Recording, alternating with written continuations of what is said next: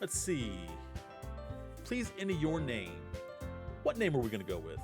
Something that'll wow them, that'll dazzle them.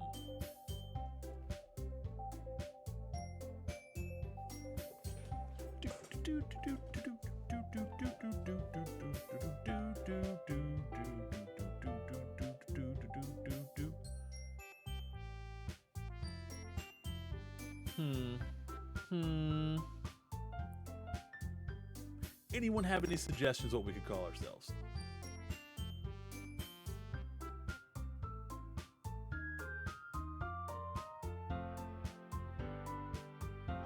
Okay. How about Key Wisp after our very first raids? And since it was a double raid, Key Wisp.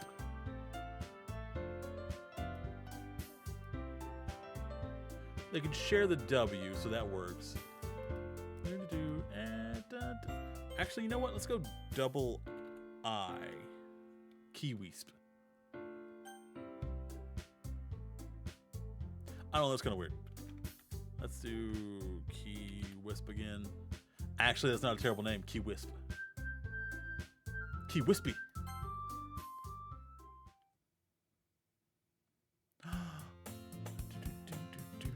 Hey, I see an annoying girl running toward me from the distance, waving her arms in the air like she's totally oblivious to any attention she might draw to herself. That girl is Sayori, my neighbor and good friend since we were children. You know, the kind of friend you'd never see yourself making today, but it just kind of works out because you've known each other for so long. We used to walk to school together on days like this, but starting around high school, she would oversleep more and more frequently, and I would get tired of waiting. But if she's going to chase after me like this, I almost feel better off running away. However, I just sigh and idle in front of the crosswalk and let Sayori catch up to me. Ha! Ah! I overslept again! But I caught you this time. Maybe. No, that's me. Maybe, but only because I decided to stop and wait for you. You say that like you were thinking about ignoring me.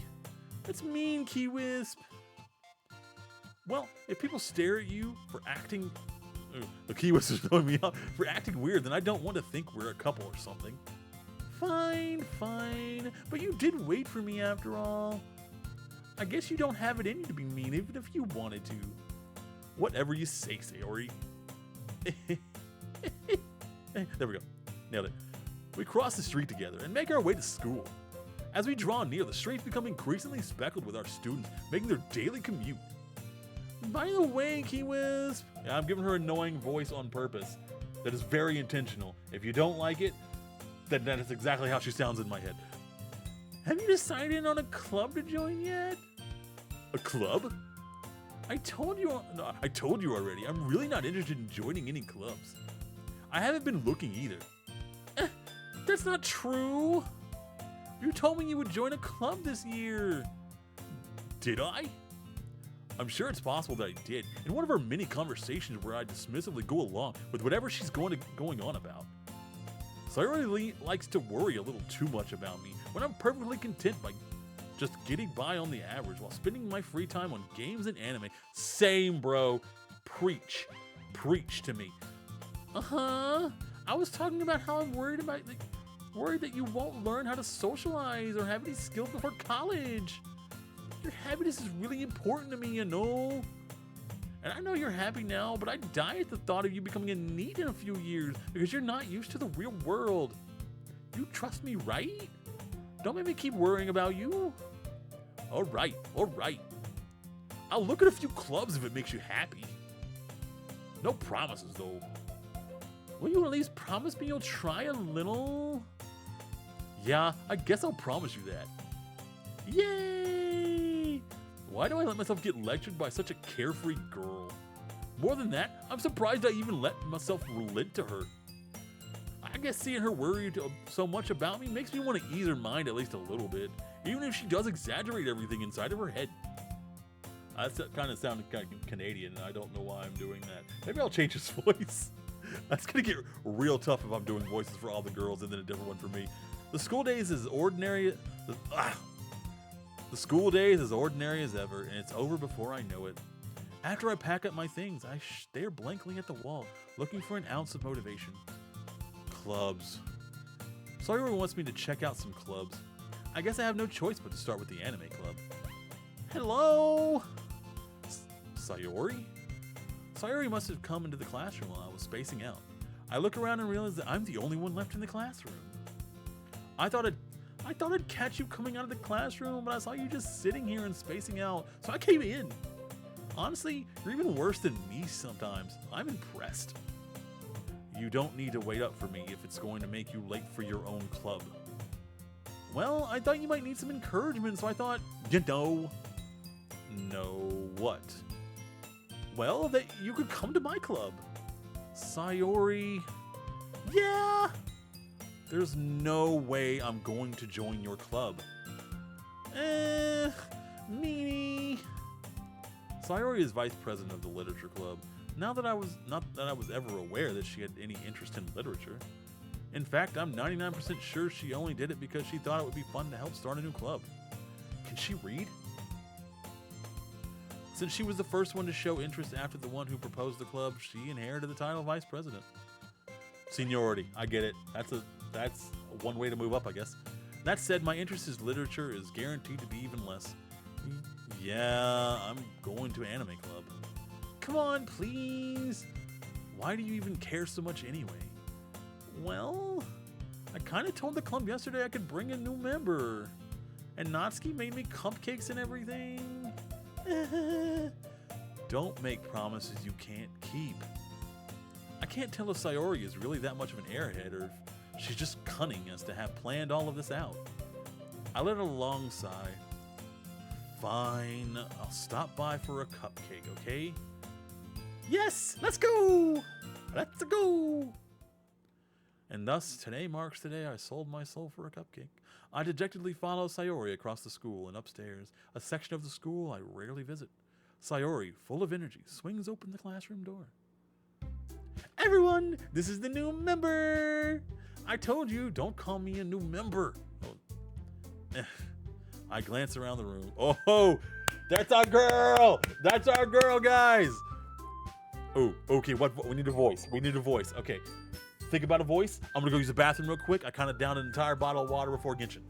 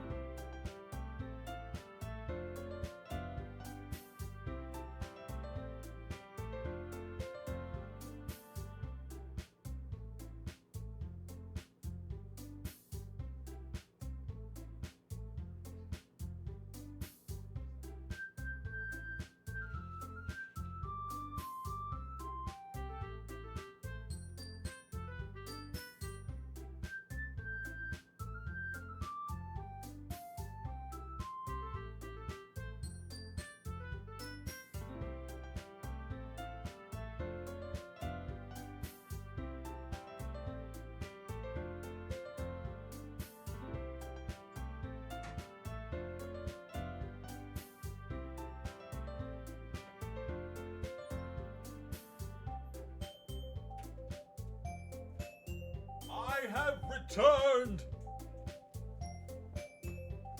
My business is done. Thank you kindly for waiting. Okay, I decided we're going to go sultry because she deserves only the best. Welcome to the Literature Club. It's a pleasure meeting you. Ooh. Sayori always says nice things about you. I might need to turn the music down a little bit if I'm going to be talking that low. Ooh, Natsuki voice. We need a Natsuki voice.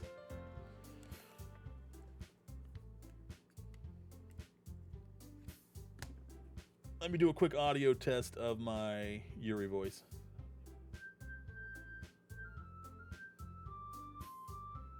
I need to make sure it's not going to be too low for the rest of the playthrough.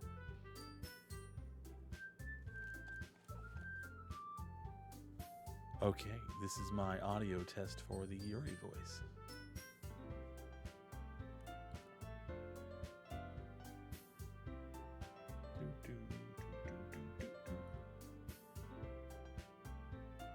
Yeah, that'll be good. That'll work.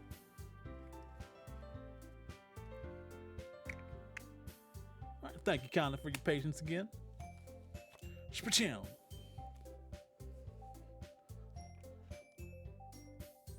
What kind of voice should we give Natsuki? Okay, we have an annoying voice for Sayori. We have a sexy voice for Yuri.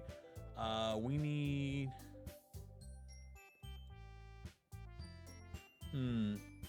What do you think? Valley Girl voice? We could make her Canadian. Or an Australian. I don't know. Maybe an accent by itself wouldn't be enough.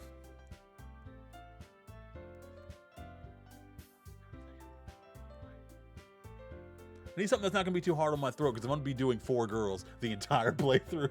I don't want to rip my voice apart like I did with Raptor Boyfriend. I went too hard on those voices. Let's see. Seriously? You brought a boy? Ooh, that's fun, but also probably going to wreck my voice. You know what? Worth it for Doki Doki Literature Club. Way to kill the atmosphere! Wisp. What a nice surprise. Ooh. No. Wisp, what a nice surprise. Okay, there we go. Monica's country. Welcome to the club. All words escape me in this situation. This club is full of incredibly cute girls. What are you looking at? If you want to say something, say it. Sorry. Natsuki. The girl with the sour attitude, whose name is apparently Natsuki, is one I don't recognize. Her small figure makes her look like a first-year student. She's also the one who made cupcakes, according to Sayori. You could just ignore her when she gets moody. Sayori says that quietly into my ear, then turns back toward the other 2 girls. Anyway, this is Natsuki, always full of energy. And this is Yuri. She's the smartest in the club. Don't say those things like that. Yuri, who appears comparably more mature and timid, yes she is, seems to have a hard time keeping up with the people like Sayori and Natsuki. Well, it's nice to meet both of you. And it sounds like you already know Monica, is that right? That's right. It's great to see you again, Kiwit. Wait, did we? Do we know her from what? Monica smiles sweetly. We do know each other. Well, we rarely talked, but we were in the same class last year. Monica was probably the most popular girl in class. Smart, beautiful, athletic. Basically, completely out of my league. Ain't that the truth? So having her smile at me so genuinely feels a little... You know, you too, Monica. Come sit down, Keywiz. We made room for you at the table so you can just sit next to me or Monica. I'll get the cupcakes. Hey, I made them. I'll get them. Sorry, I got a little too excited. Then how about I make you some tea as well? The girls have a few desks arranged to form a table. As Sayori mentioned, it's been widened so that there's one space next to Monica and one space next to Sayori. Natsuki and Yuri walk over to the corner of the room where Natsuki grabs a wrapped tray and Yuri opens the closet. Still feeling awkward, I take a seat next to Sayori. Natsuki proudly marches back to the table, tray in hand. Okay, are you ready? Ta-da! No, I'm just now realizing she sounds like a Muppet. I think I made her sound like a Muppet. So sorry. I'm so sorry, my queens. What? Natsuki lifts the foil off the tray to reveal a dozen white, fluffy cupcakes decorated to look like cats. Cats. Why would you decorate it to look like cats? The whiskers are drawn with icing, and little pieces of chocolate were used to make ears. So cute! I had no idea you were so good at baking, Natsuki. Well, you know. Just hurry and take one. Sayori grabs one first, then Monica. I follow. It's delicious! Sayori talks with her mouth full and has already managed to get icing on her face. I turn the cupcake around in my fingers, looking for the best angle to take a bite. I also do that with my food. I find the second best place to take a bite, and then I end on the first best place to take a bite. That way you start and end on the strongest possible points for whatever you're eating. Natsuki is quiet. I can't help but notice her sneaking glances in my direction. Is she waiting for me to take a bite? I finally bite down. The icing is sweet and full of flavor. I wonder if she made it herself. This is really good. Thank you, Natsuki. Oh, why are you thanking me? It's not like I haven't I heard this somewhere before? Made them for you or anything? I thought you technically did. Oh, that's not me. That's me. I thought you technically did, Sayori said. Well, maybe. But not for you dummy. All right. I give up on Natsuki's weird logic and dismiss the conversation. That sounds like the best thing to do with a sundae. Yuri returns to the table, carrying a tea set. She carefully places a teacup in front of each of us before setting down the teapot next to the cupcake tray. You keep a whole tea set in the classroom? Don't worry. The teachers gave us permission. After all, doesn't a hot cup of tea help you enjoy a good book? Guess? Don't let yourself get intimidated. Yuri's just trying to impress you. That's not it. Insulted, Yuri looks away. Don't look away, baby. You're perfectly fine. That was very sweet of you. I mean that, you know, I believe you. Well, tea and reading might not be a pastime for me, but I at least enjoy tea. I'm glad. Yuri faintly smiles to herself in relief, 'cause she's so cute. Monica raises an eyebrow, then smiles at me. So, what made you consider the literature club? I was afraid of this question. Something tells me I shouldn't tell Monica that I was practically dragged here by Sayori. Well, I haven't joined any clubs yet, and Sayori seemed really happy here, so... That's okay, don't be embarrassed. Well, make sure you feel right at home, okay? As president of the literature club, that's my duty to make the club fun and exciting for everyone. Monica, I'm surprised. How come you decided to start your own club? You could probably be a board member of any of the major clubs. Weren't you a leader of the debate club last year? Well, you know, to be honest, I can't stand all the politics around the major clubs. Feels like nothing but arguing. Feels like nothing. Can I do it in a girl's voice, you think? Feels like nothing but arguing about the budget and publicly and how to prepare events. Oh, that makes her sound like a hillbilly. No, that's not working. Let's see. Girl Southern. It feels like nothing but arguing like the budget and publicly and how to prepare for events. Ugh, still sounds hillbilly.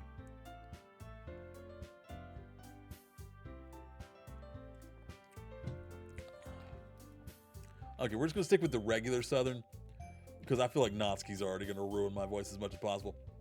I'd much rather take something I personally enjoy and make something special out of it. And if it encourages others to get into literature, then I'm fulfilling that dream. Monica really is a great leader. Yuri also nods in agreement. Then I'm surprised there aren't many people in the club yet. It must be hard to start a new club. You can put it that way. Not many people are very interested in putting out all the effort to start something brand new. Especially when it's something that doesn't grab your attention like literature. You have to work hard to convince people that you're both fun and worthwhile. But it makes school events like the festival that much more interesting. I'm confident that we can all really grow this club before we graduate. Right, everyone? Yeah! We'll do our best. You know it! Everyone enthusiastically agrees. Such different girls all interested in the same goal. Monica must have worked really hard just to find these three. Maybe that's why they were all delighted by the idea of a new member joining. Though I still don't really know if I can keep up with their level of enthusiasm about literature. So, Key Wisp, what kinds of things do you like to read? Well, tell her the back of cereal boxes and look at her face. Considering how little I've read these past few years, I don't really have a good way of answering that. That's also a solid answer for someone who loves reading. Manga. I mutter quietly to myself, half joking. Natsuki's head suddenly perks up. It looks like she wants to say something, but she keeps quiet. Not much of a reader, I guess. Well, that can change. What am I saying? I spoke without thinking after seeing Yuri's sad smile. Me too, bro. Me too. You keep Queen happy. Queen never cry. Anyway, what about you, Yuri? Well, let's see. Yuri traces the rim of her teacup with her finger. My favorites are usually visual novels that build deep and complex fantasy worlds.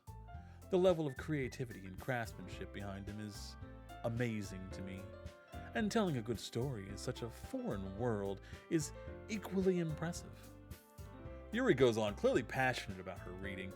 She seems so reserved and timid since the moment I walked in, but it's obvious by the way her eyes light up that she finds her comfort in the world of books, not people. Same, bro, same, only instead of books, you give me video games and anime, and I don't know, a third thing. You talk to me about like Borderlands or Alice in Wonderland.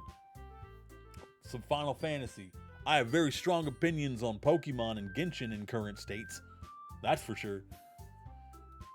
Otherwise, I'm pretty daggone quiet in real life. But you know, I like a lot of things. Stories with deep psychological elements usually immerse me as well. Isn't it amazing how a writer can so deliberately take advantage of your own lack of imagination to completely throw you for a loop? Anyway, I've been reading a lot of horror lately. Okay, you lost me. I don't like horror. I am a big baby for horror. I am not looking forward to Halloween where I have some scary games lined up, and I am not gonna prevent myself from screaming like a little girl when I start getting chased by something, that's for sure. I read a horror book once. What a reply. Hey, I know how to spell horror. That's the same thing as reading books. I desperately grasp something I can relate to at the minimum level. It's clear that they are not compatible in any way. At this rate, Yuri might as well be having a conversation with The Rock. Okay, hear me out though. When we talk to Yuri, I can do a Dwayne The Rock Johnson impression. If that's what he means by The Rock, I'm not opposed to it. Really? I wouldn't have expected that, Yuri. For someone as gentle as you? I guess you could say that. But if a story makes me think or takes me to another world, then I really can't put it down. Surreal horror is often very stressful at changing the way you look at the world, if only for a brief moment. I hate horror! I went too country on that one. Oh, why is that? Well, Natsuki's eyes dart over to me for a split second. Never mind! Okay, is there a button that passes so I don't have to like hit the mouse button? Oh, enter. Okay. What gives you that idea? You left a piece of scrap paper behind last club meeting? It looked like you were working on a poem called Don't Say It Out Loud! Get that back! Fine. Hey, your cupcakes, your poems, everything you do is just as cute as you are. Sori sidles up behind Natsuki and puts her hands on her shoulder. She's a real sidler. I'm not cute! Natsuki, you write your own poems? Well, I guess sometimes. Why do you care? I think that's impressive. Why don't you share them sometime? No. Natsuki averts her eyes. You would like them. Not a very confident writer yet. I understand how Natsuki feels. Sharing that level of writing takes more than just confidence. The truest form of writing is writing to oneself. You must be willing to open up to your readers, exposing your vulnerabilities and showing even the deepest reaches of your heart. You have writing experience too, Yuri? Maybe if you share some of your work, you can set an example for to help Natsuki feel comfortable enough to share hers. I guess it's the same for Yuri. Oh, I wanted to read everyone's poems. We all sit in silence for a moment. Okay, I got an idea, everyone. Nat and Yuri, I don't know how to do their voices at the same time, but it's also an ellipsis, so doesn't matter. Natsuki and Yuri look quizzically at Monica. Let's all go home, write a poem of our own. Then next time we meet, we'll all share them with each other. That way, everyone's even. Yeah, let's do it. Oh, that was wrong. Plus, now that we have a new member, I think it will help us all get a little more comfortable with each other and strengthen the bond at the club. Or I'm going to rip it apart being the only boy. We'll see what happens. Isn't that right, Key Wisp? Monica smiles warmly at me once again. Hold on, there's still one problem. And what's that? Now that we're back to the original topic of me joining the club, I bluntly come forth with what's been on my mind the entire time. I never said I would join the club. Sayori may have convinced me to stop by, but I never made a decision. I still have other clubs to look at, and I lose my train of thought. All four girls stare back at me with dejected eyes. Aww, don't hurt Yuri's feelings. But, I'm sorry. I thought, Key Wisp? You all, I'm defenseless against these girls. How am I supposed to make a clear-headed decision when it's like this? That is, if writing poems is the price I need to pay in order to spend every day with these beautiful girls. Right. Okay, I've decided then. I'll join the literature club. One by one, these girls light. Well, they all kind of lit up by themselves. Well, no, they lit up at the same time by themselves. I don't know about one by one. I think you're lying. Yes! I'm so happy. Sayori wraps her arms around me, jumping up and down. Hey! You really did scare me for a moment. If you really just came for cupcakes, I'll be super peeved. And that makes it official. Welcome to the Literature Club. Thanks, I guess. Okay, everyone. I think with that, we can officially end today's meeting on a good note. Everyone remember tonight's assignment. Write a poem to bring to the next meeting so we can all share. Monica looks over to me once more. Key Wisp, I look forward to seeing how you express yourself. Wait, I can do better. There we go. Nailed it. Yeah. Can I really impress class star Monica with my mediocre writing skills? I already feel the anxiety welling up inside of me. Meanwhile, the girls continue to chit-chat as Yuri and Natsuki clean up their food.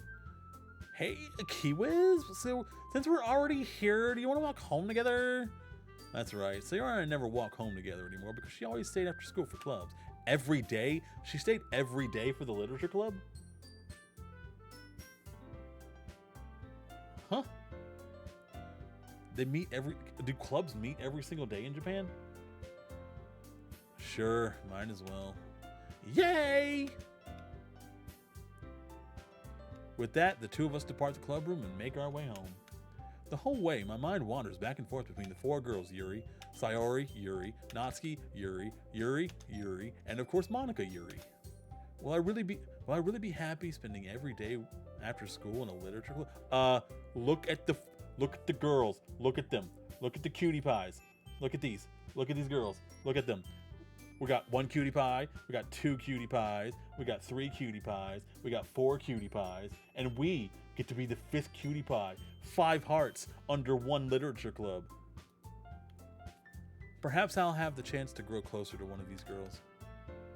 Alright, I'll just need to make most of the circumstances and I'm sure good fortune will find me. That's not how fortune works. And I guess that starts with writing a poem tonight. Let's write a poem, guys. Who are we writing a poem to? Yuri? You're right. Everybody in the chat? Yuri? Okay. It's time to write a poem. Pick words you think your favorite club member will like. Something good might happen with whoever likes your poem the most. Okay, let's see.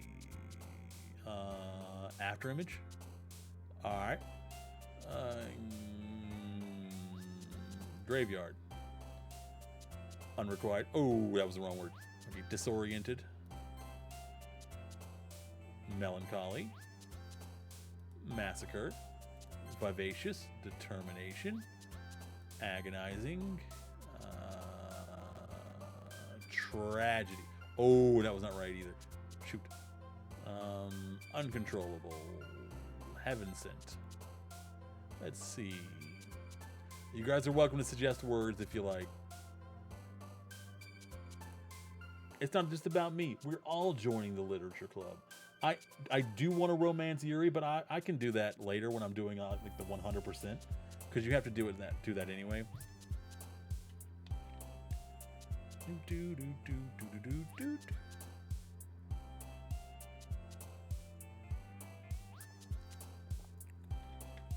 Let's see. Vibrant. Raindrops.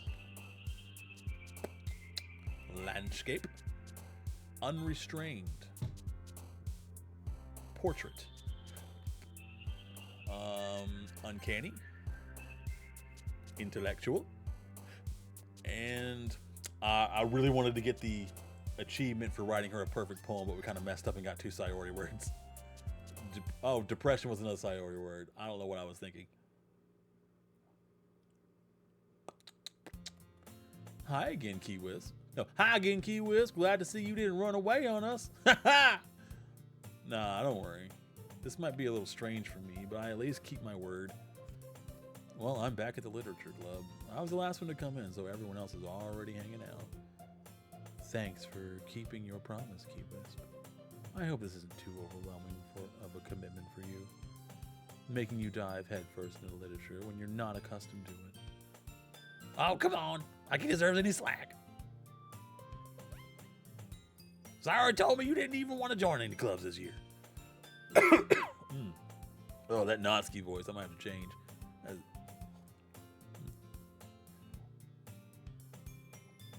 Oh, okay, let's give her a different voice that's not gonna mess up. Like I can feel it in my throat already. And all these dating games where I'm having to come up with voices. It's hurting, man.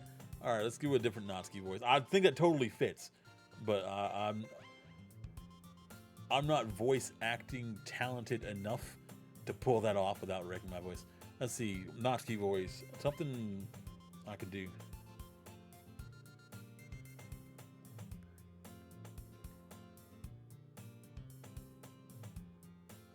We can just do an accent.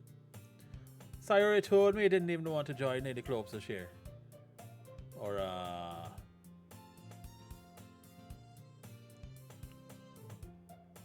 Sayori told me I didn't even want to join any clubs this year. No.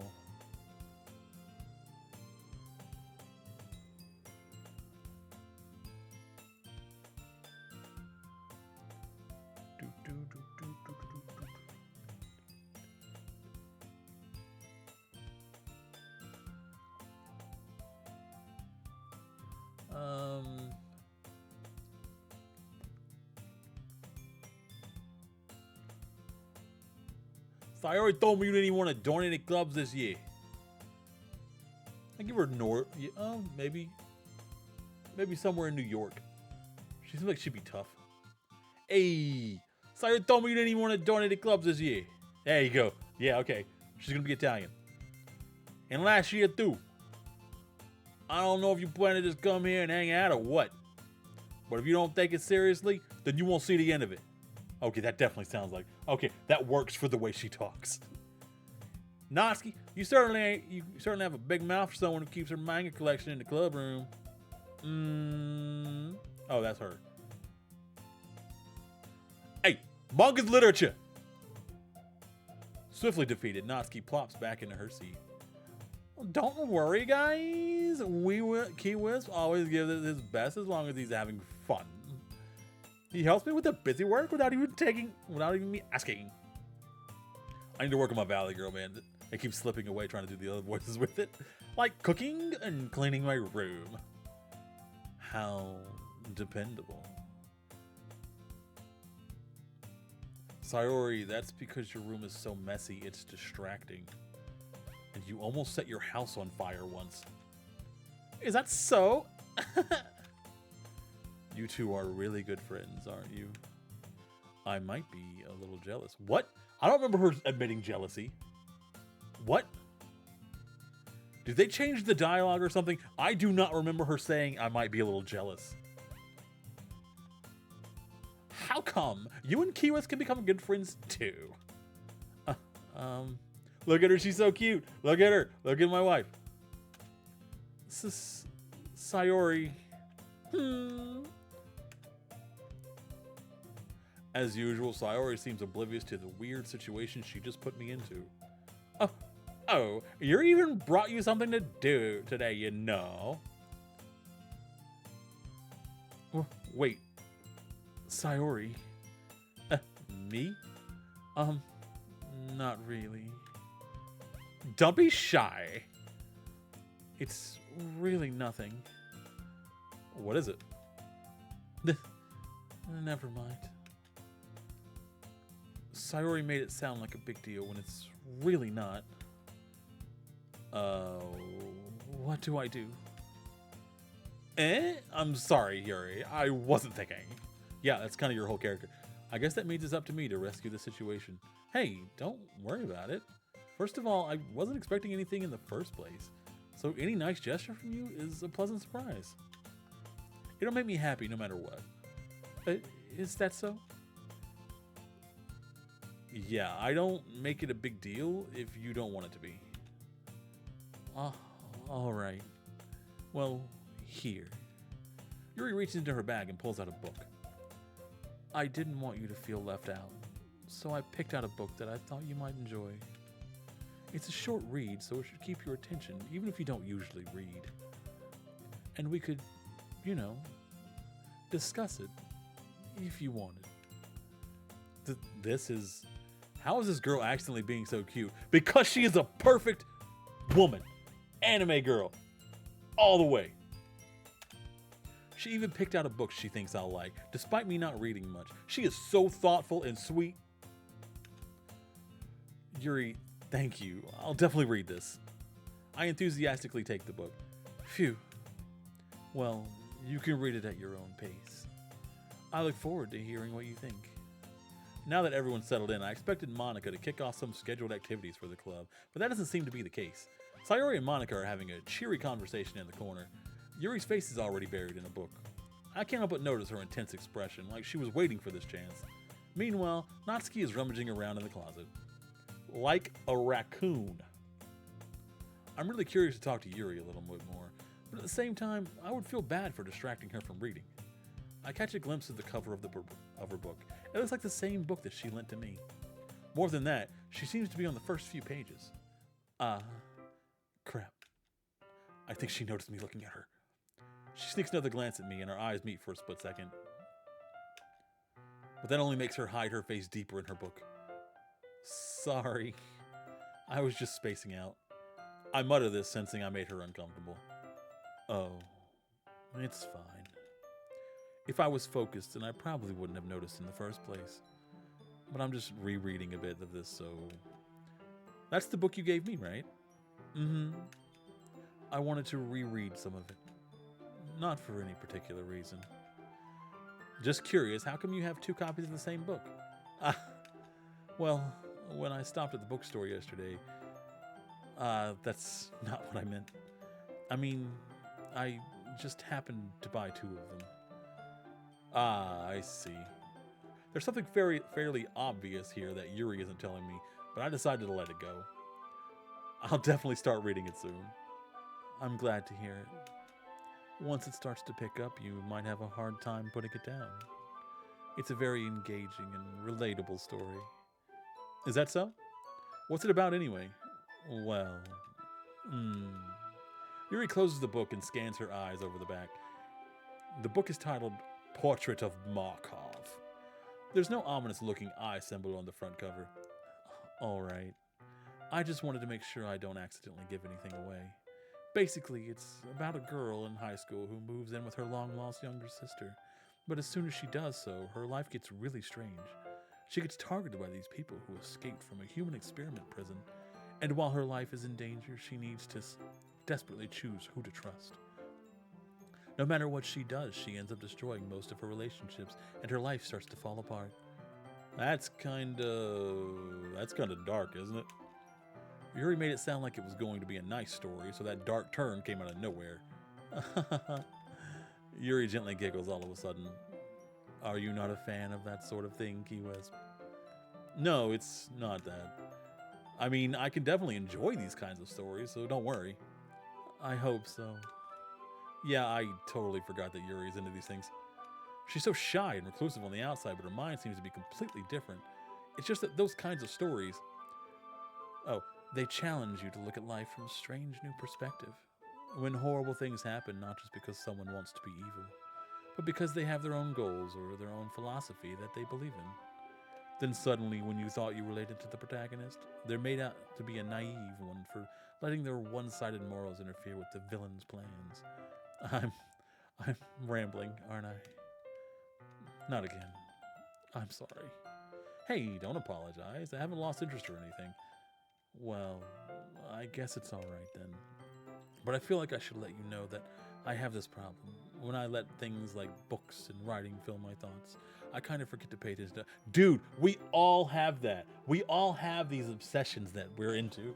That once we start them, it's really hard to stop thinking about them, at least until we finish whatever we're doing. And even then, you still want to talk about it with other people when it's fresh in your mind. Anytime somebody brings it up in conversation, you are ready to jump in with all the knowledge you know about it, but they might not be ready to hear all the knowledge you know about it.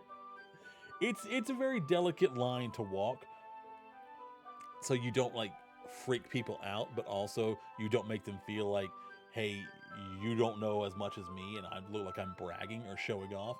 But she's doing it in the right way, where she talks about it and then apologizes and says, hey, I'm just passionate about it. Stop me whenever you want. That's a very good way of doing it, because that lets the person know that you know a lot about it. And if you want to talk about it, they're there. But if you want them to stop, just say the word and they're more than happy to stop, because they have been through this a million times having this conversation with people. Like Doki Doki Literature Club. I am more than happy to talk about this all the time, no matter what. That's why it's in my top 5 favorite games of all time. Definitely top 10, I'm pretty sure top 5. I kind of forget to pay attention to other people. So I'm sorry if I end up saying something strange. Gotta readjust my mic a little bit. If I'm gonna be doing the Yuri voice, I need to bring it up a little closer to my mouth. And please stop me if I start talking too much. I really don't think you need to worry. That just means you're passionate. Bingo! I nailed it. Me in the game, not me. Although we both kind of nailed it since we said the same thing. Good for us. Good for you too, chat. You let me ramble all the time, and I appreciate that. You're very sweet. The least I can do is listen. It's a literature club, after all. That's true. In fact, I might as well get started reading it, right? You don't have to. What are you saying? Just a moment ago, you said you were looking forward to it. Let me just get the book. I quickly retrieved the book that I had put into my bag. All right, it's fine if I sit here, right? I slip into the seat next to Yuri's. Yeah. Are you sure? You seem a little apprehensive. I'm sorry. It's not that I don't want to. It's just something I'm not very used to. That is, reading in company with someone. I see. Well, just tell me if I end up distracting you or anything. All right. I open the book and start the prologue. I soon understand that Yuri means about reading in company. It's as if I can feel her presence over my shoulder as I read. It's not a particularly bad thing. Maybe a little distracting, but the feeling is somewhat comforting. Yuri's in the corner of my eye. Always in the corner of my eye. I realize that she's not actually looking at her own book. I glance over. It looks like she's reading from my book instead. Sorry. I was just... Yuri, you really apologize a lot, don't you? I do. Oh, she said I do! We're getting married, guys! I don't really want to. Sorry. I mean... Here, this should work, right? I slide my desk up until it's up against Yuri's and hold my book more between the two of us. I suppose. Yuri timidly closes her copy. Once we each lean in a little bit, our shoulders are almost touching. It feels like my left arm is in the way, so instead I use my right hand to hold the book open. I guess that makes it kind of difficult to turn the page. Here. Yuri! Look how cute she is when she reads. Yuri takes her left arm and holds the left side of the book between her thumb and forefinger. I do the same with my right arm on the right side of the book. That way, I turn a page and Yuri slides it under my thumb after it flips to her side. But in holding it like this, we're huddled even closer together than before. It's actually kind of distracting me. It's as if I can feel the warmth of Yuri's face and she's in the corner of my vision. Oof, lucky. We are so lucky.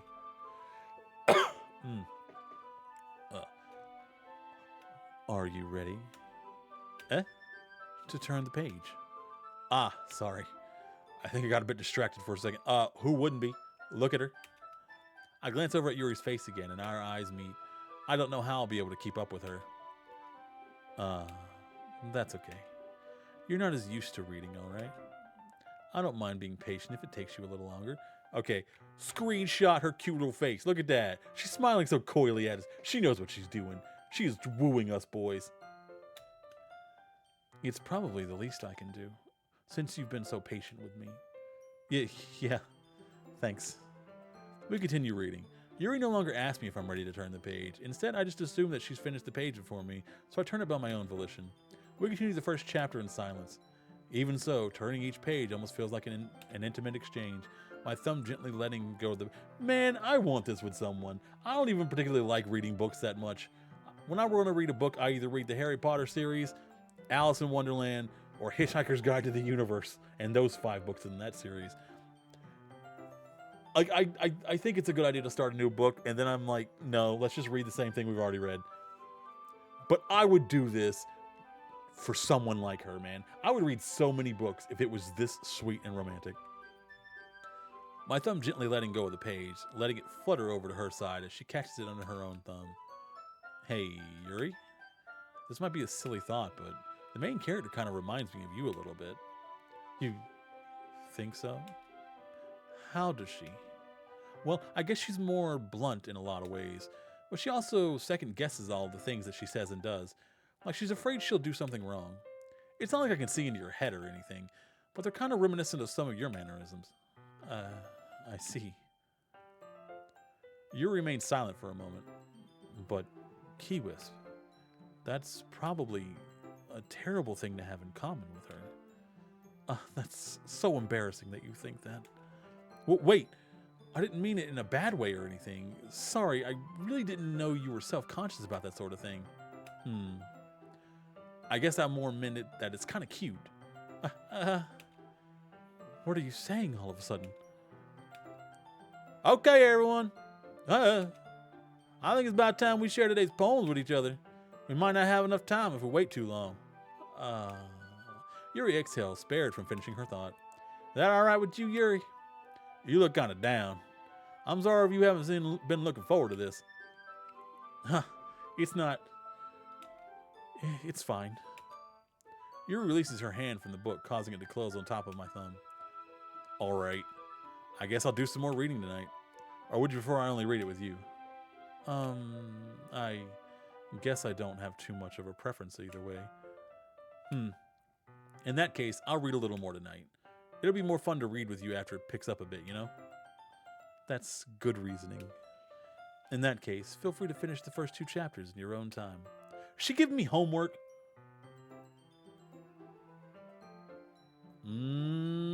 Yuri, don't be giving me homework. All right, I stand up. I make a mental note of where I left off in the book, then slip it back into my bag. By the way, do you remember to write a poem last night? Yeah. My relaxation ends. I can't believe I agreed to do something so embarrassing. I couldn't really find much inspiration since I've never really done this before. Well, now that everyone's ready, why don't you find someone to share with? Oh crap, what did we give her to, what voice did we give? Oh, we're still doing Valley Girl. I can't wait. Sayori and Monica enthusiastically pull out their poems. Sayori's is on a wrinkled sheet of loose leaf torn from a spiral notebook. On the other hand, Monica wrote hers in a composition notebook. I can already see Monika's pristine handwriting from where I sit. Natsuki and Yuri reluctantly comply as well, reaching into their bags. I do the same for myself. Who do we give it to, Yuri? Yuri seems the most experienced, so I should start with her. I can trust her opinion, to be fair. As Yuri reads the poem, I notice her eyes lighten. Exceptional. What was that? Did I say that out loud? Yuri first covers her mouth, but then ends up covering her whole face. Why can't I read her thoughts? This doesn't seem right. He's going to hate me. You really didn't do anything wrong, Yuri. That's... I guess you're right. What am I getting so nervous for? Yuri takes a deep breath. So, what kind of writing experience do you have? Your use of imagery and metaphors indicates you've written a lot of poetry before. Really? Wow, that's a huge compliment coming from you. This is actually my first time, really. Huh? Yuri stares at me blankly, then looks at my poem again. Well, I know that. I just meant, Yuri trails off, unable to find an excuse. She traces her fingers along the words in the poem, as if breaking it down more thoroughly. Yeah, okay. This is the reason I was able to tell. It's just that there are specific writing habits that are usually typical of new writers. And having been through that myself, I kind of learned to pick up on them. I think the most noticeable thing I recognize is new letters is that they try to make their style more deliberate. In other words, they tend to pick a writing style separately from the topic matter, and they fit the two together. The end result is that both the style and the expressiveness are weakened. Once Yuri finds her train of thought, it's as if her demeanor totally changes. Her stammering is completely gone, she sounds like an expert. Of course, that's not something you can be blamed for. There are so many different skills and techniques that go into writing even a simple poem. It's just finding them and building them, but getting them to work together is probably the most challenging part. It might take you some time, but it all comes with practice and learning by example and trying new things. I also hope that everyone else in the club gives you valuable feedback. Natsuki can be a little bit biased, though. Biased? How? Well, never mind. I shouldn't be talking about people like that. Sorry. It's fine. I'm not sure if Yuri is apologizing to herself, to me, or to Natsuki. Do you mind if I read your poem now? Please do. I'd love to share my thoughts process behind it. Yuri smiles dreamily, as if that's a rare opportunity. Aww, she's so happy right now. Guys, I think we're in love. Which itself is kind of funny. Love is funny. That's weird. After all, isn't this supposed to be a literature club? Ghost under the light. The tendrils of my hair illuminate beneath the amber glow. Bathing. It must be this one. The last remaining streetlight to have withstood the test of time. The last yet to be replaced by the sickening blue-green hue of the future. I bathe. Calm, breathing air of the present, but living in the past. The light flickers. I flicker back. I ain't no flicker back, girl. I'm sorry, I have such terrible handwriting. It was great. I don't know what you're talking about. You should see my chicken scratch. What? I wasn't thinking that at all. But it took you a long time to read. Well, I was being dramatic. That's why it took so long to read. Well, I just don't read script very often. I actually think your handwriting is pretty. That's a relief. Also, I liked the poem. Even though it's short, it was really descriptive. It wasn't too short. Oh, it wasn't too short? I usually write longer poems. Not at all. I'm really glad you liked it. I'll be honest. Since it's our first time sharing, I wanted to write something a little more mild. Something easy to digest, I suppose. Are you into ghosts, Yuri? Actually, the story isn't about a ghost at all, Keywisp. Really? I must have totally missed the point. Well, I suppose you did only glance over it after all. Really? You said I took a long time to read it. But remember that poets often express their own thoughts, feelings, and experiences in their work. They usually do more than tell a simple story or paint a picture. In this case, perhaps the subject of the poem is only being symbolically compared to a ghost, lingering in her last remaining place of comfort, unable to let go of the past, and soon to be left with nothing. That's a lot more solemn putting it that way. I hadn't even thought of that. That's impressive. It's nothing, really.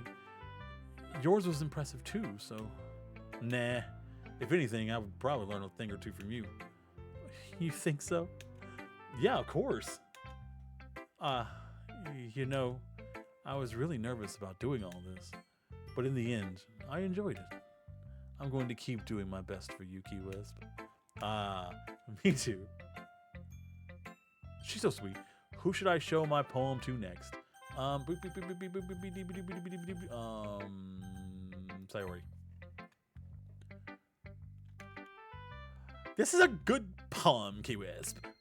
Are you sure it's your first time? Of course. It's not that good. Am I the kind of guy who would be writing poems in his spare time? I guess you're right. But that's why it impressed me. Well, to be honest, I was afraid that you wouldn't do it seriously, or that you wouldn't write one at all.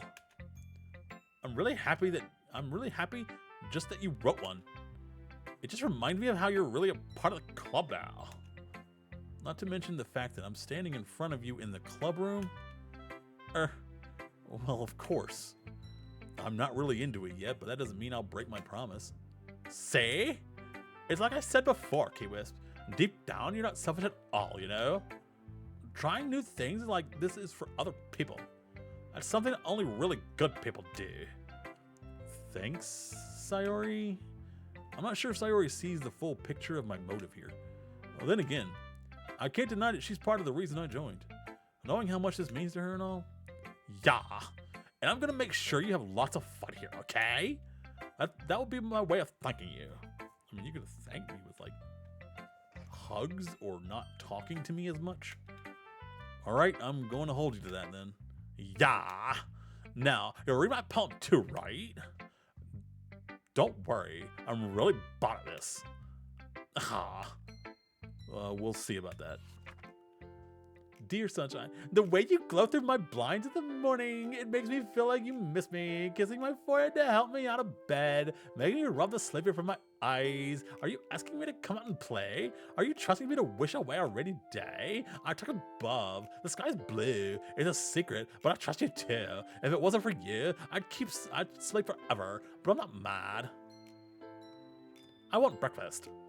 That was the best poem I ever read. I also want breakfast. I might have waffles for dinner. Sayori, this is just a guess, but did you wait until this morning to write this? No, just a little bit. You can't answer just a little bit to a yes or no question. I forgot to do it last night. Well, at least that makes me feel a little better about myself. Don't be mean. I still tried my best. Yeah. I didn't mean to say that it was a bad poem. It came out nice. Or how should I put it? It sounds just like you. Really? Yeah. Especially that last line. I made eggs and toast. That's a good breakfast right there. Eggs and toast. Especially if you get like some cheese eggs and some raisin toast. Or like scrambled eggs with either ketchup or salsa. Ooh, yummy. Even though you were late to school, it's bad to skip breakfast. I get all cranky. Well, I guess there's no point in arguing. Anyway, thanks for showing me. Haha! This was so much fun. Monica's a best. Yeah. But next time, I won't forget. And I'm gonna write the best poem ever. Well, I guess I could look forward to it. Who should I show my poem to next? Natsuki. Gay Wisp, if you're not gonna take the club seriously, then go home. Well, what? Harsh? What? You expect me to believe that you actually put effort into this? Bruh. You think I'm stupid? I'm not a writer. Maybe it's not very good, but yeah, I put effort into it. We all start somewhere, right? If you're still proud of the first poem you ever wrote, then I'd like to read it. Painful to think about? Yeah, that face. Fine. Well, sorry. It'll get better anyway. I tell you what to improve, but you're better off just trying again. Fair enough. Well, to each their own, I guess. Anyway, I guess I gotta share mine now. Knowing you probably think it's stupid. Eagles can fly, monkeys can climb, crickets can leap, horses can race, owls can seek, cheetahs can run, eagles can fly, people can try, but that's about it. Short, succinct, to the point, done in a flash. Just like my love life. Yeah, I told you that you weren't gonna like it. I don't like it. What? Just be honest. I am? Why are you so convinced that I wouldn't like it? No, that's me. Why are you so convinced I wouldn't like it? Well, because everyone in high school thinks that writing has to be all sophisticated and stuff. It's freaking stupid. So people don't even take my writing seriously. But isn't the point of poems for people to express themselves? Your writing style wouldn't make your messages any less valid. Yeah, exactly. I like when it's easy to read, but it hits you hard. Like in the poem, seeing everyone around you do great things and can only be disheartening. So I decided to write about it. So you wouldn't forget about it. Yeah, I understand. But the other nice thing about simple writing is that it puts more weight on the wordplay. Like I set up for a rhyme at the end, but then made it fall flat on purpose. I actually kind of like that. That was actually a nice touch. It helps bring out the feeling in the last line. So you did. I guess more went into it than I realized. No, I guess more went into it than I realized. That's what it means to be a pro. I'm glad you learned something. Didn't expect that from a youngest one here, did ya? Yeah, I guess not. I decided to humor her with that last comment. I don't really care how old everyone is, but if Noski is feeling proud, then I won't take it away from her. It's very nice of us, guys. It's very nice of us.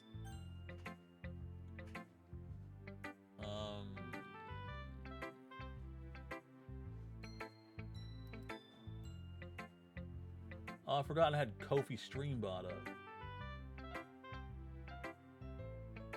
I need to take that off. How do I get rid of Kofi Streambot? Oh well. It's not important. Monica! I'll figure that out after we do this stream.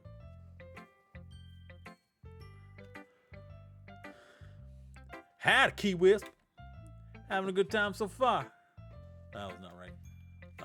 Yeah. Good. Nah, I'm trying to do Natsuki again on her.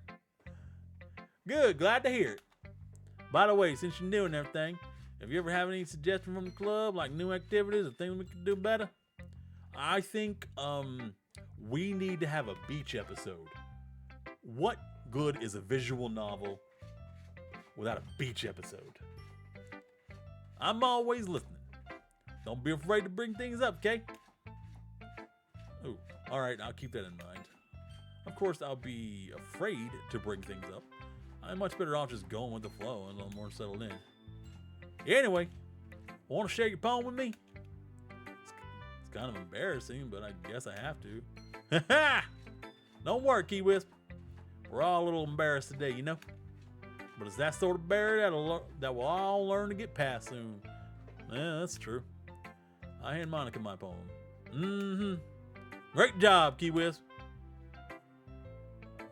I was going, oh, in my head while reading it. It's really metaphorical. To be fair, though, every now and then even a blind pig snores up a truffle. I'm not sure why, but I didn't expect you to go for something so deep. I guess I underestimated you. It's easiest for me to keep everyone's expectations low. That way, it always counts when I put... There you go. That's a great philosophy for work.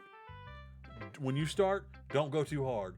Go a little bit above average, and then slide back down to average after the first couple months. And then your average will be better than everybody else's normal. Because everybody else starts really hard, gets burnt out, and then greatly decreases in quality as they go on. That way it always counts on putting some effort. Ha ha! Hey, that's not very fair. Well, I guess it worked anyway. You know that Yuri likes this kind of writing, right? Writing that's full of imagery and symbolism and junk. Unlike Sayori, who likes using simple and direct words to describe happiness and sadness. Yuri likes it when the readers are left to derive their own meaning out of it. It's very challenging to write like that effectively, both allowing people to get something out of it just by feel, or letting them deeply analyze all the nuances. It can take years of practice, which I'm assuming Yuri has at this point. I never really asked though. I'm sure I'm somewhere near her level yet. I'm sure I'm nowhere near her level yet. Don't worry so much about that. You do your own thing. Just keep exploring and learn by trying new things. I'm sure I'll end up trying different things a lot. It could take a while before I feel comfortable doing this. That's okay. I love to see you try new things. That's the best way to find the kind of style that suits you. Everyone else might be a little bit biased towards their own kinds of style, but I'll always help you find what suits you the most. Well, that's nice of her. Good for her. Good for us. Surrounded by pretty ladies that are supportive, Stefanowski. So don't force yourself to write the way everyone else wants you to write. It's not like you have to worry about impressing them or anything. Anyway, do you want to read my poem now? Don't worry, I'm not very good. You sound pretty confident for someone who claims to not be very good. Well, that's because I have to sound confident. That doesn't mean I always feel that way, you know. That's true. When you're in high school, actually really any school, but high school most in particular, everyone is as self-conscious as you. If they don't seem it, that's because they're doing a really good job hiding it. But all of them are self-conscious and have no idea what they're doing. If you think they know where they're going and what they're doing in life, they are probably worse mentally than you, because they think they have a plan and they are terrified to death that it's not going to work out or it's going to be a dead end, and they're putting all that work in for nothing. Everyone in high school is as stupid and clueless as you. Do not feel isolated or left out. It's very important to remember that. Well, let's read it then. Hole in the wall. It couldn't have been me. See, the direction of sparkle protrudes. A noisy neighbor, an angry boyfriend. I'll never know. I wasn't home. I peer inside. I thought you weren't home. How are you peering inside? I peer inside for a clue. No, I can't see. I reel, blind like a film left out in the sun. But it's too late. My retinas already scorched with a permanent copy of the meaningless image. It's just a little hole. It wasn't too bright. I was too deep, stretching forever into everything. A hole of infinite choices. I realize now that I was looking in. I was looking out. And he, on the other side, was looking in. Excellent. So, what do you think? It's very freeform, if that's what you call it. Sorry, I'm not really the right person to ask for feedback. It's alright. Yeah, that kind of style's gotten pretty popular nowadays. That is, a lot of poems have been putting emphasis on the timing between words and lines. When performed out loud, it can be real powerful. What was the inspiration behind this one? Well, I'm not sure if I know how to put it. I guess you could say that I had some kind of epiphany recently. It's been influencing my poems a bit. An epiphany? Yeah, something like that. I'm kind of nervous to talk about this deep stuff because it's kind of comes on strong. Maybe after everyone is better friends with each other. Anyway, here's Monica's writing tip of the day. Sometimes when you're writing a poem or a story, your brain gets too fixated on a specific point. If you try so hard to make it perfect, then you never make any progress. Just force yourself to get something down on the paper and tidy it up a bit later. Another way to think about it is this. If you keep your pen in the same spot for too long, you just get a big dark puddle of ink. So just move your hand and go with the flow. That's my advice for the day. Hoorah! Thanks for listening. Phew. I guess that's everyone. I glance around the room. That was a little more stressful than I anticipated. It's as if everyone is judging me for my mediocre writing abilities. Even if they're just being nice, that's no way my poems can stand up to theirs. This is a literature club after all. I sigh. I guess that's what I end up getting myself into. Across the room, Sayori and Monica are happily chatting. My eyes land on Yuri and Natsuki. They gingerly exchange sheets of paper, sharing their respective poems. As they read in tandem, I watch each of their expressions change. Natsuki's eyebrows furrow in frustration. Meanwhile, Yuri smiles sadly. Oh, ho, ho, oh, ho. Those are both birds. I think they're both on Natsuki, too. What's with this? Why am I reading their thoughts? Did you say something? Yeah, it's nothing. Natsuki dismissively returns the poem to the desk with one hand. I guess you could say it's fancy. Thanks. Yours is cute. Cute? You completely miss the symbolism or something. It's clearly about the feeling of giving up. How can that be cute? I know that. I just meant the language, I guess. I was trying to say something nice. You mean you have to try that hard to come up with something nice to say to me? Thanks. It really didn't come out nice at all, though. Well, I do have a couple suggestions. If I was looking for suggestions, I'd beat it out of you. I would have asked someone who actually liked it. Which people did, by the way. Sayori liked it, and Key Wisp did too. So based on that, I'll gladly give you some suggestions of my own with my fist. First of all, excuse me. I appreciate the offer, but I've spent a long time establishing my writing style. I don't expect it to change anytime soon, unless of course I come across something particularly inspiring, which I haven't yet. And Key Wisp liked my poem too, you know.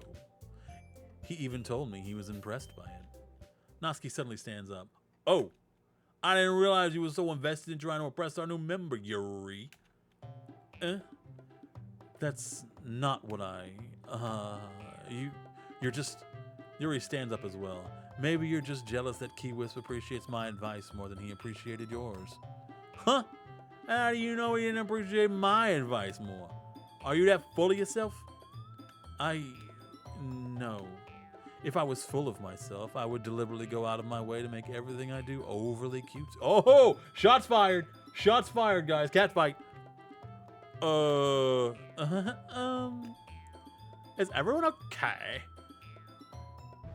Well, you know what? I wasn't the one whose boobs magically grew big. Isn't it? I wasn't the one whose boobs magically grew a size bigger as soon as Key Wisp started showing up. Natsuki. Natsuki, that's a little... It doesn't involve you. Doesn't involve you. I don't like fighting. No, that's... No. I don't like fighting, guys. Suddenly both girls turned towards me as if they just noticed I was standing there. Key Wisp. She's just trying to make me look bad. That ain't true. She started it. If she could get over herself and learn to appreciate the simple writing is more effective, then this wouldn't have happened in the first place. What's the point of making your poems all convoluted for no reason? The meaning she should jump out of the reader, not forcing her to figure it out. Help me explain to her, Key Wisp. Wait. There's a reason we have so many deep and expressive words in our language. It's the only way to convey complex feelings and meaning the most... It's the only way to convey complex feelings and meaning the most effectively. That sentence doesn't seem right. The most effectively. Meaning the most effective. It's the only way to convey complex feelings and meanings the most... Okay, I think it is right. It just sounds weird to say out loud. Avoiding them is not only unnecessarily limiting yourself, it's also a waste. So you understand that, right, Key Wisp? Well, how did I get dragged into this in the first place? It's not like I know anything about writing, but whoever I agree with, they'll probably think more highly of me. So of course that's going to be, bing, bing, bing, bing, bing, bing, bing, bing, bing, bing, bing, bing, bing, Yuri. Natsuki, you're right that I liked your poem. See? Wait. That's not an excuse for you to be so mean. You shouldn't pick a fight just because someone's opinion is different. That ain't what happened at all. Yuri wouldn't even take my poem seriously. I understand. Yuri. Hey, you're a seriously talented writer. It's no secret that I was impressed. Well, that's... But here's the thing. No matter how simple or refined someone's writing style is, they're still putting feelings into it, and it becomes something really personal. That's why Natsuki felt threatened when you said her poem was cute. I see. I didn't notice that. I'm sorry. But Natsuki, you took it way too far. Yuri means well, and if you just told her how you felt, then this wouldn't have happened in the first place. You kidding? That's exactly what I did. It was hard at Natsuki. I think that's enough. You both said some things you didn't mean. Yuri apologized. Don't you think you should too? Natsuki clenches her fist. In the end, nobody is taking her side. She's trapped at this point, being defiant only because she can't handle the pressure. I end up even feeling bad for her. Sometimes when I'm hurt, it helps to take a walk and clear my head. Sayori, she doesn't need to. You know what? I'm gonna do that. It'll spare me from having to look at all your faces right now. Boom! Get out of here. Without warning, Natsuki snatches her own poem up from the desk and storms out. On her way out, she crumbles up the poem with her hands and throws it in the trash. Natsuki! She really didn't have to do that. Across the room, Yuri has her chin buried in her hands while she stares down at her desk. I gingerly approach her and sit in an adjacent chair. Oh, everything all right. I'm so embarrassed. I can't believe I acted like that. You probably hate me now. No, Yuri. How could anyone not have gotten frustrated after being treated like that? You handled it as well as anyone could. I don't think any less of you. Well, all right. I believe you. Thanks, Key Wisp. You're too kind. I'm thankful to have you I'm thankful to have you a part of that sentence is definitely not right. Right? I'm thankful to have you a part of this. That's not right. Blink. Grammatical error screenshot. It's nothing. One more thing. That one thing that Natsuki said about, I would never do anything so shameful. So, what thing did Natsuki say? Well, never mind that. I'm going to make some tea. Good idea. Make enough for more than one person, okay? Yeah. Bing, bing. Okay, everybody. It's just about time for us to leave. How do you all feel about sharing poems? That was a lot of fun. Well, I'd say it was worth it. It was all right, mostly, I guess. Whatever. Key Wisp, how about you? Yeah, I'd say the same. It was a neat thing to talk about with everyone. Awesome. I felt weird to say. In that case, we'll do the same thing tomorrow, and maybe you learn something from your friends too. So your poems will turn out even better. I think to myself, I did learn a little more about the kinds of poems everyone likes. With any luck, that means I can at least do a better job impressing those I want to impress. I nod to myself with newfound determination. K-Wasp, ready to walk home? Sure, let's go. Sayori beams at me. It truly has been a while since Sayori and I have spent such much time together. I can't really say I'm not enjoying it either. Okay, state of play is going to happen soon, and I don't want to get into the next chapter, so we're going to finish this up, save, and maybe do a couple reactions, and then talk about what we might see in the state of play. Hopefully Sony has something good cooking for us. Unfortunately, I doubt it. Sayori, about what happened earlier. Hey, what do you mean? Between Yuri and Natsuki. Does that kind of thing happen often? No. That's really the first time I've ever seen them fight like that. I promise they're both wonderful people. You don't hate them, do you? No, I don't hate them. I just wanted your opinion, that's all. I could see why they'd make good friends with you. Phew. In K-Wisp, it's nice that I get to spend time with you in the club. But I think seeing you get along with everyone makes me a little happiest. I think everyone really likes you too. That's... Every day is going to be so much fun. Looks like Sayori still hasn't caught on to the kind of situation I'm in. Sure, being friends with everyone is nice, but does it really need to stop there? We'll just have to see what the future holds, Sayori. I put Sayori on the shoulder. I said that more than to myself than to her, but it's easy to use Sayori as an internal monologue sometimes. Hey, whatever gets you through, man. Kai. Yeah, let's do this. All right, we're gonna write this poem and then hop off. Think we can get a perfect poem for Yuri this time, guys? Okay, let's see. Dang it, I already messed it up. Well, to be fair, I don't think any of those words were actually Yuri words.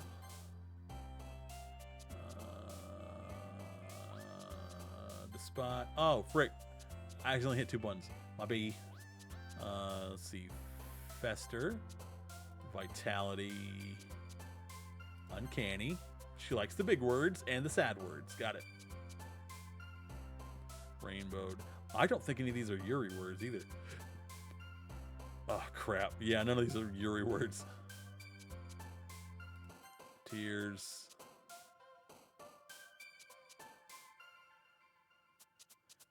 Anxiety. Variance. Melancholy. Starscape. Vivacious. Heaven sent.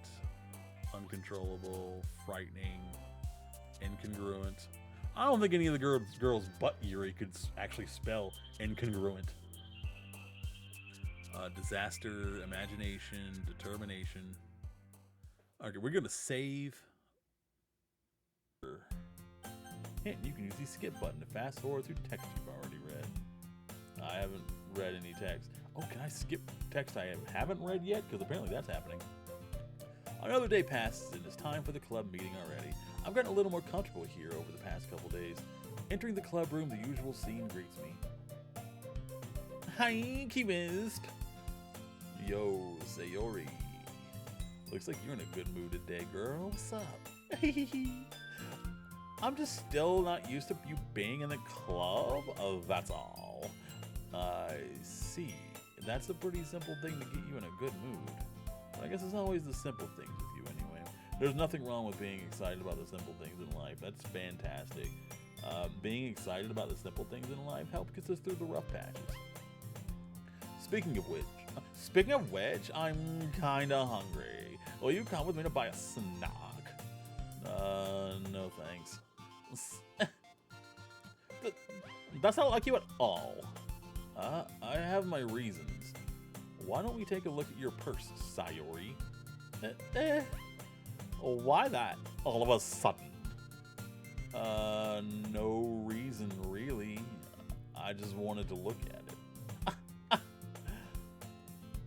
Sayori nervously retrieves her coin purse. She fumbles with the latch and gets it open.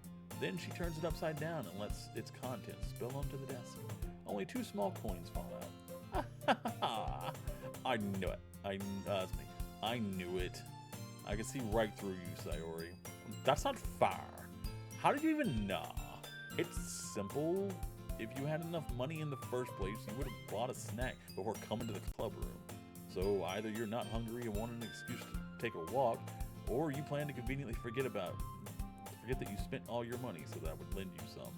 But there's one more thing. You're always hungry. And so that only leaves the one option. Ooh, wah! I give up. Don't make me feel guilty.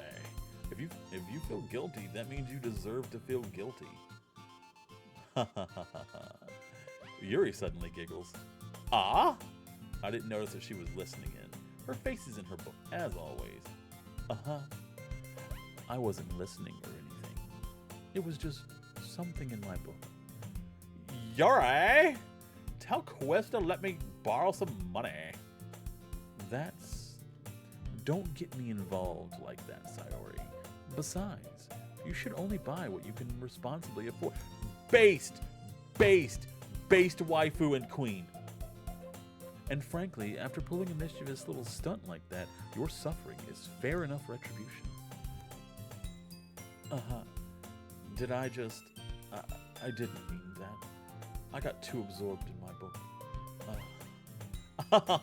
I really like when you speak your mind, Yuri. It doesn't happen much, but it's fun side of you. There's no way you could think that. You were right, though. I did something bad, and now I have to accept the revolution. It's retribution. That. Still coming from you, Sayori. I guess there's a little devil inside all of us, isn't there? Don't let her fool you. Sayori knows exactly what she's doing. After all, she told you guys she was bringing me to the club before she even told me. But you wouldn't have come if it weren't for the cupcakes. So I had to trick Natsuki into making them. Come on, give me more credit than that, Sayori.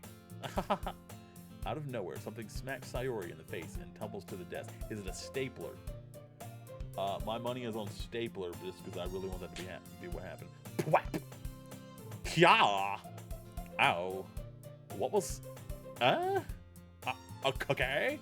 Sure enough, it's a giant cookie wrapped in plastic. Sayori glances around. Is this a miracle? It's because I paid restitution. Or retribution. Actually, that one almost worked. Oh crap, what did it make it?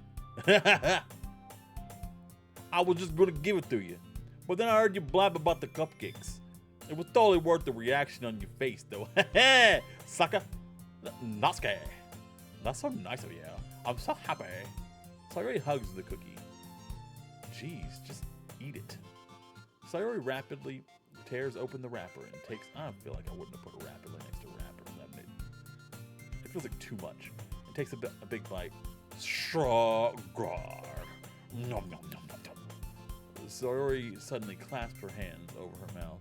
I bit my tongue! Hey, you're going through a lot over there, just one cookie. Natsuki takes a bite of her own cookie. Yours look really good too, Natsuki. Can I try it? Jeez Louise! Beggars can't be choosers, eh?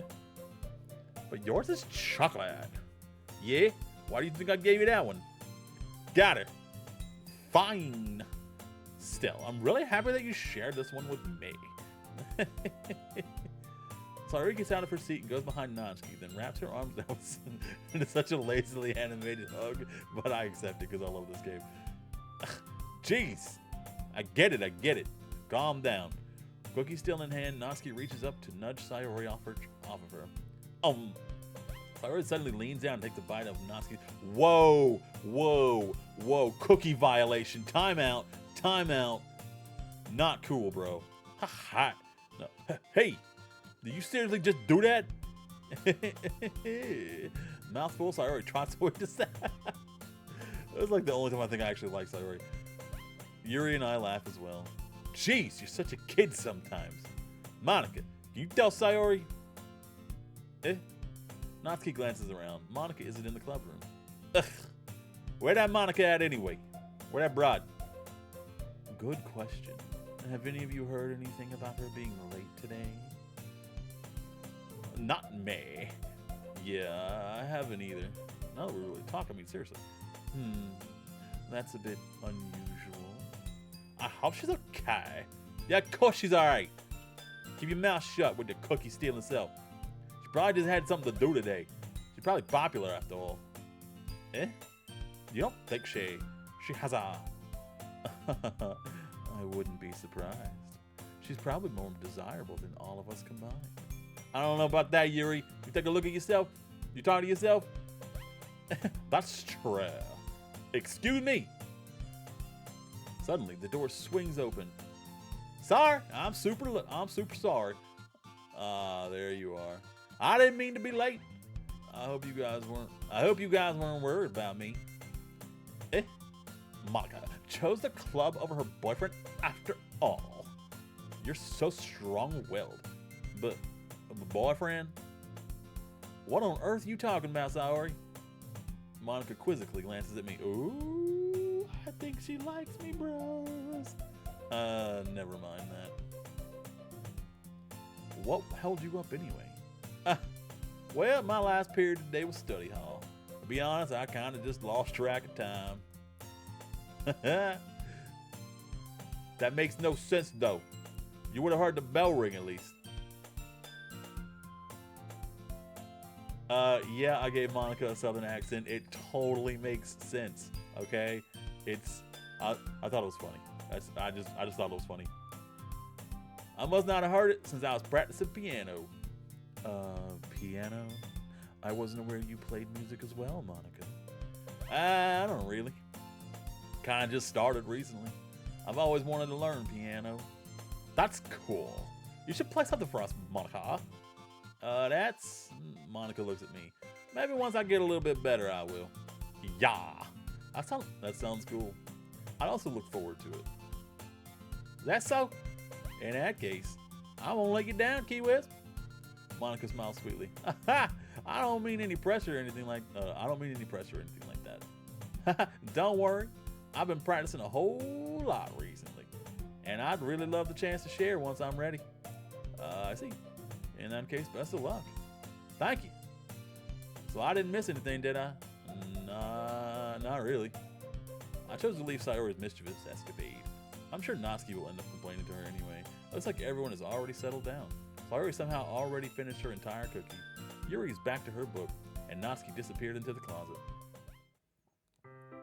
Yeah, Monica is southern, Yuri is sultry and seductive because waifu, Sayori is valley girl, and Natsuki is Brooklyn or Jersey. I suddenly noticed that Yuri is reading a different book from the one we've been reading. Sorry, I didn't mean to interrupt. No. I was kind of just waiting for you. If that's the case, why don't we go ahead and get started? Yes, let's. Actually, I have a request. Do you mind if I make some tea first? Not at all. Thanks so much. If there's one thing that can make my reading time here any better, it's a nice cup of tea. Not to mention for yourself as well. Yuri stands up and makes her way to the closet. I follow and watch as she retrieves a small water pitcher from the shelf, the kind with a filter inside. Could you hold this for a second? Sure. Yuri hands me the water pitcher and also fetches an electric kettle. I'm going to plug this in at the teacher's desk, and then we'll get some water.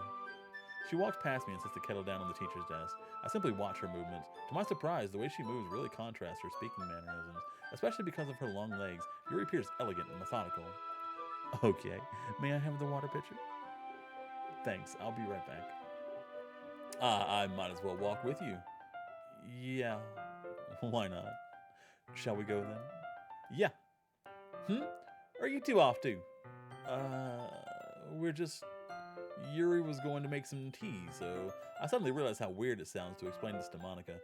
We're just filling the water pitcher. Alright. Sorry, I was just a bit curious. That's kind of a one-person job, though, isn't it? That's... Monica, please mind your own business. Oh, she getting sassy. Yuri got sassy with Monica. Or do you want me to tell there's something with helping? Or do you want to tell me there's something wrong with helping involve Key Wisp in our club activities? She wants me. My mouth gapes. I suppose there's nothing wrong with that. Then let's go, Key Wisp. Dude, she gets sassy when she wants to. Yuri quickly exits the room and I follow. Once in the hallway, she suddenly puts her forehead against the wall. I spoke without thinking. How could I say something like that? Yuri, something about the way she said that. It made me feel so irritated. What's wrong with me? No, Yuri, I think you did the right thing. I wasn't expecting it, but it's also not right for Monica to judge people like that. Key Wisp, how come even when I do something bad, you're being nice to me? Because I love you. That's why we don't blurt that out. We wait a couple dates in. Nothing that you do is as bad as you make it seem in your head. Nobody's perfect. We have emotions and we can't always hide them. But you always amplify things in your head. Your mind turns a light rain shower into a hurricane. No. Wouldn't you hate me for something as terrible as that? Why would I hate you? I can't hate someone for having emotions. What kind of friend would do that? Friend, you say? Yuri lifts her head. Key Wisp, I really like being friends with you. Thanks, Yuri. I hate being... I thought I said hate for a second. That would have been a bad response. I like being friends with you, too. I feel kind of awkward saying something like that, but I'm doing my best to help Yuri feel better. Anyway, yeah. Shall we go? Yeah. Yuri and I walk to the nearest water fountain. Once we fill up the water pitcher, we return to the classroom. Key Wisp, do you like oolong tea? Yeah, I've never had that, by the way. Anything is fine. Very well. Yuri sets the temperature on the kettle to 200 degrees. That sounds like hot. Now it's time to get the teapot. You really do this properly, don't you? Of course. I shouldn't do any less when I'm making tea for others. Even if I'm not an expert on tea or anything? In that case, you'll only be even more impressed. Ah, perhaps I will. Oh, we flirting! We flirting. We get our flirt on with her. Yuri fetches the teapot and begins measuring the tea leaves. To my surprise, she even starts humming a little bit to herself. You must be in a good mood now. Is that so? I was letting it show. And you noticed. I was doing a bit of thinking, and I decided that I would try expressing myself a little bit more. It turns out it's not very hard for me to do, when it's you who's around anyway. A wink. Ah, that's great, Yuri. Just don't push yourself too much. You're always worrying about me, Key Wisp. It's very endearing. It's because I love you, but we're not going to say that yet. We're going to wait till like the 4th or 5th date. Yuri wasn't kidding.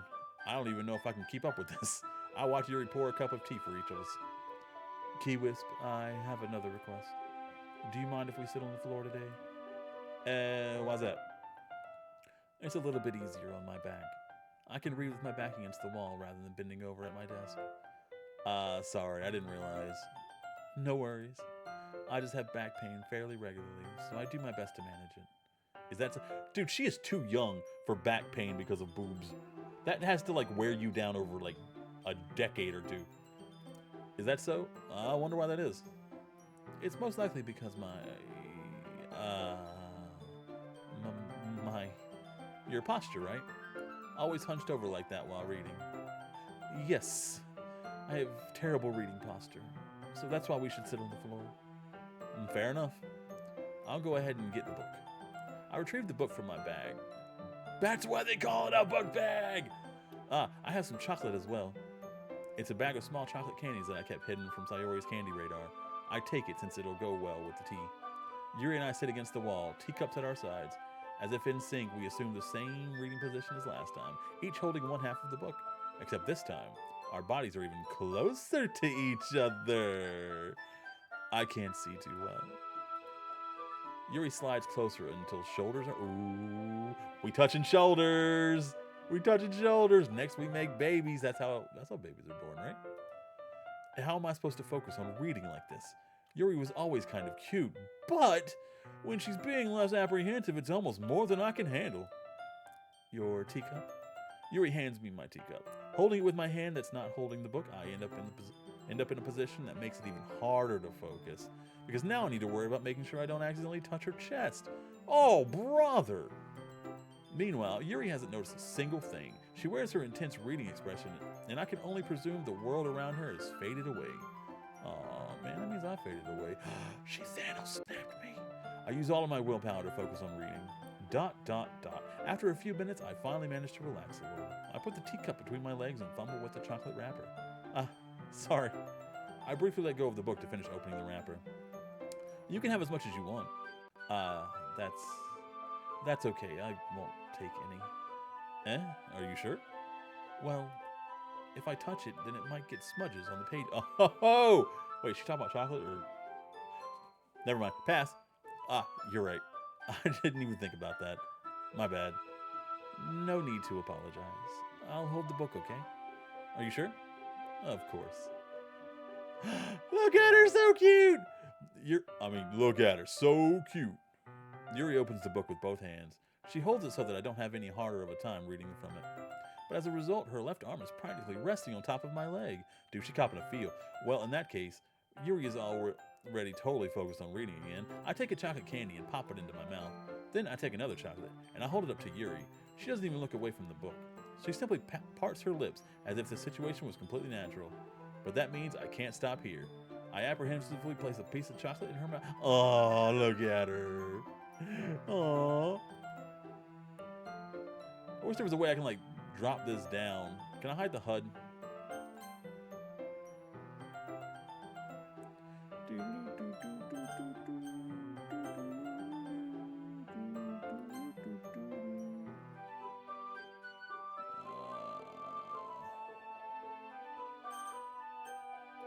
Oh, we're on the...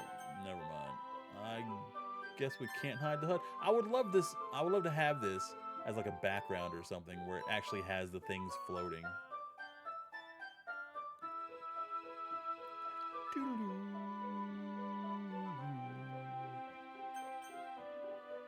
Yeah, I guess not. Yuri's expression suddenly breaks. Oh, this one too, where she's all flubbed. I was gonna say flustered, but I feel like Twitter pated probably is gonna be a nicer word, a cuter word at least. Did I just? Yuri looks at me like she needs to confirm what just happened. Kiwis, sorry? I guess I shouldn't have done that. That's, well, you were just helping. That's something that friends do, right? I mean, not really in this kind of context, but yeah, that's all it was. Yeah, then you don't need to stop or anything. See, the situation has gotten really tense. Yuri tries to return to the book, but I can tell just by her expression that even she can't focus now. My heart is pounding. I nervously take another chocolate between my fingers, but this time Yuri's eyes meet mine. How did it even come to this? Yuri doesn't avert her gaze. I notice her chest rising and falling in the rhythm of her breaths. Raise my arm. Like before, Yuri parts her lips, but it's different this time. I take the chocolate and place it in her mouth. I feel her hot breath on my finger. Ooh. Oh, Monica, no! No! We were having a nice moment with Yuri, and Monica just What a chalk block. All right, everyone. Yuri jolts back. It's time to share poems. Kiwith, you can help Yuri put away the tea stuff, right? Yeah, of course. All right, thanks. The spell is abruptly broken. I'll take care of the cups. Yeah. Yuri picks up the teacups from the floor. I pick up the bag of chocolates. In the end, we hastily clean up without so much a word between us. I get the feeling this is something neither of us will have the courage to bring up. You don't really need to bring anything else up. I mean, you can all just like enjoy it. Right, we're gonna give it to Yuri, because Yuri, let's see what you've written for today. Yuri stares at the poem with a surprised expression on her face.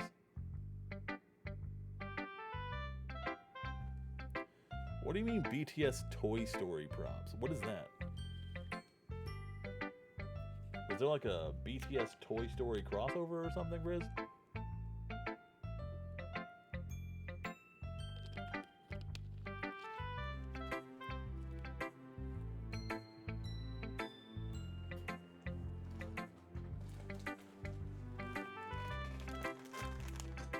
BTS dressed as Toy Story characters? Is that your subtle hint for Valentine's Day that you would like some or all of them?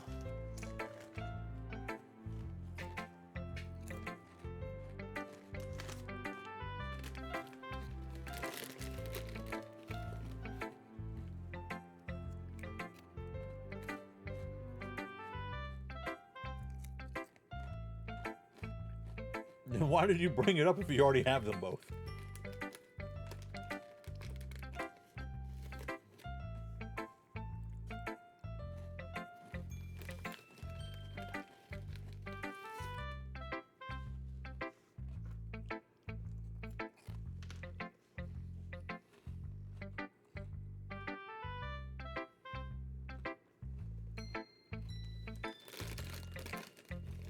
But you already saw them and you bought them, though.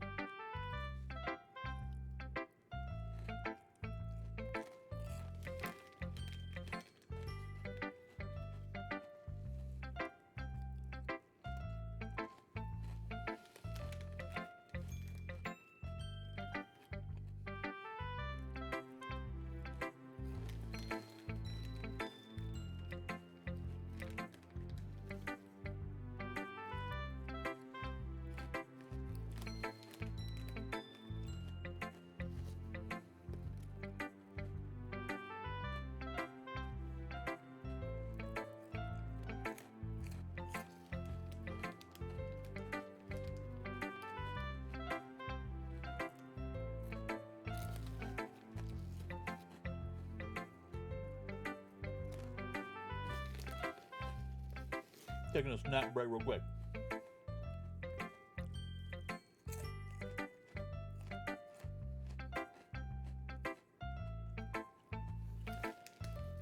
I forgot to eat. Is the first thing I've eaten today.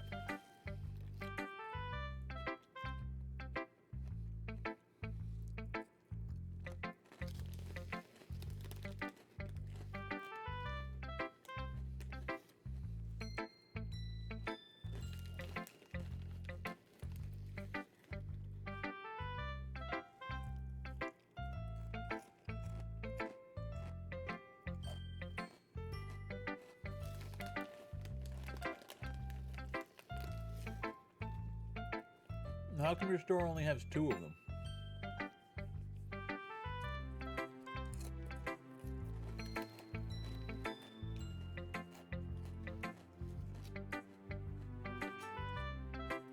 And do you only have those 2, or do you have the other ones also?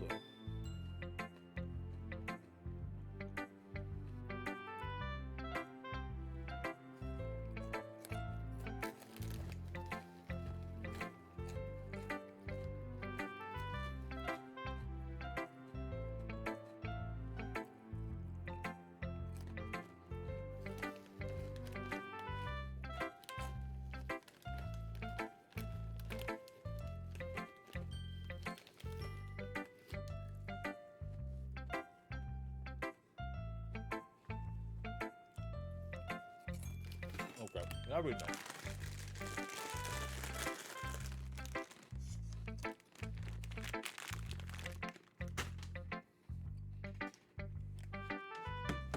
I'll be right back and go wash my hands.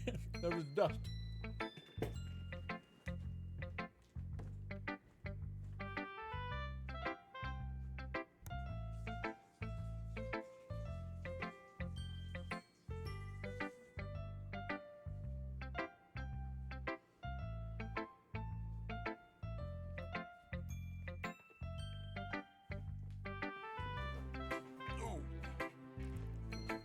We are either having chili or pizza tonight.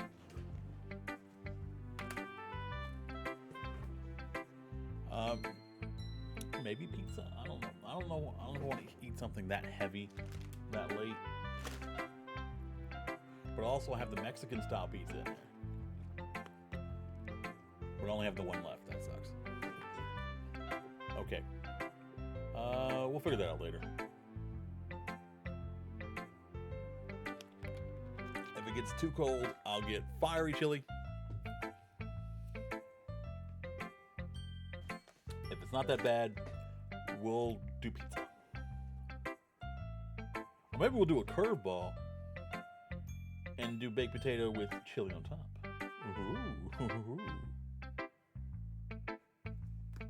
All right. Do you like it? Key West. This one might even be better than yesterday's. How did you even pick this up so quickly? Just yesterday, I was telling you the kind of techniques worth practicing. Maybe that's why. You did a good job explaining. I really wanted to try giving it more imagery. Yuri visibly swallows. Past that joke, even her hands appear sweaty. I'm not used to this. Used to what? I don't know. It's fine. Take your time. Yuri breathes and collects her. How is she so cute? I know that Yuri likes to think before she speaks, so I offer the patience to her. Yeah, just being appreciated like this, I guess. It probably sounds really stupid, but seeing someone motivated by my writing, it just makes me really happy. Are you saying you've never shared your writing before? Yuri nods. Yuri nods cutely. You add that in there. Really? I don't believe it. I really only write for myself. And besides, people would just laugh at me. Do you really think that? Again, Yuri nods cutely. Huh? Even your close friends?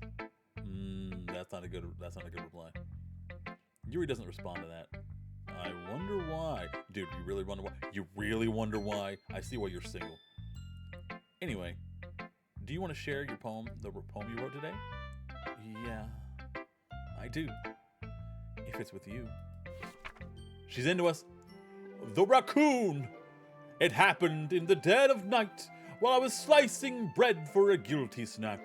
My attention was caught by the scuttering of a raccoon outside my window. That was, I believe, the first time I noticed my strange tendencies as an unordinary human. I gave the raccoon a piece of bread, my subconscious well aware of the consequences, well aware that a raccoon that is fed will always come back for more. The enticing beauty of my cutting knife was the symptom, the bread, my hungry curiosity, the raccoon, an urge. The moon increments its phase and reflects that much more light off of my cutting knife, the very same light that glistens in the eyes of my raccoon friend. I slice the bread fresh and soft.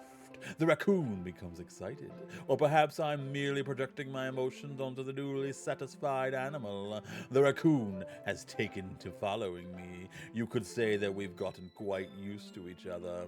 The raccoon becomes hungry more and more frequently, so my bread is always handy. Every time I brandish my cutting knife, the raccoon shows me its excitement. A rush of blood, classic Pavlovian reconditioning. I slice the bread and I feed myself again. Very well done.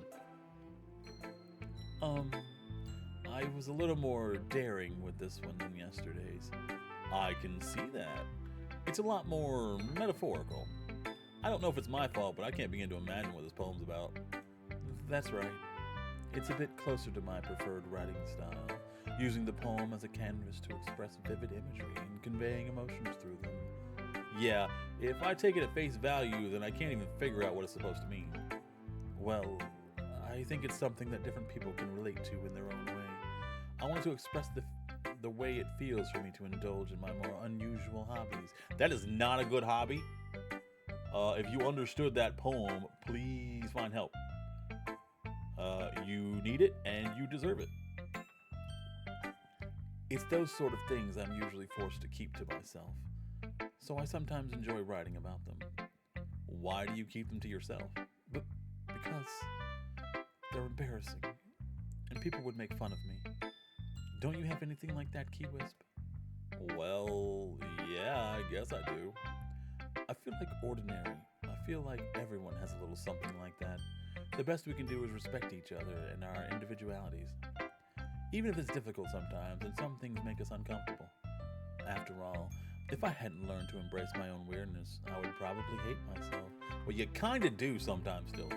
I might be ranting a little bit now. But I'm glad that you're a good listener. You're good at a lot of things. Writing, listening, making me blush. There really aren't many people like you, Keep. That's exaggerating a little bit. It's just how I feel. I never thought I would feel so comfortable sharing my writing, but now I almost feel like I can look forward to it. It's just a really nice feeling, and you're to thank for that. It's nothing, really. Yuri smiles sincerely at me. For just a moment, her timidness seems to disappear. It is really nice when she's speaking her mind and opening up. Sayori. Oh! I like this one Q has. It has some nice feelings in it. I'm glad. Does that mean it's better than yesterday's? Let me think. I don't know. I guess I like them both. That's not very helpful, you know. Well, I'm not very good at figuring out if poems are good or bad. But that's why I just go by my heart. If it makes me feel things, then it must be a good poem. I'm not sure that's exactly how it works. Then again, I guess conveying feelings is a pretty important part of the whole thing.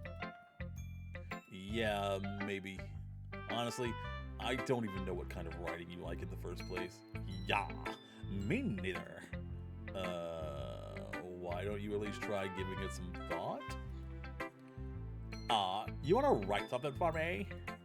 That's a suede. Yeah, right. But you're always thinking about other people. You you need to think about yourself once in a while. If you don't, you might end up getting hurt at some point. Well, I don't really know what you mean, but I'll try to keep that in mind. Well, whatever. Anyway, let's see. I guess I like happy poems. Wait, sometimes I like sad poems too. Sometimes a little of both.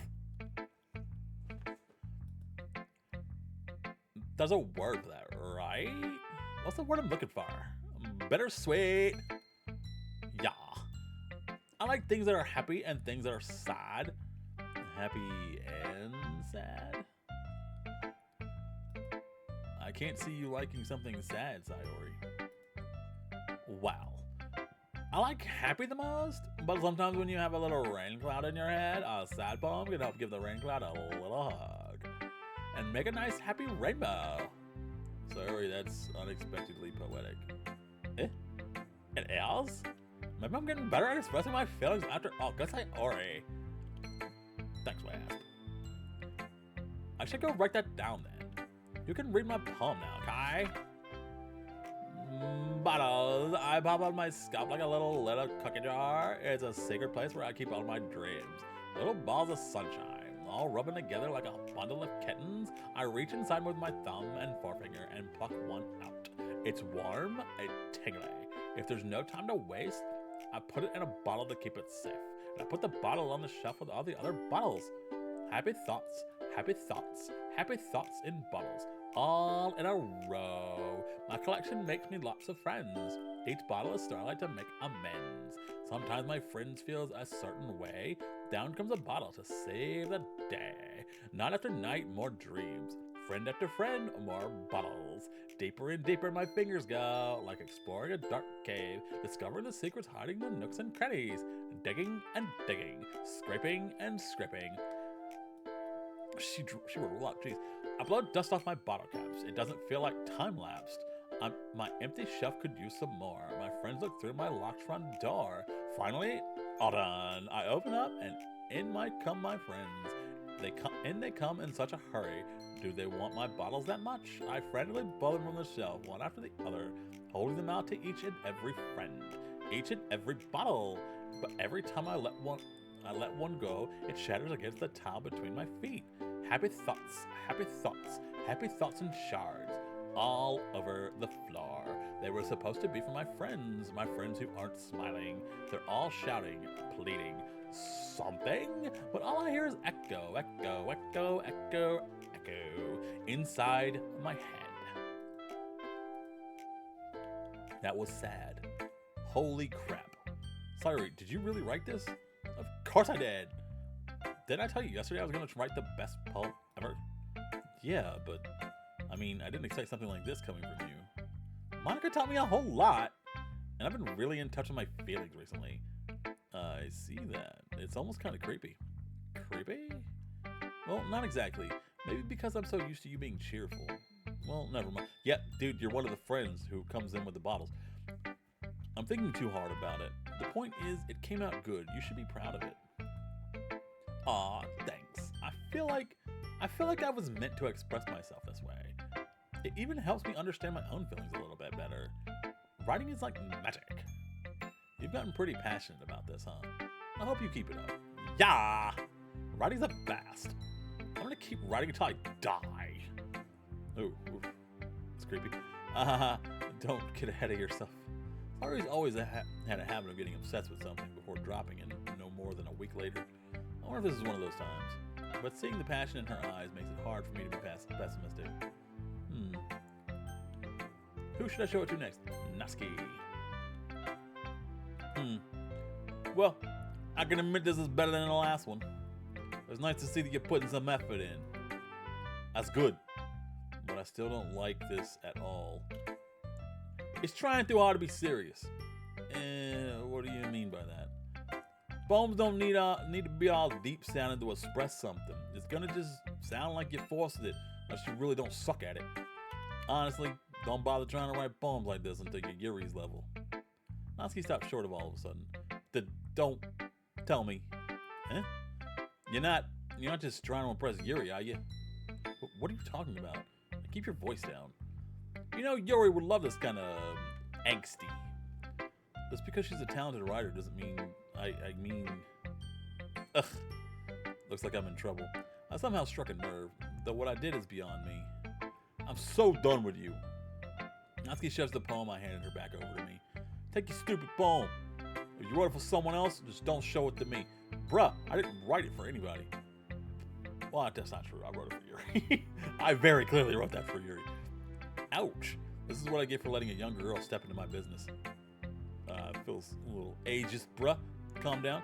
Honestly, unless I was a mind reader, I was destined to be in a world of pain from the start. At least Natsuki wasn't really the girl I was trying to impress in the first place. Who should I show up? I didn't even get to read her poem. Hi again, Key Wiz. How's the writing going? All right, I guess. I'll take that. As long as it's not going bad. I'm happy that you're applying yourself. Maybe soon you'll come up with a masterpiece.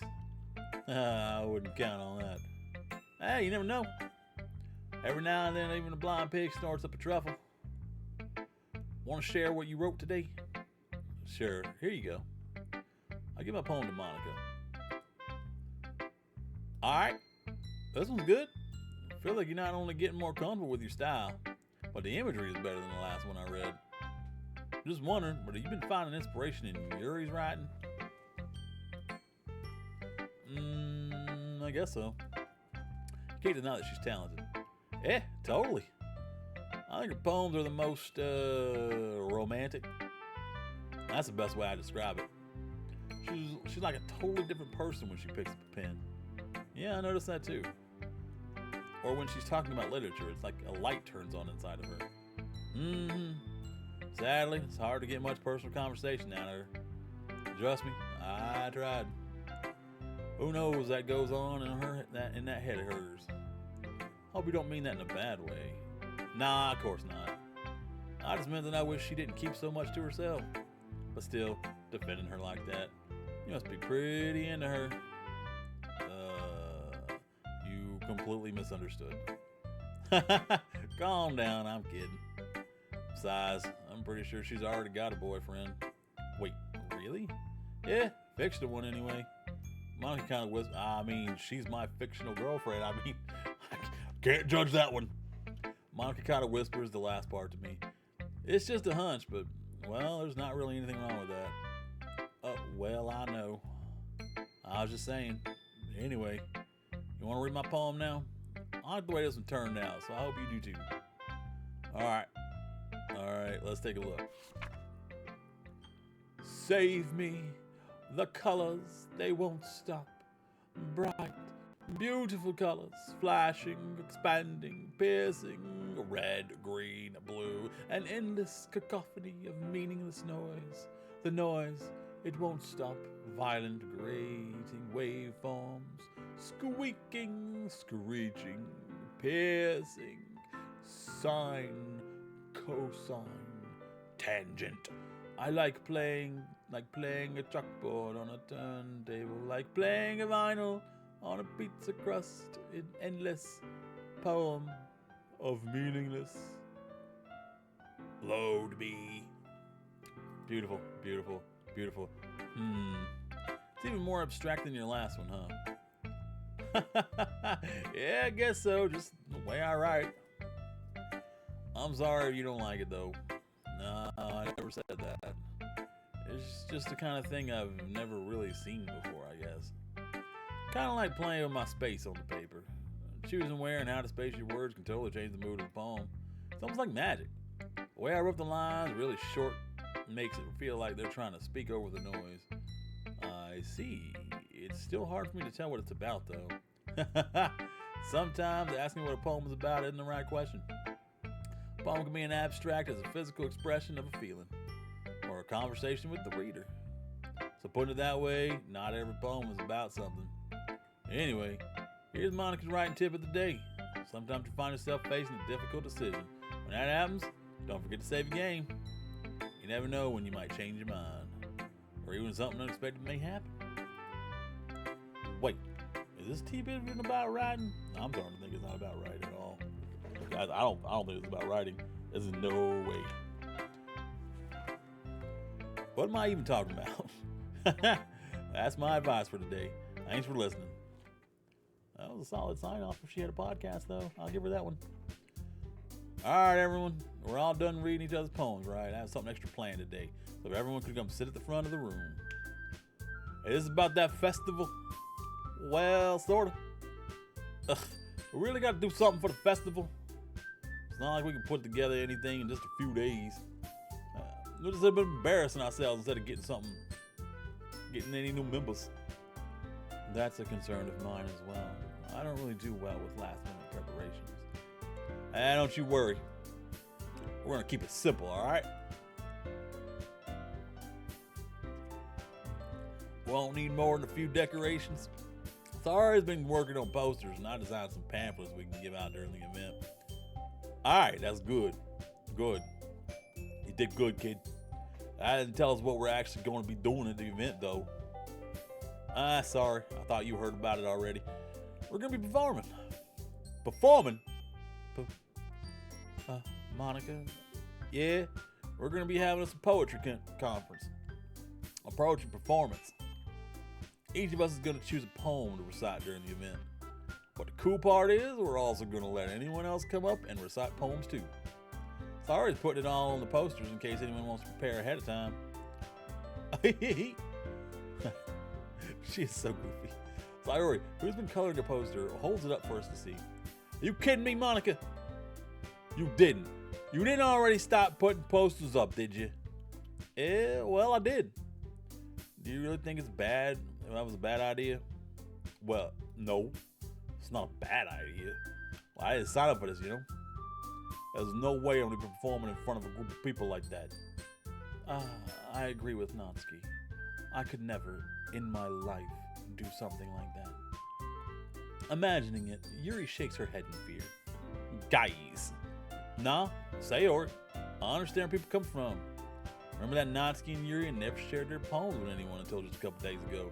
It's a lot to ask for them to recite their poems out loud to a room full of people. I guess I kind of overlooked it. I'm sorry. But I still think we should give it our best. We're the only ones responsible for the fate of this club. If we start the event and each put on a good performance, then it will inspire others to do the same. And the more people who perform, the better we'll be able to show everyone what literature is all about. Yeah, it's about expressing your feelings, but being intimate with yourself, finding new horizons, and having fun. That's right. And it's those reasons that we're all in this club today. Don't you want to share with the others? To inspire them to find the same feelings that brought you here in the first place? I know you do. I know we all do. And if all it takes is standing in front of the room for 2 minutes and reciting a poem, then I know you can do it. Buck up, buckaroos. Natsuki and Yuri remain silent. Sayori looks worried. I guess that leaves me no choice. I agree. I don't think it's too much to ask. I think that Sayori and Monica have been trying really hard to get new members. The least we can do is help them out a little bit. Well, maybe, but looks like Natsuki doesn't have an argument left. Ugh. Alright, fine. Whatever. Guess I'll just have to get it over with. Alright. Phew. Thanks, Natsuki. What about you, Yuri? Yuri dejectedly glances around at everyone else's expectant faces. I guess I don't really have a choice. Hi! That's everyone! That's not right. You're the best, Yuri. This club is seriously going to be the death of me. Oh gosh. You'll be fine, Yuri. Anyway, let's move on to the main event. I want each of you to choose a poem of yours. We're gonna practice reciting them in front of each other. No way. Monica, this is too sudden. Well, if you can't recite your poem in front of the club, how do you expect to do it in front of strangers? That's a good point. Oh, no. Don't worry. I'll start off to help everyone feel a little more comfortable. Can I go next? Yeah, of course. Now let's see. Monica flips through her notebook to the specific poem she has in mind for herself. She then stands behind the podium. The title of this poem is The Way They Fly. Monica begins reciting her poem. Her clear, confident voice fills the room. More than that, her inflection is pristine. She knows exactly how to apply emotion behind each line she recites, bringing the words to life. Is this something she's done before, or is she simply a natural? I glance around. Everyone has their eyes on Monica. Sayori looks amazed. Yuri has an intense expression on her face that I don't understand. Finally, Monica finishes her recitation. The four of us applaud. Monica takes a breath and smiles. That was so good, Monica. Thank you very much. I was just hoping to set a good example. Are you ready to go next, Sayori? I'll go next. Oh, wow. Yuri's fired up all of a sudden. Yuri clutches a sheet of paper between her hands and stands up. Keeping her head down, she walks quickly over to the podium. This poem is called... Yuri anxiously glances at each of us. You can do it, Yuri. It's called After Image of a Crimson Eye.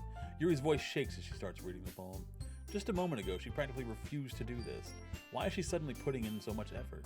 As Yuri gets past the first couple of lines, her voice changes. It's almost like what happens when Yuri gets absorbed into her books. Her quivering words transform into the sharp syllables of a fierce and confident woman. Let's all be confident women today, guys. The poem is full of twists and turns in the structure that she enunciates with perfect timing. This must be a rare glimpse into the whirling fire Yuri keeps concealed inside her head. Suddenly, she finished. Everyone is stunned. Yuri snaps back into reality and glances around her, as if she bewildered even herself. It's up to me to save the situation. I'm the first to start applauding. Everyone joins me afterwards, and we give Yuri the recognition she deserves. It's not that we didn't want to applaud for her, but we were caught so off guard that we must have forgotten. As we applaud, Yuri holds the poem to her chest and rushes back to her seat. Yuri, that was real good. Thanks for sharing. Looks like Yuri is down for the count. Okay, I guess I'm next then. Sayori hops out of her chair and cheerfully walks to the podium. This one's called My Meadow. Sorry, I giggled. Sayori, it's a lot harder than I thought. How do you guys even do this so easily? Don't try to think of it like you're reciting it to other people. Imagine you're reciting it to yourself, like in front of a mirror in your own head. It's your poem, so it'll come out the best. It'll come out the best that way. I see. Okay then. Sayori begins her poem. Somehow it feels like her soft voice was made as a perfect match. The poem isn't aimlessly cheerful like Sayori is. It's serene and bittersweet. If I were to read this on paper, I probably wouldn't think much of it. But hearing it come from Sayori's voice almost gives it a whole new meaning. Maybe this is what Sayori meant when she said she likes my poems. It's like I get to reach more deeply into someone I thought I knew through and through. Sayori finishes and we applaud. I did it! Good job, Sayori. Even Kiwis like that. I guess that's a good sign. What does that even mean? Came out nice, Yuri. Nice, Sayori. Atmosphere of the poem fits you real nice. But it might be that other poems wouldn't work quite as well with that kind of delivery. I don't really understand. In other words, I've seen poems of yours where that sort of gentle delivery wouldn't work as well. Might need a little force behind them, depending on what you're reading. Oh, I know what you mean. I've been practicing that kind of thing. It's just embarrassing to do in front of everyone. Hi, snow-covered mentality. If you're enjoying the content, leave me a follow. I'm trying to hit affiliate this year. I need like 27 more. Much appreciated. It's just embarrassing. Wait, I could have clicked off of this the whole time? Okay.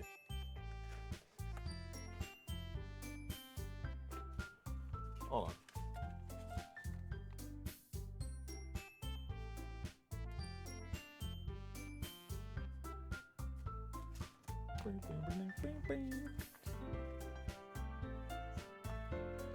It's just embarrassing to do in front of everyone. The next time, I'm gonna make you pick a poem that challenges you a little more. We don't have much time for the festival, you know. Okay. Now, who's next? Noski? Don't make me go before Key Wisp. It's not like I can compare to you guys anyway. Might as well let Key Wisp lower everyone's standards a little before I had to do it. Natsuki. It's fine. I might as well get it over with. But it's not like I have much of a selection of what to read. I'll just have to go with that what I wrote for today. I stand up and step in front of the podium. Everyone has their eyes on me, making me feel terribly awkward. I recite my poem. Since I'm not exactly confident in my own writing, it's hard to put energy into it. Despite that, once I finish, I receive applause anyway. Sorry, I'm not really as good as everyone else. Hey, don't worry about it so much. I think it's less about your abilities and more about your lack of confidence in your writing. That's something that'll prove over time, though. Maybe. Alright then. That just leaves you, Natsuki. Yeah. I'm going. Natsuki begrudgingly gets out of her seat and makes her way to the podium. The poem's called Why Are You All Looking at Me? Because you're presenting. Anyway, the poem's called Jump. Natsuki takes a breath. Once she starts reciting the poem, her sour attitude disappears a little. While she's still a little unenthused, her poem has a rhythm and rhyme to it. It's Natsuki's trademark style, and it works surprisingly well when she's spoken out loud. The words feel like they bounce up and down as if giving life to the poem. Natsuki finishes and everyone applauds. She huffs back to her seat. That wasn't so bad, was it? Easy for you to say. You better not make me do that again. Well, you at least feel prepared enough to recite a poem in front of other people. I mean, doing it in front of other people will be way easier. I can put on whatever face I want for that other people. But when it's just my friends, it's just embarrassing. I'm so surprised, Natsuki. I think it would be the other way around for me. Well, that's just how it is, so deal with it. Well, I guess in that case, you won't have much to worry about for the festival. That said, I want to thank everyone for coming through. Might be hard, but I hope you all have an idea of what it's like now. Make sure you pick a poem and get enough practice for the festival, okay? I'll be making pamphlets, so let me know ahead of time what you'll be reciting. I'm going to save. Jeez, I should probably find some other poem to recite instead. That's fine too. Doesn't have to be your own. I'm already pleasantly surprised that you're putting in so much effort for the club. Makes me real happy. Yeah, no problem. Okay, everyone. I think that's about it for today. I know the festival's coming up, but let's try to write poems for tomorrow as well. It's been working out real nice so far, so I'd like to continue that. After the festival, we'll finish planning tomorrow, and then we'll have the weekend to prepare. Monday's a big day. I can't wait. I can do this. All right. I stand up. There's no way I'll be able to find the same enthusiasm as Sayori and Monica, but I'll do my best to get through it. If it's for the sake of the club and impressing Monica, then I'll have to do my best. Ready to go? Oh, that's me. Ready to go, Sayori? Yeah. Look at you two always going home together like that. It's kind of adorable, isn't it? Jeez, guys, don't make such a big deal out of it. It must be a little nice, though. Well, how am I supposed to respond to that? It's okay, Key Wisp. You don't have to say it. Whatever, let's go already. I walk home with Sayori once more. Even though it's only been a few days, a lot of things have already changed. But today, Sayori is being a little quieter than usual on the way home. Hey, Sayori? Sorry, I was spacing out. No wonder. I was thinking about something from earlier. I like how we get to... Sayori fumbles over with her words. So, let's just say that one day, Yuri asked to walk home with you. Huh? What would you do? What kind of question is that? You're kind of putting me on the spot here. Do we walk home with Yuri or walk home with Sayori? Obviously, I want to walk home with Yuri, not fond of Sayori. But she is our friend and bros before hoes.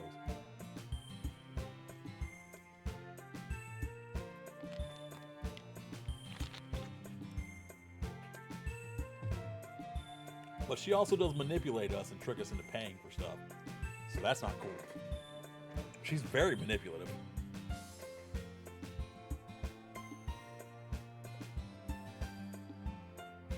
Blah, blah, blah. Honesty or... Well, if it was my normal friend, I would go home with my friend. Or we could just all walk home together. And then Yuri could spend the night. We can have a pajama party. Are you kidding me? That sounds perfect. Let's do that.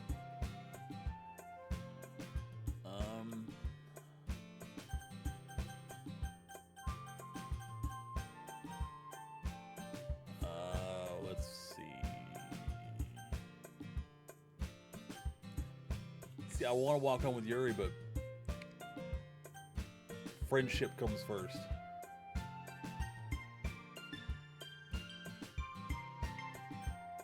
Although if it was just like once, then we could skip one walk home.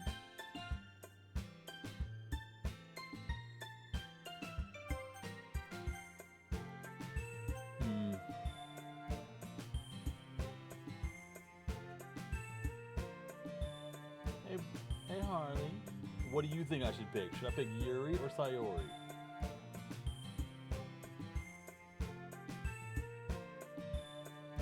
You are not helping. Okay, my cat's not helping. She just wants scratches.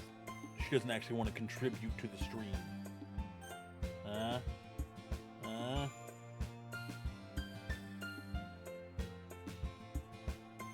Okay. Walking home with Yuri, huh? Why does the thought of that make my heart pound? I mean, given how hard it is for her to socialize, I would feel awful turning her down, so... Isn't she beautiful and smart? Yes. Yes, she is. That has nothing to do with what I just said. Haha, you admitted it. Jeez, there's not even any point in my speculating something that's never going to happen. Well, maybe. But I just like to think about it. It's not long before you won't need me anymore, you know? Need you. Sayori, I can't figure out how you're seeing things in your head right now. Sorry. Everyone is different. Nobody in the club is a replacement for you. If you say so. The conversation trails off and I'm left feeling awkward. But it was kind of her fault for trapping me with such a weird question. I can't just lie to her. If it was something that makes her happy, I would hate to take that away from her. That's why I said there's no point in speculating. Then again, the festival's only a few days away. Who knows what will happen in that time? Will we find love? Are we gonna get smooches at the festival? Okay. Another shot at writing one for Yuri. Okay, what do you guys think? After image, good point. Good question. Infinite. Okay. We're gonna try and do this. Existence. Okay.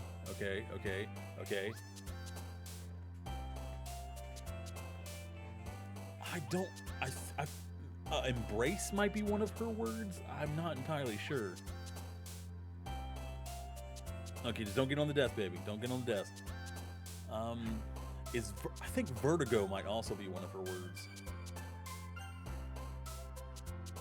Yes, alright, cool.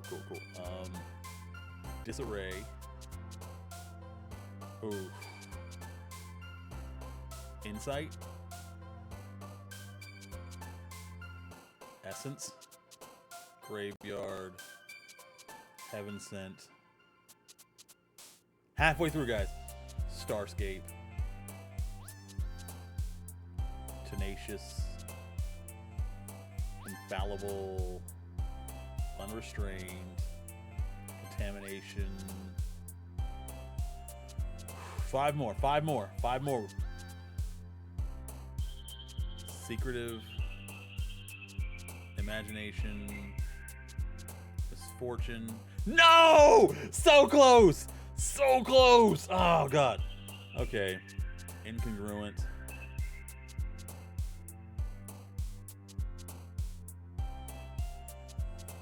Okay, well, I don't think any of these are hers anyway. Yeah, none of those were hers. It wouldn't have worked out anyway. Frightening.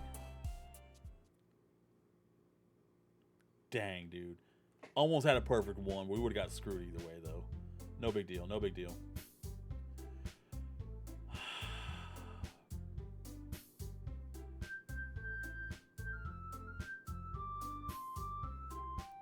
Okay.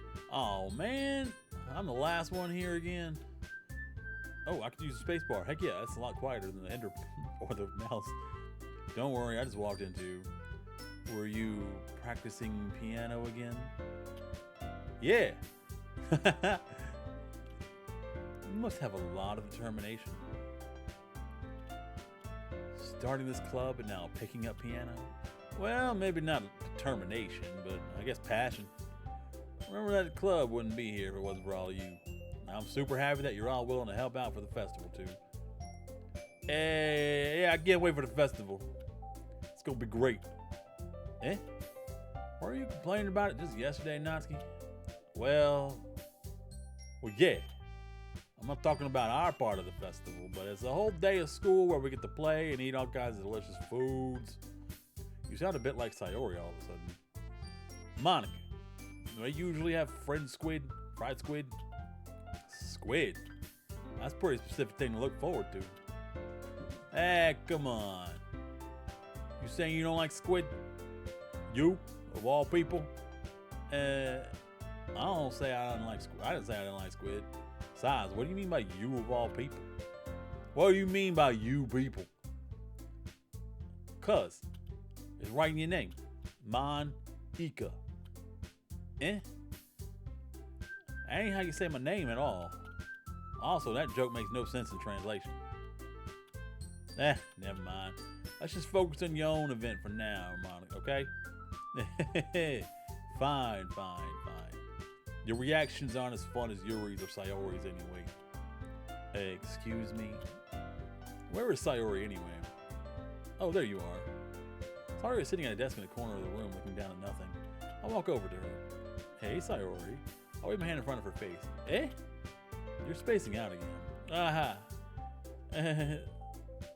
Sorry. Don't mind me. You can go talk to everyone else. Huh? Is everything alright? Of course. Well, why wouldn't it be? It just feels like you're a little off. Sorry for assuming things. Jace, you worry too much about me. I'm fine, see? Sayori shows me a big smile. Don't let me distract you from having fun with everyone. Well, alright. If you say so. Yeah, just because she smiled doesn't mean she's fine. If they have to say "see" in front of it, like they're trying to make sure you know they're smiling, that's probably not a real smile. I'd look into that if I were you. I worriedly glanced at Sayori before turning back toward everyone else, but the conversation has already dispersed with everyone back at their usual activities. Maybe I should ask Monica if she noticed anything about Sayori recently. Since they've been preparing for the festival, they must be spending a lot of time together. I timidly approached Monica, who was shuffling through some papers at her desk. Key-Whiz, what's up? Hey, this might sound a little strange, but have you noticed anything up with Sayori recently? Anything up with her? What way do you mean? Maybe I'm reading into it a little too much, but she seems a little bit downcast today. Oh, you think so? I can't say I noticed anything about her. Monica peers across the room at Sayori, who is idly dragging a rubber eraser up and down her desk. Maybe there's something on her mind. I'm surprised I'm not the one asking you, Key-Whiz. You certainly know her a lot better than I do. Yeah, but she's never really like this. She's always talked to me about things that bothered her. But this time when I asked her, she was really dismissive. Sorry, I know it's not your problem. I just wanted to ask if you knew anything, so I'll drop it now. No. It's important to me too. I mean, I'm also friends with her. And I also care about the well-being of my club members, you know. Okay, yeah, let's see. Maybe I'll try talking to her about it myself. Are you sure about that? She seemed like she wanted to be left alone. Are you sure? Maybe she just has a hard time bringing it up with the person of interest. Person of interest? What do you mean by that? I'm saying that maybe the thing on her mind is you, Key-Whiz. Me? How on earth would you come to that conclusion? Well, I probably shouldn't say too much, but Sayori talks about you more than anything else, you know. She's been so much happier ever since you joined the club. It's like an extra light is turned on inside her. What? No way. Sayori is always like that. She's always been full of sunshine. It's not any different now than it always has been. You're so funny, Key-Whiz. You ever thought that maybe you're always Seen her so cheerful? Because that's just how she is when she's around you. I said too much. Interesting. I'm sorry. What do I know anyway? I didn't mean to jump to conclusions, so you should just forget about what I said. I'll try to talk to her. So try not to think about it for now. Alright. Monica smiles meaningfully. I know she said to forget about it, but I already know that I won't be able to get her words out of my head. Monica stands up from her desk and walks around the room to where Sayori is. I watched her kneel down next to Sayori and gently talk to her, but she's keeping her voice so quiet that I can't hear from her. I sigh and sit myself down. I know Sayori told me not to worry about her and to have fun with everyone else. That's impossible to do when she's behaving like this. Exactly how much do I care about her that I'm letting her weigh me down so much? Now it feels like I'm the one behaving out of the ordinary. But there's nothing I can do besides wait for Monica. Why does it feel like I'm being watched? I glance around the room. Suddenly I notice Yuri peering at me from over her book. Ooh, she's stalking us, boys. We're in. But she looks away just as quickly with a flustered look on her face. I realize she won't get anywhere like this. I've never really seen Yuri approach anyone or start a conversation of her own accord.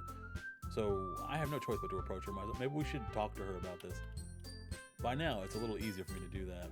I stand up from my desk and sit in one next to her own. I didn't mean to bother you or anything. Relax, you didn't even do anything. I think that's part of her problem. We should probably talk to her about doing stuff. If you want something, go for it. Especially if it's just like having a conversation with somebody. It's not really that big a deal and it'll be fine.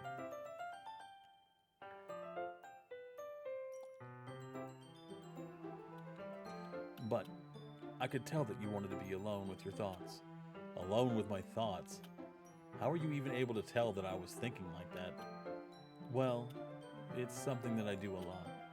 So it wasn't hard for me to spot based on your posture and expression. Not that I was staring or anything. That's actually very thoughtful of her. If she actually did glean that from what we were doing and how we were acting, then it's important that she respect that, and I appreciate it. That's why she's best girl. None of those other girls would do that. Maybe Monica, but I feel like she would be a little too apprehensive because she doesn't really talk to us a whole lot. Only whenever she needed to or had to for the poems.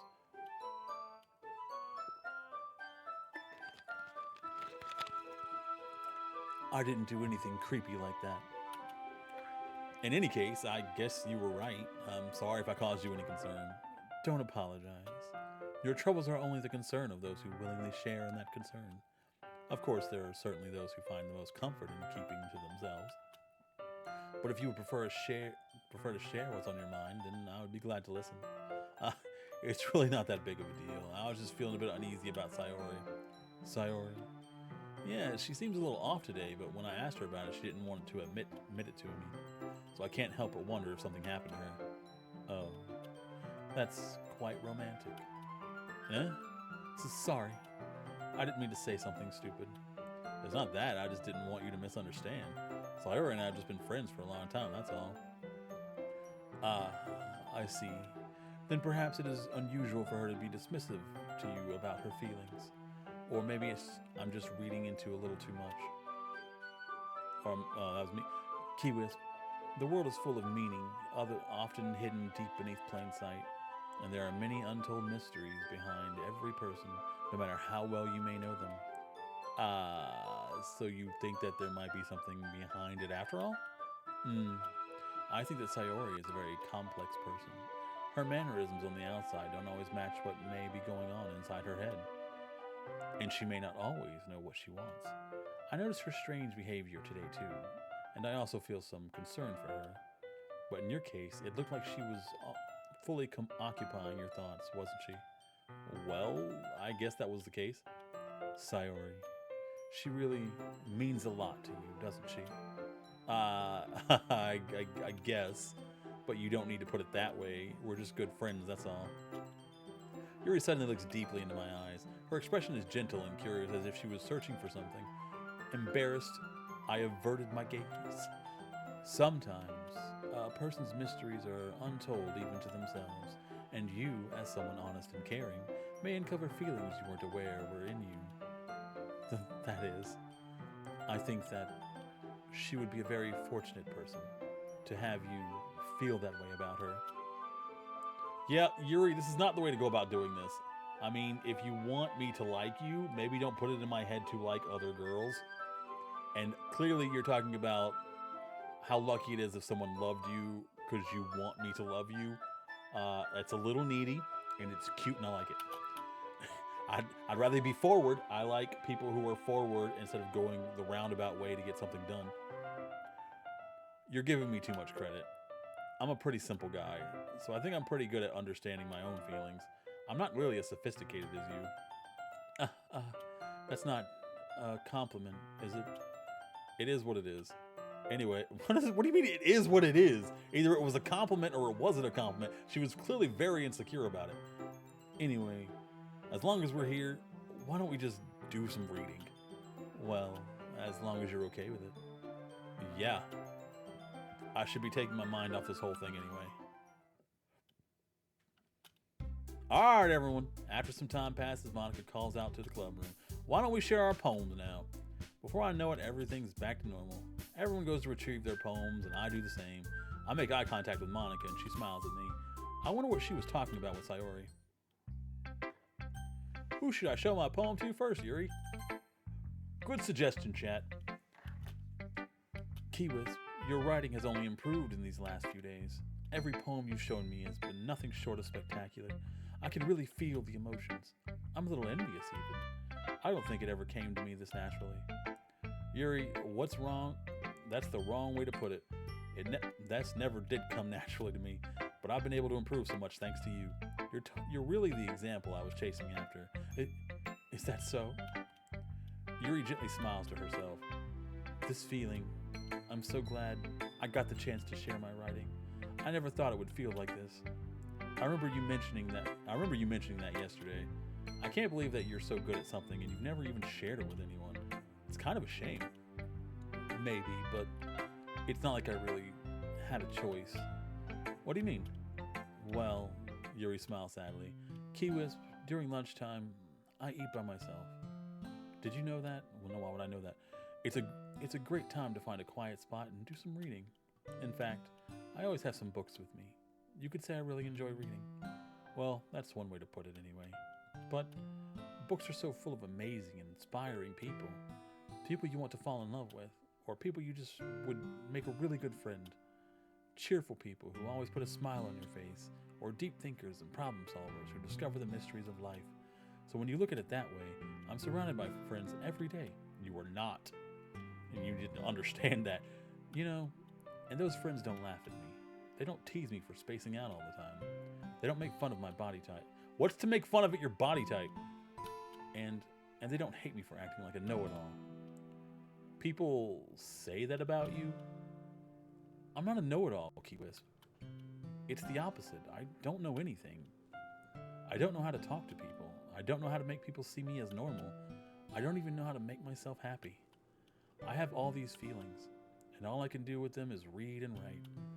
But it wasn't until now that I started sharing it with you that I really understood what was missing all this time. But I haven't really done anything. No, that's wrong. Just being patient and respectful. That's really important to me. I know I'm a difficult person, Keywiz. You're not a difficult person. I speak too slowly. I second guess myself all the time. I read too deeply into things. But every time, you've always treated me just like anyone else. I treated you special. It's so rare that I feel comfortable with myself when I talk to others. But that's why every time I talk to you, I just feel really happy. I see. Well, I treat you how you deserve to be treated, Yuri. And if other people don't see it that way, then screw them. I mean, I joined this club hoping I would make friends. And I would say I've had at least one success. Wouldn't you? If you put it that way, yeah. We really are friends now, aren't we? Yuri puts her head in her hands. By this time, she's smiling and she does. Aww. If you want to show me your poem. Yeah, I do. Let me get it for you. Ghost Under the Light Part 2. The tendrils of my hair illuminate beneath the amber glow, bathing. In the distance, a blue-green light flickers. A lone figure crosses its path, a silhouette obstructing the eerie glow. My heart pounds. The silhouette grows. Closer, closer. I open my umbrella, casting a shadow to shield me from visibility, but I am too late. He steps into the streetlight. I gasp and drop my umbrella. The light flickers, my heart pounds. He raises his arm. Time stops. The only indication of movement is the amber light flickering against his outstretched arm. The flickering light is in rhythm with the pounding of my heart, teasing me from succumbing to this forbidden emotion. Have you ever heard of a ghost feeling a warmth before? Giving up on understanding. I laugh.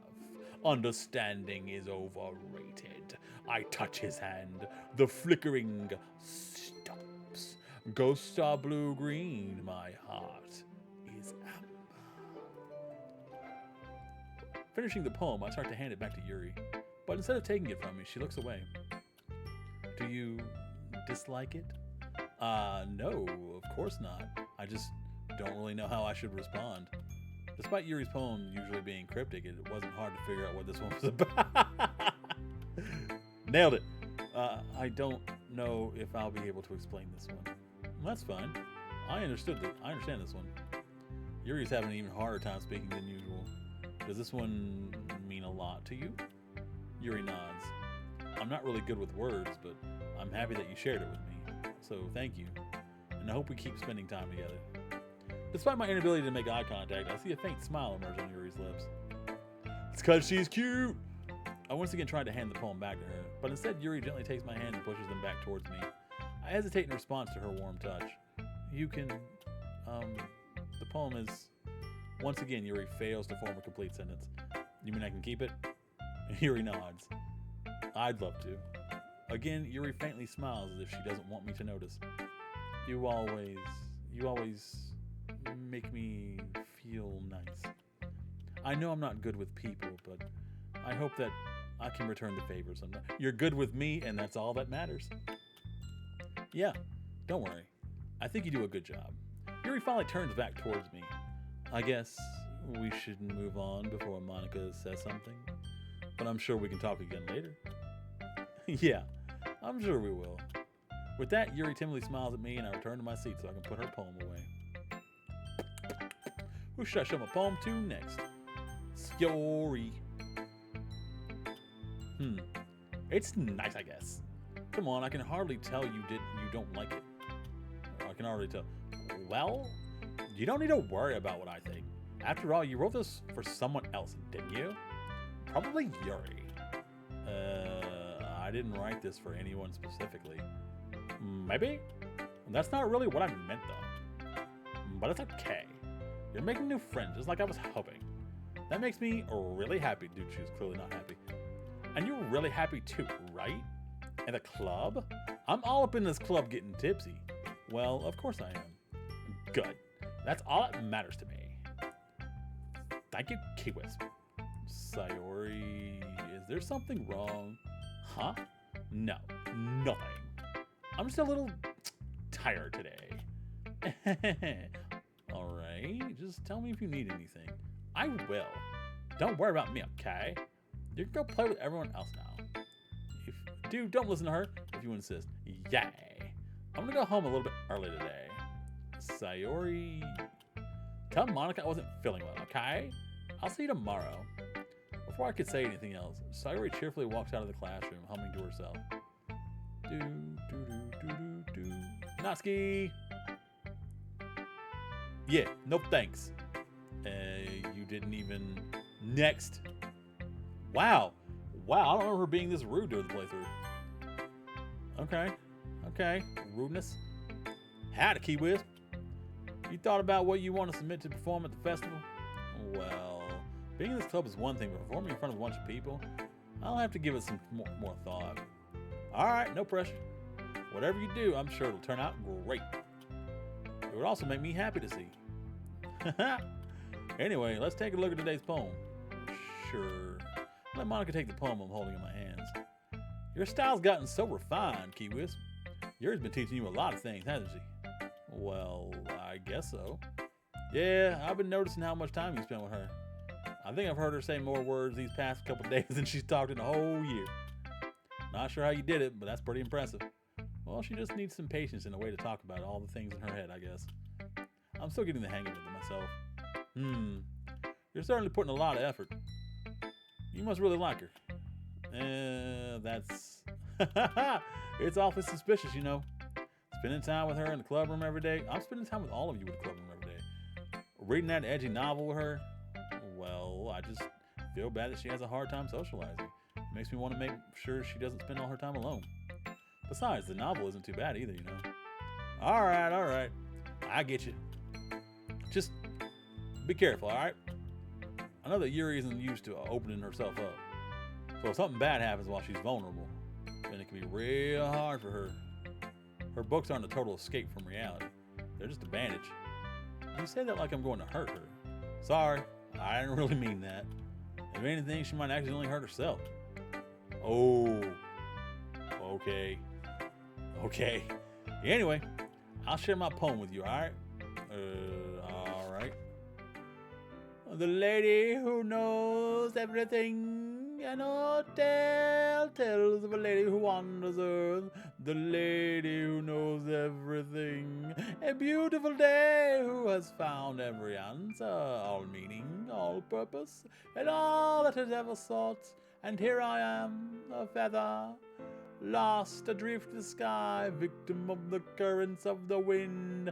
Day after day I search with little hope, knowing legends don't exist.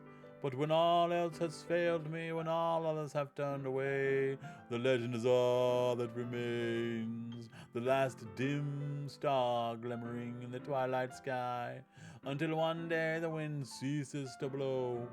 I fall, and I fall, and fall, and fall even more, gentle as a feather, a dry quill, expressionless. But a hand catches me between the thumb and forefinger, the hand of a beautiful lady. I look at her eyes and find no end to her gaze.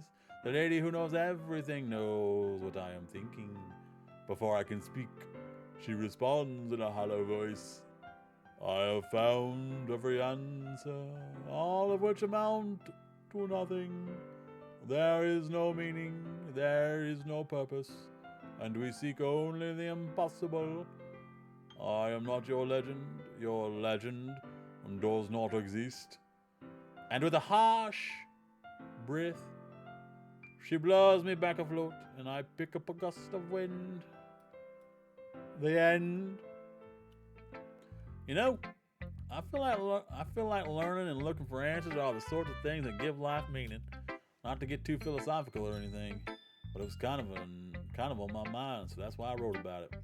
I see. I never really put much thought into it. In a way, it's almost paradoxical, because if we find all the answers, wouldn't the world start to lose its meaning? You know, there's one thing I noticed. It seems like everyone in the club prefers writing about things that are more sad than happy. Are you surprised? I mean, if everything was okay, we wouldn't really have anything to write about, would we? Humans aren't two-dimensional creatures. I think you know better than anyone. You mean one-dimensional. Yeah, that. Anyway, here's Monica's writing tip of the day. Are you ever too shy to share your writing because you're afraid it's not that good? It can be really disheartening to get a lukewarm response to something you put so much into. But if you find other people who enjoy writing, then sharing becomes a lot easier.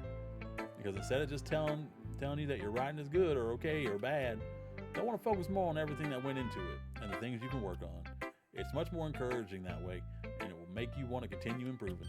It's almost like having your own little literature club, don't you think? That's my advice for today. Thanks for listening. Okay, you three, we're all done sharing poems, right? Why don't we start figuring out... Hold on a second. Is it just me, or did you say something strange just now? Something did sound a bit unusual. That's right. You deviated from your usual catchphrase when addressing the club.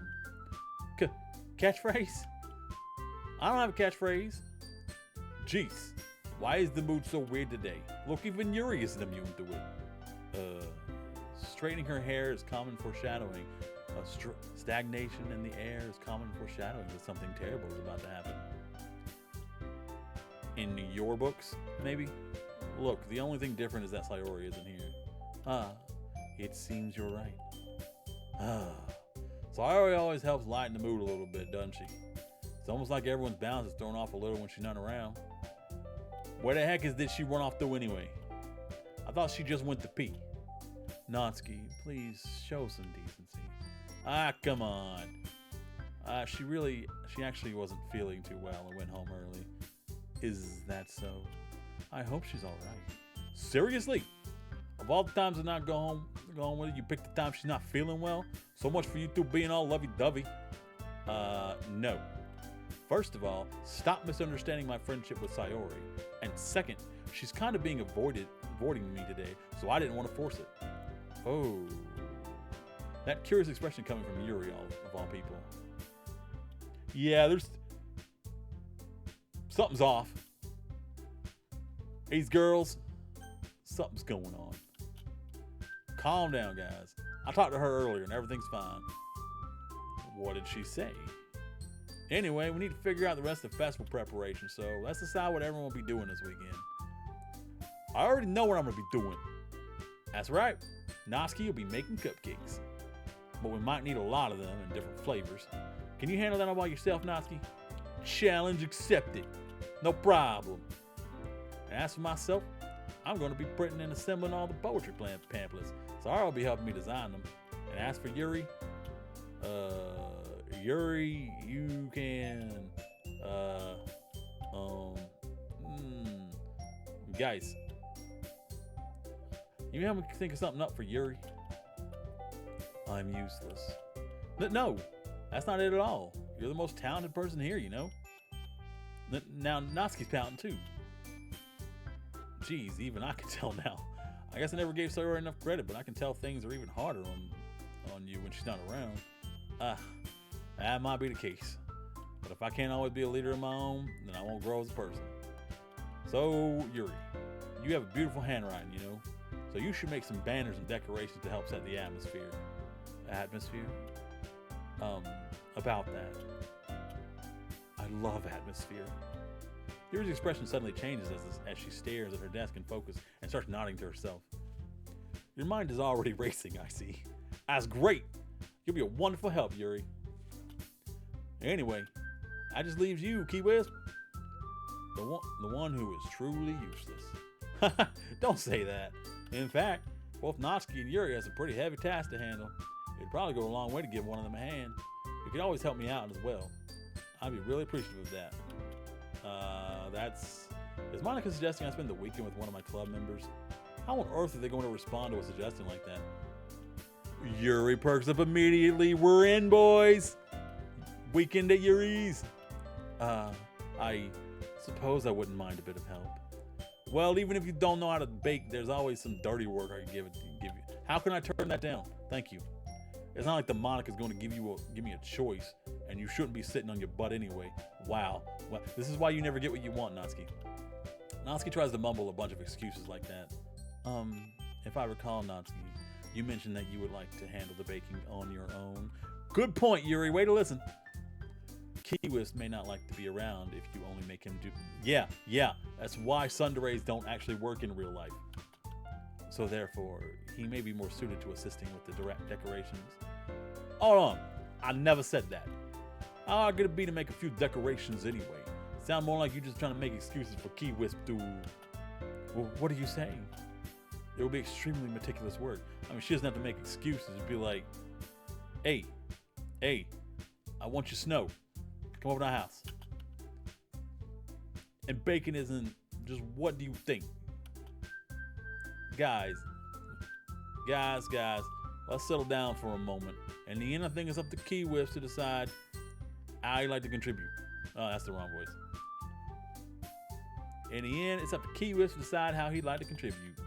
Besides, he hasn't really gotten a chance to spend time with me yet, you know? So I'm sure he's interested in... You literally just said, I'm surprised as well. Sorry. I was just saying, though.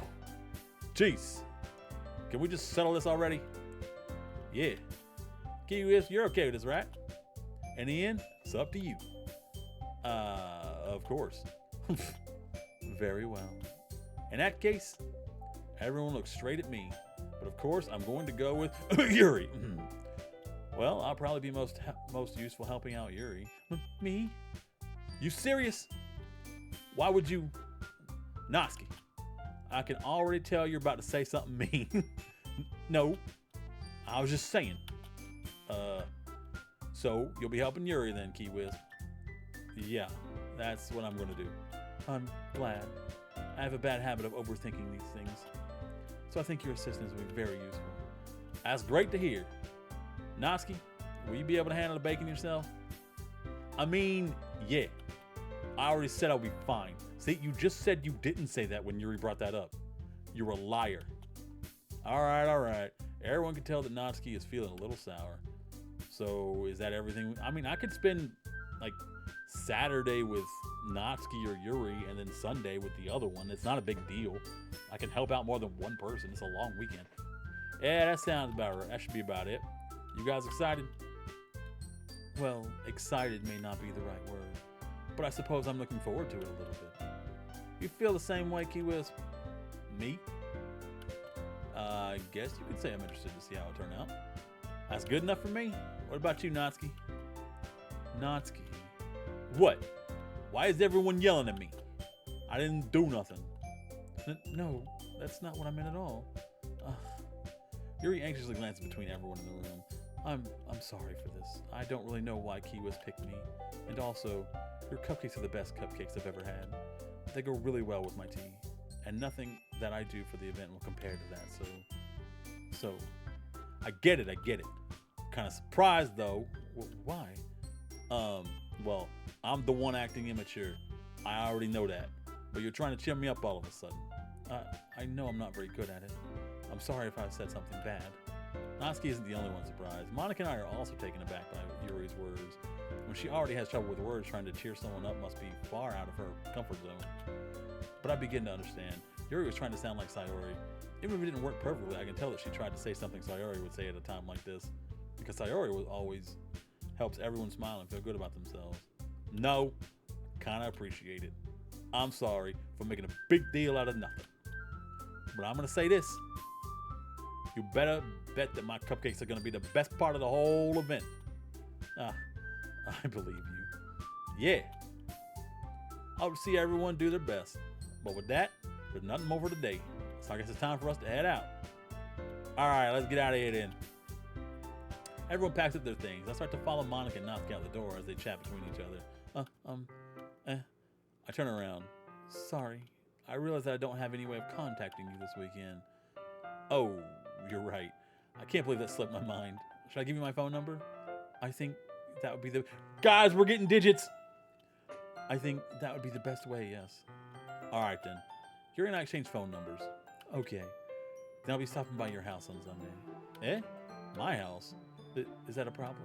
No, not at all. I just thought that would be the one going to your house since I'm the one helping you. I suppose that makes sense. But if you don't mind, I think I prefer going to your house. Alright.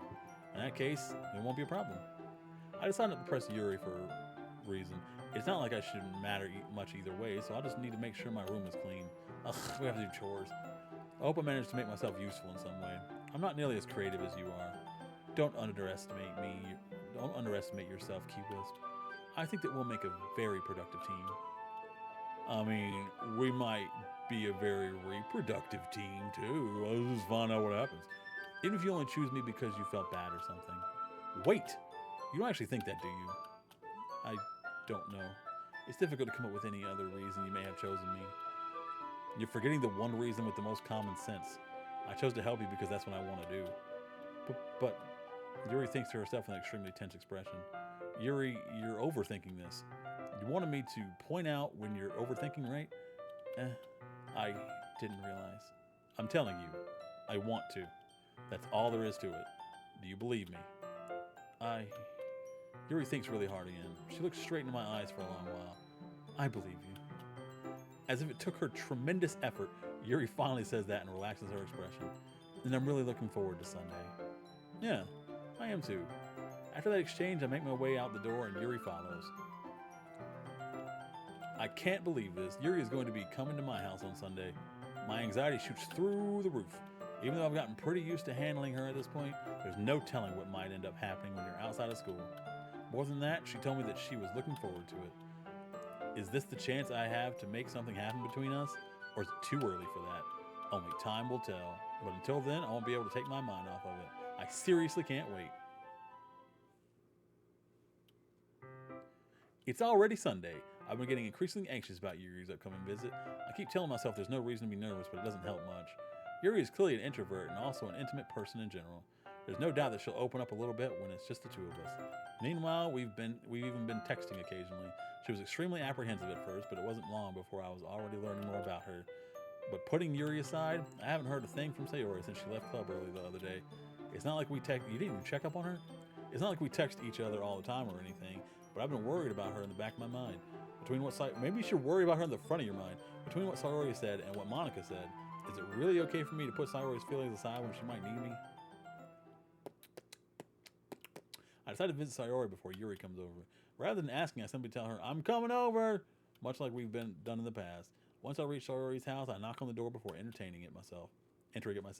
Again, we used to play so often that we've made it a habit of simply entering each other's houses like we were family. The house is quiet. Sayori isn't anywhere on the first floor, so I assume she's up in her room. It's already strange of her not to run down and greet me. I head to the bedroom where I finally find her. Sayori! Hot key whiz. I sit down in her room. Sayori forces a smile, but it's easy to tell that she's different. There's a minute of silence between us. You haven't come over like this in a long time, have you? I like that little bird plush. I guess you're right. It has been a long time. Not much has really changed, has it? Sayori's room is as messy as it's always been. I also recognize the same stuffed animals and wall decoration that she's had for years now. If you came over more often, it wouldn't be such a mess. That's because I end up cleaning it up for you. How come you suddenly wanted to come over today? Aren't you supposed to see Yuri today? Yeah, but wait, how do you know about that? Sayori had already left by the time we decided that last meeting. Monica told me. It's only natural for her to keep me informed of the festival preparations, right? That's true. But what about you? Aren't you going to be helping Monica today? Of course. But I'm just helping her online. We didn't plan to meet up or anything. So it's just me and Yuri then. Yeah. There's more silence between us. Sayori stares in a random direction. Everything about her behavior is really uncharacteristic. I finally get to the point. I just wanted to see how you were doing. After you left on Friday, when something's wrong, you can't hide it from me. I know you too well. So? Sayori smiles, shaking her head. That's no good, Key-Wisp. Eh? Why can't it just be like it's always been? This is all my fault. If I didn't get so weak and accidentally express my feelings, if I didn't make that stupid mistake, then you wouldn't have been worried about me at all. You wouldn't have come here. You wouldn't have been thinking about me right now. But this is just my punishment, isn't it? I'm getting punished for being so selfish. I think that's why the world decided to have you come over today. It just wants to torture me.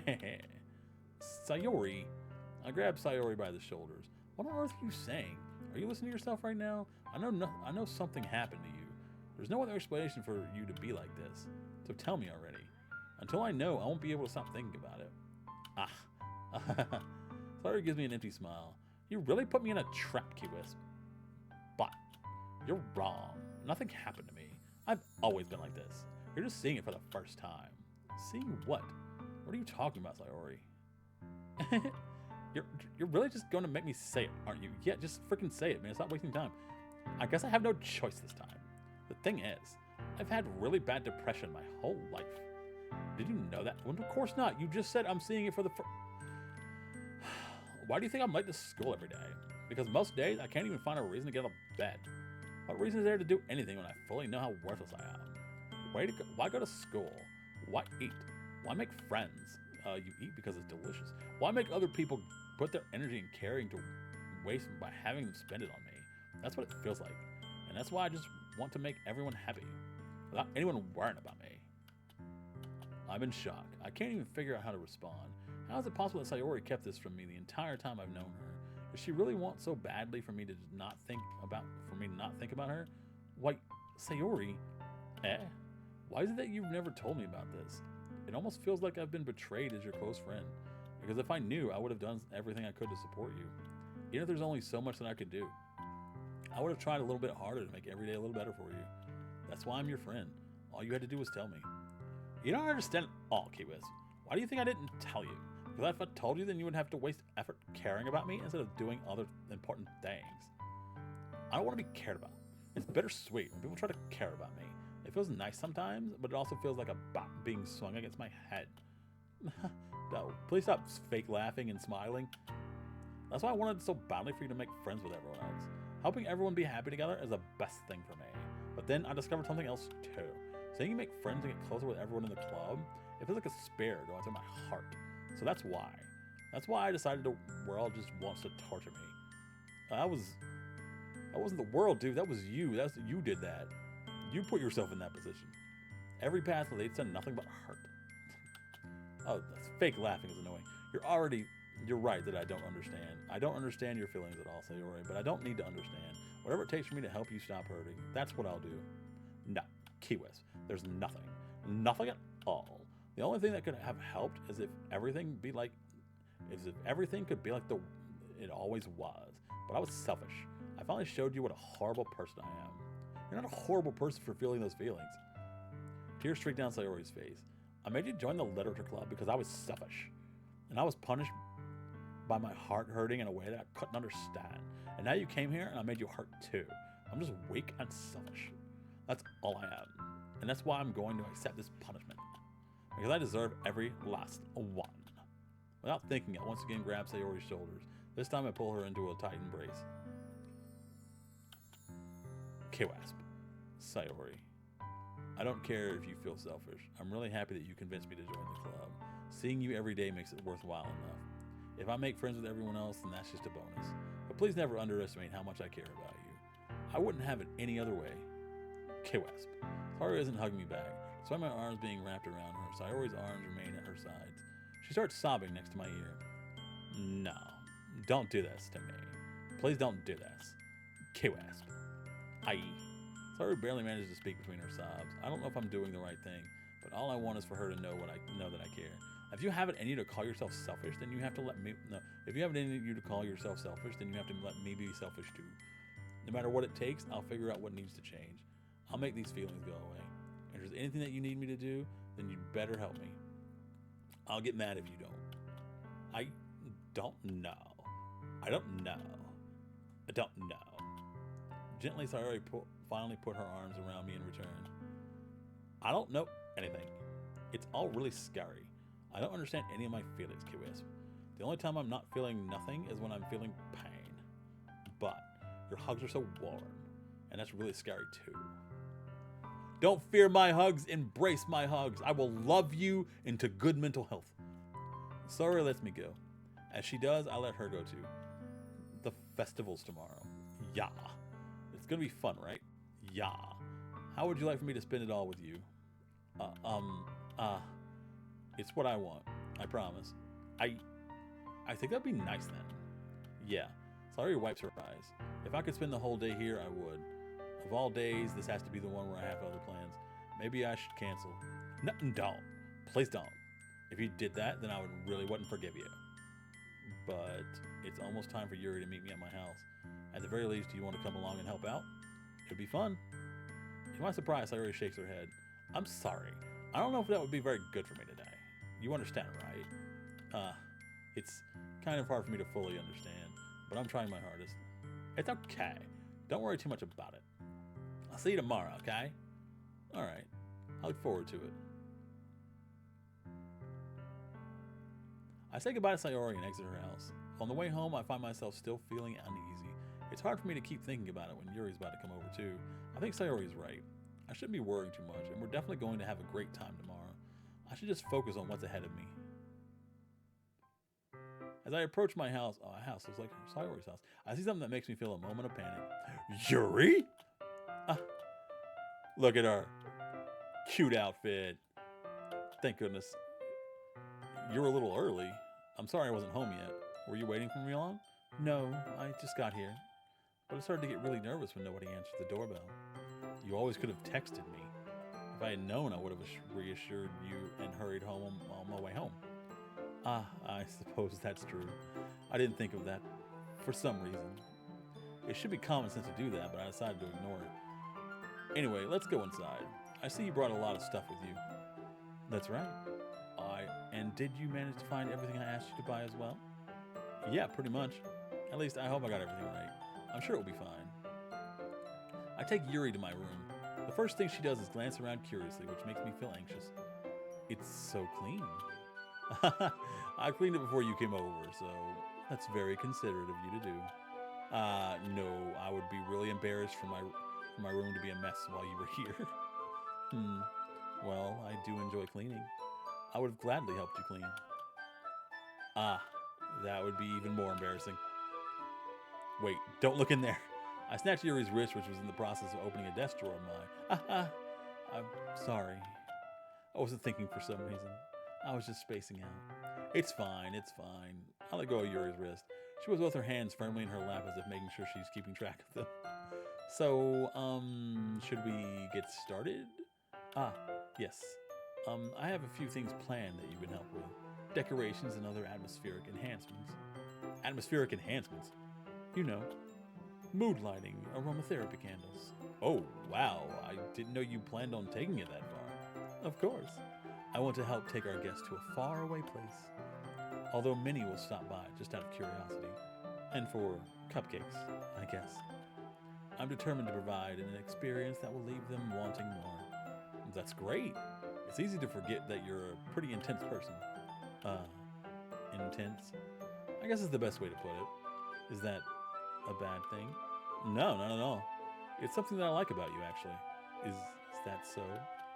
That makes me feel relieved and kind of happy. Yeah, no need to be anxious. You can relax a little. Relax. I brought some things for relaxation. Oh. I'm sure it's fine and innocent. I was going to use them during the poetry event. Oh yeah? Like what? Let's see. Yuri rummages through her bag. She pulls out a few candles and a wooden cylinder-shaped object. Oh! I'm sure that's fine. That's innocent. I did some shopping on the way here, so I happen to have these in my bag. I plan to cover the windows in black paper and use the candles to light them. That's a good plan. She's good at this. I think that would be amazing, don't you? Yeah, that would be really neat. Neat? Did you say neat? I'm the only one who unironically says neat. I'm kind of vibing with this guy. What's that wooden thing, though? Oh, this? It's a diffuser for essential oils. How familiar are you with aromatherapy? Not familiar at all. Ah, is that so? It's one of my favorite contributors to a positive atmosphere. Depending on the oils or herbs you choose, you can change the mood of the air itself. You can even feel it permeate through your body. Relaxation, positive energy, romance, reflection. It's almost like magic. Yuri takes the cylinder and pushes a switch at the bottom. In just a moment, a thin ray of vapor begins to spout through a small hole in the top. Wow, that smells wonderful. What kind of mood is that one for? This is a jasmine essential oil. It smells a little sweet and flowery, right? Yeah, that's a good way to describe it. I chose jasmine for the event because it provides more than relaxation. Jasmine enhances your emotions and helps you feel them flow through your body. You feel warmer and your heart pounds more heavily. Don't you think that would be perfect for sharing our poems? It does sound suitable. ... But you seem to know a lot about this, so I'll trust your opinion with anything. Yuri smiles gently, clearly enjoying herself. She again reaches into her bag and pulls out several spools of thin ribbon. What are those for? Yeah, what are the ribbons for? Gift baskets. Well, did you purchase the origami paper I asked you to get? Yeah, I have it over here. We won't be using the paper for folding origami. What I'd like to do is write a different word on each paper. We'll need about 100 of them. Oh, yeah? What will those be used for? Well, I'm going to cut pieces of ribbon to hang from the doorway of the classroom. Then we can fasten the paper onto the ribbons to create a doorway curtain. Wouldn't that be beautiful? It would also catch the eye of those passing by the room. It may attract some to peek inside. That's really creative. That is very creative. That's a great idea. I don't care if she Googled it. It's her idea now. I had no idea you'd be so good at this, Yuri. Is that so? Well, I suppose I do get a little intense, as you put it. Yuri giggles with red cheeks. Aw, you cute little red cheeks. I want to pinch them. Is it just me, or is she more relaxed when it's just the two of us? Or maybe it's the excitement she feels from sharing something that she enjoys. There's a marker, Key West. You can write any characters you want. I'll help you once I finish cutting the ribbons. Ah, alright. Sitting on the floor together, the two of us get to work. I carefully draw a different character on each paper, doing my best to manage my bad handwriting. Yuri unravels a long strand of red ribbon to her desired length. Then she reaches into her bag once more and pulls out a pocket knife. The knife is strangely beautiful. The silver handle has an intricate pattern of waves etched into it. The blade itself is gently tinted blue. That's no ordinary pocket knife. It looks really fancy. Well, embarrassed, Yuri looks away. What is it? You're going to think it's weird.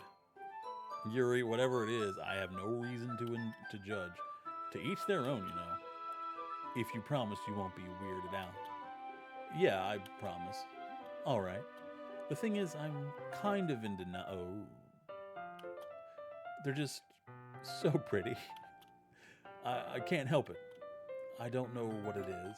The combination of craftsmanship and feeling of danger, maybe. What am I saying? Please don't think I'm weird for this. You're laughing at me? No, I'm not laughing at you. I was just funny how nervous you got about sharing. It's an interesting thing to be into, I guess. But I think it kind of suits you. Suits me? Yeah, it's kind of intense. Besides, it's a really cool looking knife. I can't deny that. It is, isn't it? Yuri relaxes her expression once again.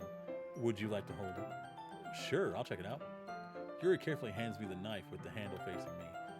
I take it and turn it around in my hands. It feels heavy and extremely solid. Where do you even get a knife like this? Curious of its sharpness, I feel the point of the knife in my index finger. Ow! Wisp, why did you do that? I didn't expect it to be so sharp. I barely touched it at all. It's my fault. I should have warned you. This knife is extremely sharp. It can cut through skin like it's paper. Oh no. A small drop of blood trickles down the side of my finger. Yuri takes my hand and gives the wound a closer look. She stares at it and noticeably fidgets. If you're squeamish, I'll go wash it off now. Without warning, Yuri puts my finger in her mouth.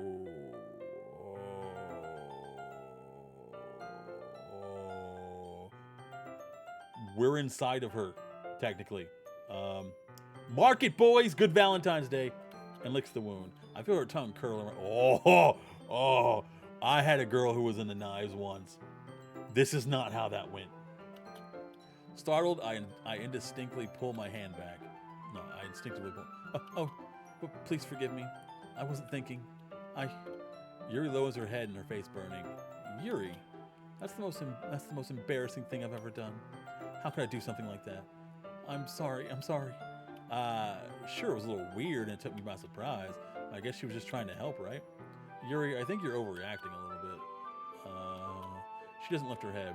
What if she doesn't recover from this for the rest of the afternoon? All right, you know what? This might be a stupid thing to do, but I do it anyway. I take Yuri's hand and lick her index finger in return. Key Wisp, did you really just do that? No, now we're even. Yuri just looks at me like I did something wrong. I knew that would be a bad idea. If not for the sweet aroma of the jasmine oil, the air would be extremely heavy right now. See? Mood scent. She gets it. You're so weird, Key Wisp. Yuri giggles shyly. Yuri calling me weird? I have no response to that. Where do you keep your bandages? I don't think I need one, actually. It was a tiny cut. Look, it already stopped bleeding. I see. That's relieving. The tension is quickly lifted. We each resume our respective activities. I watch Yuri's knife cut through the ribbon like it's nothing but air. Meanwhile, I continue to make progress on the paper. After we finish attaching the paper to the ribbons, we lay them all out side by side. It looks better than I expected, and it will be very effective as a door curtain. It looks great. Good thinking coming up with this, Yuri. Thanks. It's just something I saw online. Knew it. I knew she Googled it.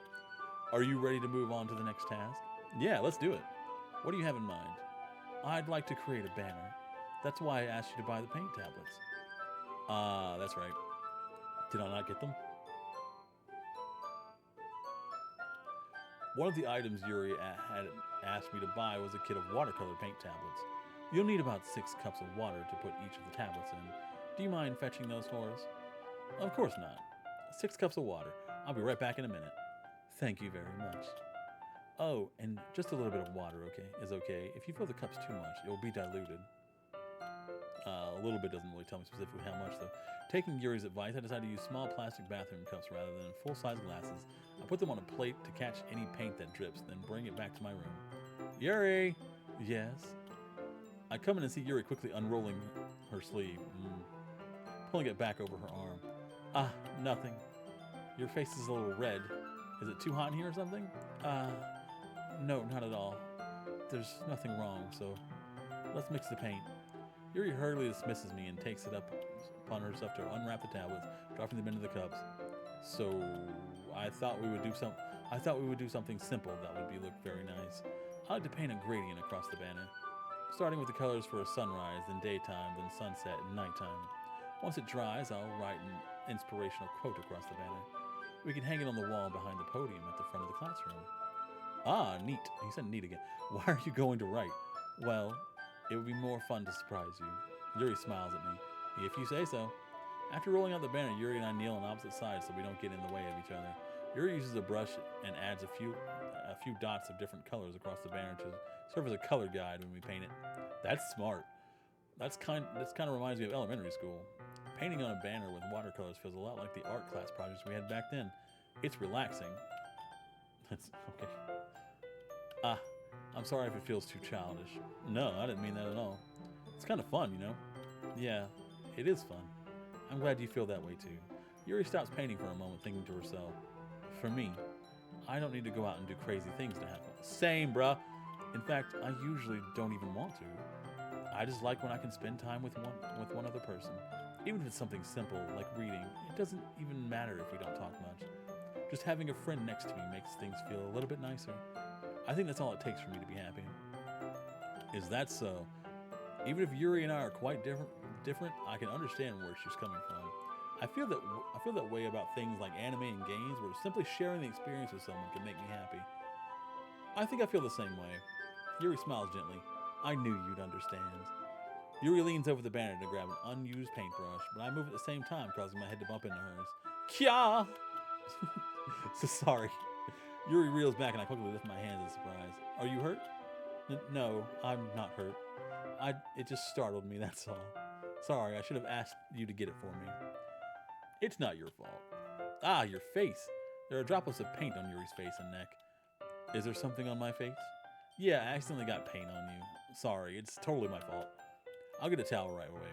I rush out and fetch a small towel, then I dampen it with hot water. I return to the room and kneel back down in front of her.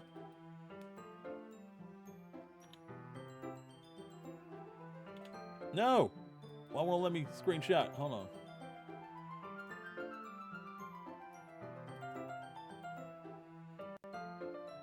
There we go. It's cute. Okay, we're gonna leave that up because apparently I can't. Yeah, print screen just brings the menu thingy back up.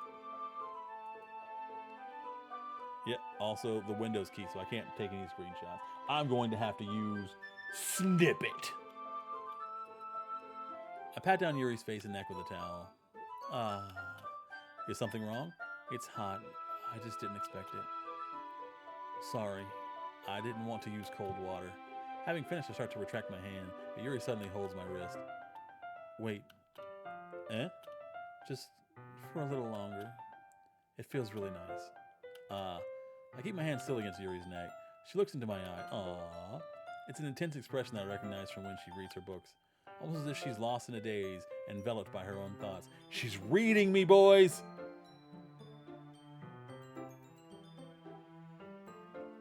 And you know what you do with books. Bind them. Okay. She breathes gently, half through slightly parted lips. What is happening? Is it the aroma of the jasmine oil giving me this dizzy feeling? Yuri's gentle fingers wrapped around my wrist send a tingling sensation through my arm. And suddenly her face seems to be much closer to mine than it was just a moment ago. Ah, Yuri slowly pulls away. Sorry. I've been feeling a little lightheaded today. I didn't mean to space out. It's fine. I was enjoying it. You space out all you want. The moment is over as soon as it began. Yuri picks up her brush again, but her movements seem clumsy, like she's unable to focus. I remain silent, forced to ignore the event that just transpired. Why do we keep ignoring it? I hesitantly retrieve my own brush and continue following Yuri's example. That should do it. I finished filling the night sky with white dots that look like stars. Looking at the banner as a whole, it's very pretty and natural looking. I think it came out better than I expected. I'm really happy with the results. Yeah, me too. Are you going to add the lettering now? Not yet. It needs to dry first. That's true, but won't that take a while? Well, perhaps it would be best to leave it here, then have you bring it in the morning. I could do the lettering in the classroom before our event starts. Is that okay? Well, that's totally fine. Wonderful. In that case, I don't think there's anything more for us to do here. Phew. You say that like you're glad it's over. Was I wrong to assume that you were at least enjoying yourself a little bit? No, it's not that. I'm just glad that we managed to get everything done. I see. I am too. I was a little concerned about time. I need to start making dinner soon. So you don't have any time left? I was secretly hoping we would have extra time after finishing the work. Well, Yuri thinks to herself, I think it would be too irresponsible for me to wait much longer. I'm sorry. I was hoping there would be more time as well. It's probably my fault. Sorry for being such a slow worker. No, it's not your fault at all. And the important thing is that we got everything done, right? Yeah. So, I shouldn't be disappointed. Or anything. Gathering all her things, Yuri seems to look a little downcast. I understand why. It sounded like she rarely gets the opportunity to spend time with friends in a relaxed environment. Yeah, friends. But that doesn't mean that this is the last time it can happen. Truth! Once Yuri packs up, I'll walk her out the front door. Thank you very much for having me today. No problem. I'm glad I was able to help. Just let me know if there's anything else you need me to bring tomorrow. I will. Well then. Yuri fidgets. I guess I'll see you tomorrow? Wait. I kind of say that without thinking. About today. It's fine that we didn't have as much time as we wanted, because we can do this again. Whenever you want. You can come over, or we can go out somewhere. I forgot you don't like going out much. As I stumble over my words, Yuri simply smiles bashfully. Anyway, you know what I'm trying to say, though. You're very thoughtful, Key West. Yuri takes a step closer to me, then briefly squeezes me. Oh! In our face! She's in our face! I kind of like that about you. Well, how am I supposed to respond to that?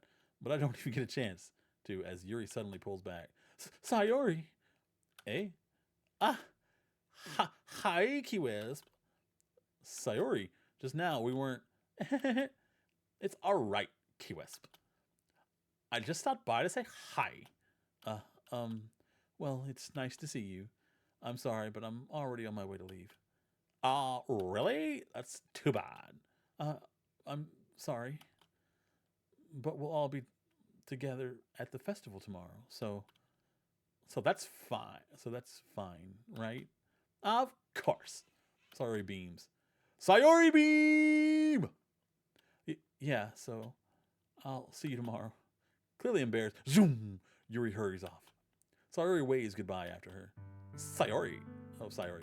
I thought you didn't want to come over today. Well, I tried staying in my room, but my imagination was being really mean to me. So I had to come over and see it for myself. See what? What are you talking about? You know, how much fun you were having with Yuri, and how close you got to her. It makes me really happy. There's like a tear in your eye. You sure about that? You made such good friends. That's all that matters to me. Tears start to fall down. Yeah, they're already falling, dude. That's all that matters to me. Why am I feeling this way, Key West? I'm supposed to be happy for you. Why does it feel like my heart is splitting in half? It hurts so much. You need therapy. You don't need to be talking to me. You need a therapist to help you with your problem. Everything that hurts so much. Anyone out there who has depression, please seek professional help. You do not want to try and live with this on your own or keep it to yourself because you think it'll bother people. Losing you will bother them way more, I promise you.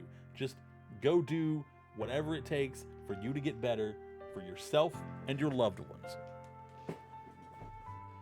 Because you think you're being selfish by putting it on them when you're really being selfish by taking yourself away from them. And that is not something they would want. This would be so much better if I could just disappear. Sorry, don't say that. It's true. That's true, K-Wisp. If I wasn't there, you wouldn't have wasted your sympathy on me. You wouldn't have to put up with me being selfish. Monica was right. I should just... Monica? Monica's right about what?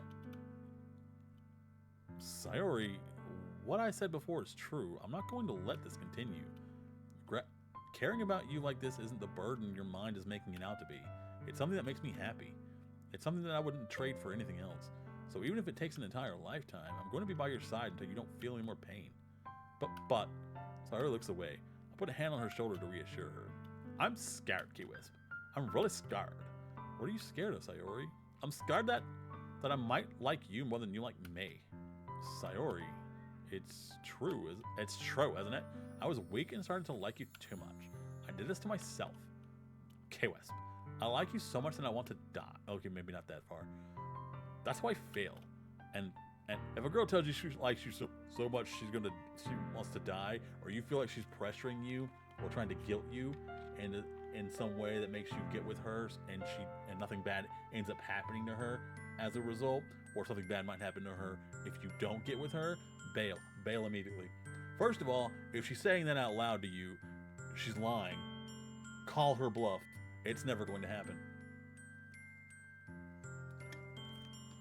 Secondly, even if she wasn't bluffing, that shouldn't be your problem. And if she's willing to do that to you, she's an awful person that you don't need in your life. That's enough, Sayori. I don't want you to hurt anymore. I slide my hand down Sayori's arm and squeeze her hand in my own. Do you remember how I said I always know what's best for you? Do you still believe me? Wordlessly, Sayori nods. Sweet. Love wordless Sayori. Even if you don't understand all of your own feelings, I know what you need the most right now, and that's what I'm going to give you. I love you. You'll always be my dearest friend. Oops. You'll always be my dearest friend. What you need most is for things to be like they've always been. Monica told me the truth. She told me how much happier you seemed after I joined the club. I know you're struggling with some really difficult things right now, but please trust me that I know what's best. I don't know what's best. This guy's dumb. Granted, he's a high schooler, although technically, I don't know if that counts. And what will make you happy in the end? I promise I'll help get things back to the way they were. I see. Sayori forces a smile through an incredibly pained expression. Is this what it feels like to get stabbed in the chest? Oh, wow. That is not a proper response. I should write a poem about this. Sayori, it's okay. That's okay. This is just my punishment, remember? For being so selfish. So please don't worry about these stupid feelings. I know you're right. I know this whole time that there's no happiness down that path. That's why I came here. Just so I can get the answer I needed to hear. And the other thing, you're also right that I just want to go back the way it was. I realize that now. You really do know me better than anyone, K-Wisp. I'll trust you with anything. Anything at all. Except for the deep, dark secret that you were holding in your entire life. But, whatever. So, Sayori smiles, finally breaks. All of a sudden, she turns around and drops to her knees. Ah! Clutching her head with both hands, she screams as loudly as she can. I'm so shocked that I don't know how to react. Okay. Looks over her shoulder and flashes me one more weak smile before turning around and running off. Sayori. I'm left helplessly standing in the front of the house. Why am I feeling so horrible about this? There's nothing more I could have done. The most I can do is support Sayori through her feelings and help her on the path that's right. But I'm having as much trouble understanding.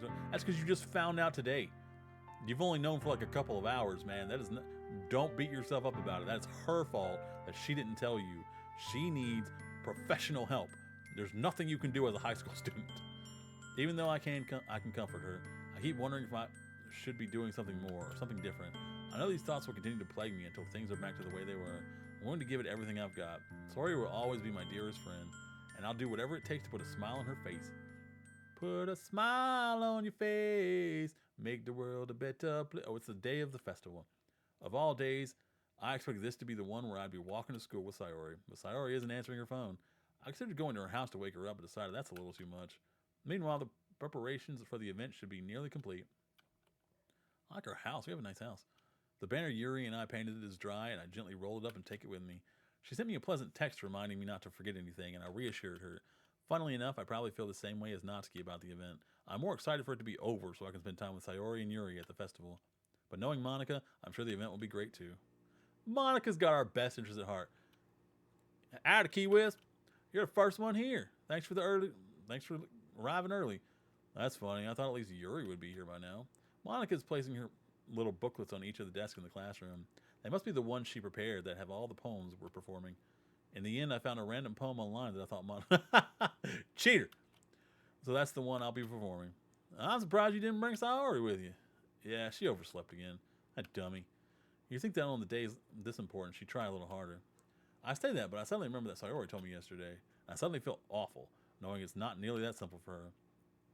I only said it because it's the way I'm used to. Okay. I feel like he's not really actually doing this the way he thinks he's doing it. But we're going to keep going. We're going to keep pushing. You never know. You never know. Oh, I cracked my neck a little bit. You never know. It did feel good, though. I'll give him that. It felt real good cracking my neck. Only said it because of the way I'm used to thinking. But maybe I should have gone to wake her up after all.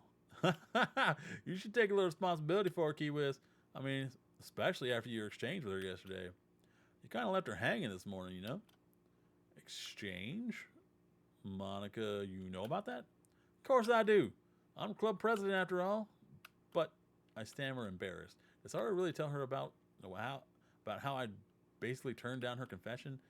That makes me really seem like the bad guy here. But I'm the one who knows what's best for her. Jeez. I don't know the full story at all, though, so don't worry. I probably know a lot more than you think. Monica's being as friendly as usual, but for some reason I felt a chill down my spine after hearing that. Hey, you want to check out the pamphlets? It came out real nice. Yeah, sure. I'll grab one of the pamphlets laid out on the desk. Oh, yeah, they really did. Something like this will definitely help people take the club more seriously. Yeah, I thought so too.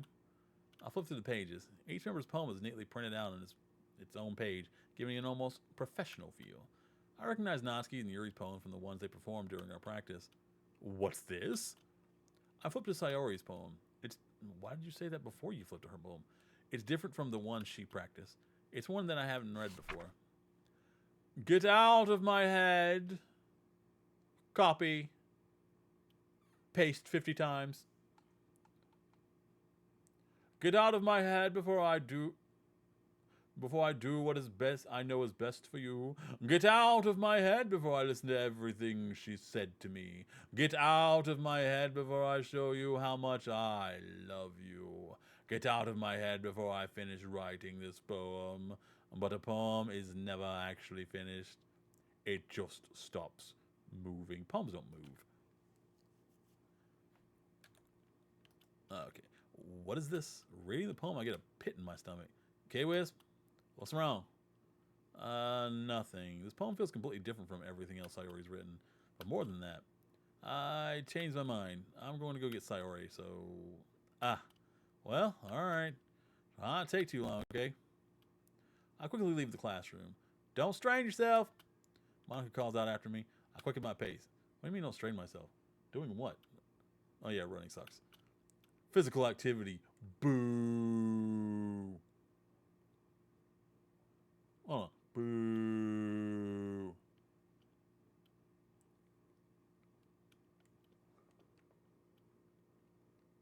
Okay. I'm trying to see. I moved the camera a little bit because I didn't feel like it was tracking me properly. It's still not tracking me properly. You know, one of these days, I'm going to figure out why this camera isn't tracking my mouth movements.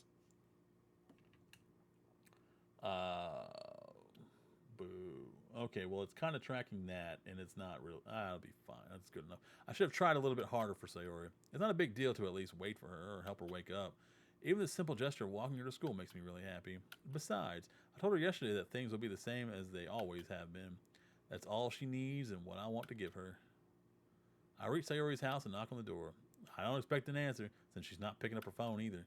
Like yesterday, I opened the door and let myself in. Sayori! She really is a heavy sleeper. I swallow. I can't believe I ended up doing this after all. Waking her up in her own house, isn't that more like something a boyfriend would do? In any case, it just feels right. Outside Sayori's room, I knock on her door. Sayori. Sayori. Oh, wake up, dummy. There's no response. I really didn't want to have to enter her room like this. It's kind of a breach of privacy. But she really leaves me no choice. I gently open the door. Ooh, ooh, ooh, ooh. Ooh, ooh. No, no, no, no, no, no, no, no, no, no, no. We're not doing that. Why was Yuri down there? No, no, no, no, no, no, no, no, no. Seriously, why was Yuri down there? Someone explain that to me. Who brought my girl into this? This is very uncomfortable. This is very, very uncomfortable. And also, my mouth isn't being God, I hate this camera. Is this a nightmare? It has to be. This isn't real. There's no way this can be real. Sorry I wouldn't do this. Everything was normal up until a few days ago. That's why I can't believe what my eyes are showing me. I don't want to see this. I don't want to see this. I don't want to see this. Oh, it'll track big movement. I suppressed the urge to vomit. Just yesterday, I told Sayori I'd be here for... Well, you lied! I told her I know what's best and that everything will be okay. Then why? Why would she... Oh, I guess I can... I'm glad I got me a comfort slowpoke. Jesus. Depressing.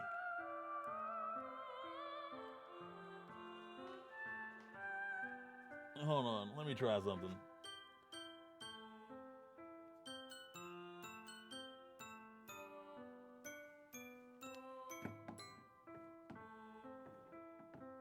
Okay, let's try this. Let's give this a shot. Okay, well, it's...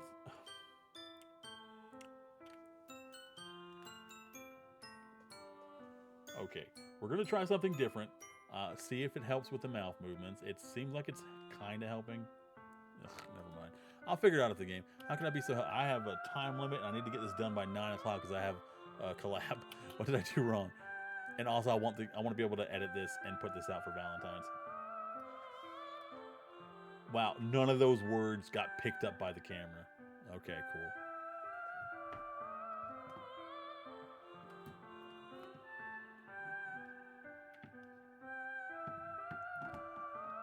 Turning down her confession. Okie doke. Her agonizing screams still echo in my ears. Why did I do that to her when she needed me the most? Why was I so selfish?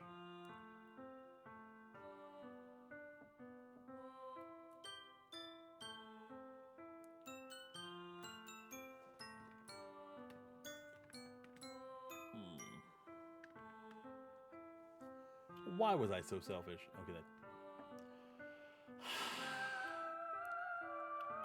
this is my fault. My swarming thoughts keep telling me everything I could have done to prevent.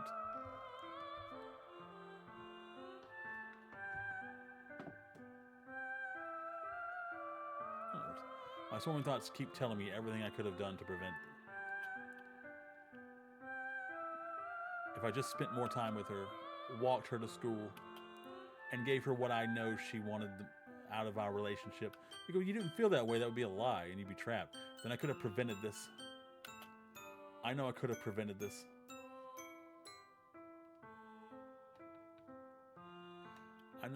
Screw the literature club. Screw the festival. I just lost my best friend. Someone I grew up with. She's gone forever now. Nothing I can do can bring her back. This isn't some game where I can reset and try. I can reset and try something different. Oh no. I had only one chance and I wasn't careful enough. And now I'll carry this guilt with me until I die. Until I die. Nothing in my life is worth more than hers. But I still couldn't do what she needed me. And now, I can never take it back. Never. Never. Never. Forever never. Ever never never.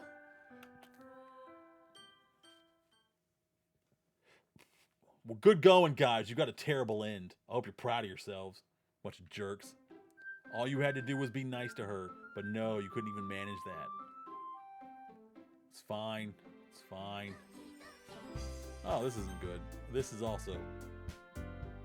This is cursed. I would buy this figure, though. I guess cursed as it is. I'd probably buy this figure, depending on how much it was. I don't want to spend too much on a figure. Figures are pretty pricey in general.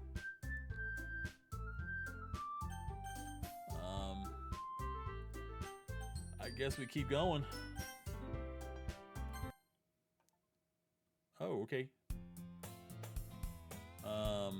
I can't read that Ooga Booga language. I guess we'll just okay.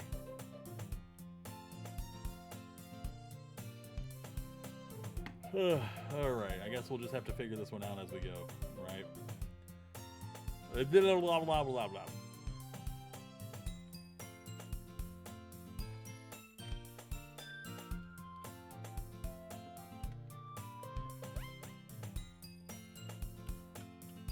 I see an annoying girl running towards me from the distance, waving her arms and oh, why is she? Did it completely? Okay. That girl is my neighbor and a good friend since we were children. You know, the kind of friend you never see as a make a day, but it's kind of works out because you've known each other for so long. We used to walk to school together on days like this, but starting around high school, she would oversleep more and more frequently, and I would get tired of waiting up. But if she's going to chase after me like this, I almost feel better off running away. Okay, well we've got, okay. However, I just sigh and idle in front of the crosswalk and... However, I just sigh and idle in front... Why does that work so well for the camera for it to be so off? I turned it like too far to the side and now for some reason it's tracking my mouth a little bit better than it should. Okay, well, I guess we're just gonna keep it like this then. However, I just sigh and idle in front of the crosswalk and let catch up to me. That's not what you want.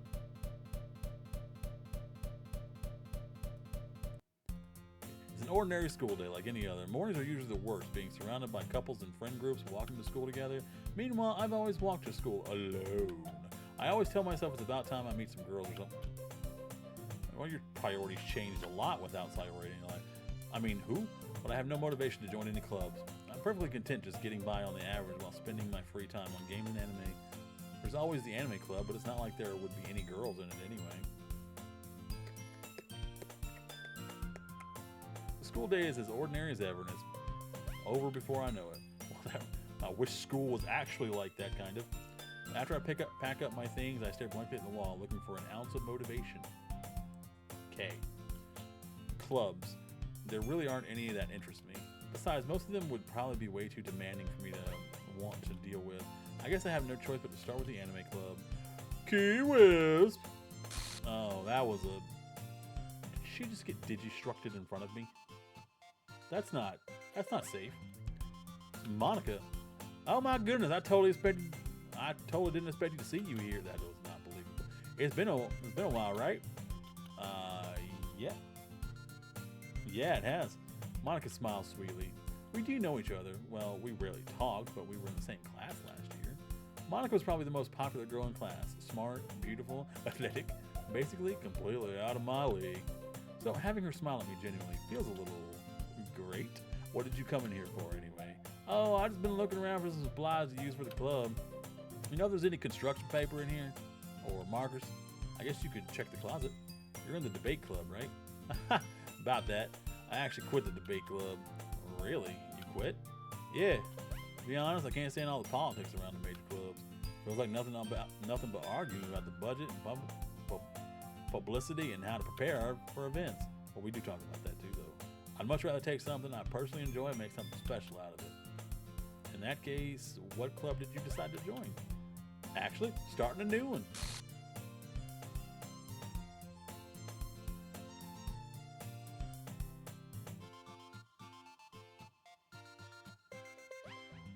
Okay.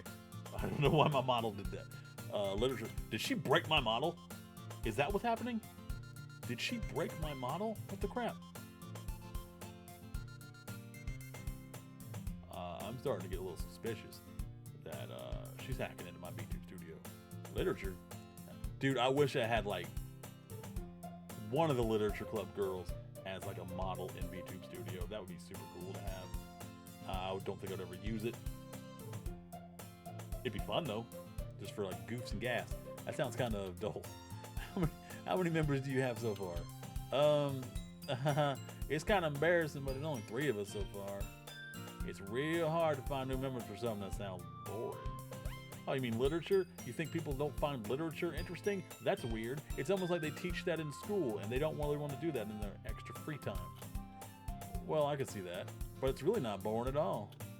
Literature can be anything: reading, writing, poetry, manga. I mean, one of my members even keeps manga collection in the room. Man, I am so good at this. I've guessed so well, I can't even believe it myself.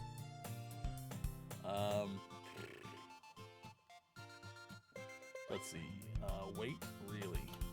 Yeah, it's funny, right? She always insists that manga is literature. Well, manga is literature. Why are you like maybe she's really proud of that? I don't know what to tell you, man. I feel like she's happy and you should just let it be.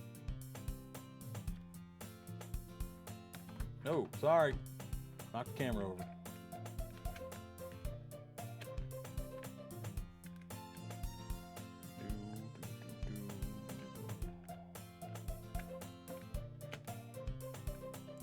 I'm gonna put the camera a little closer, maybe it'll pick up my mouth.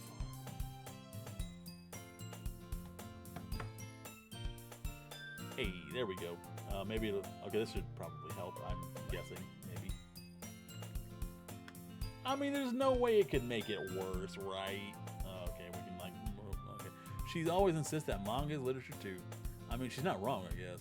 And besides, a member's a member, right? Did Monica say she?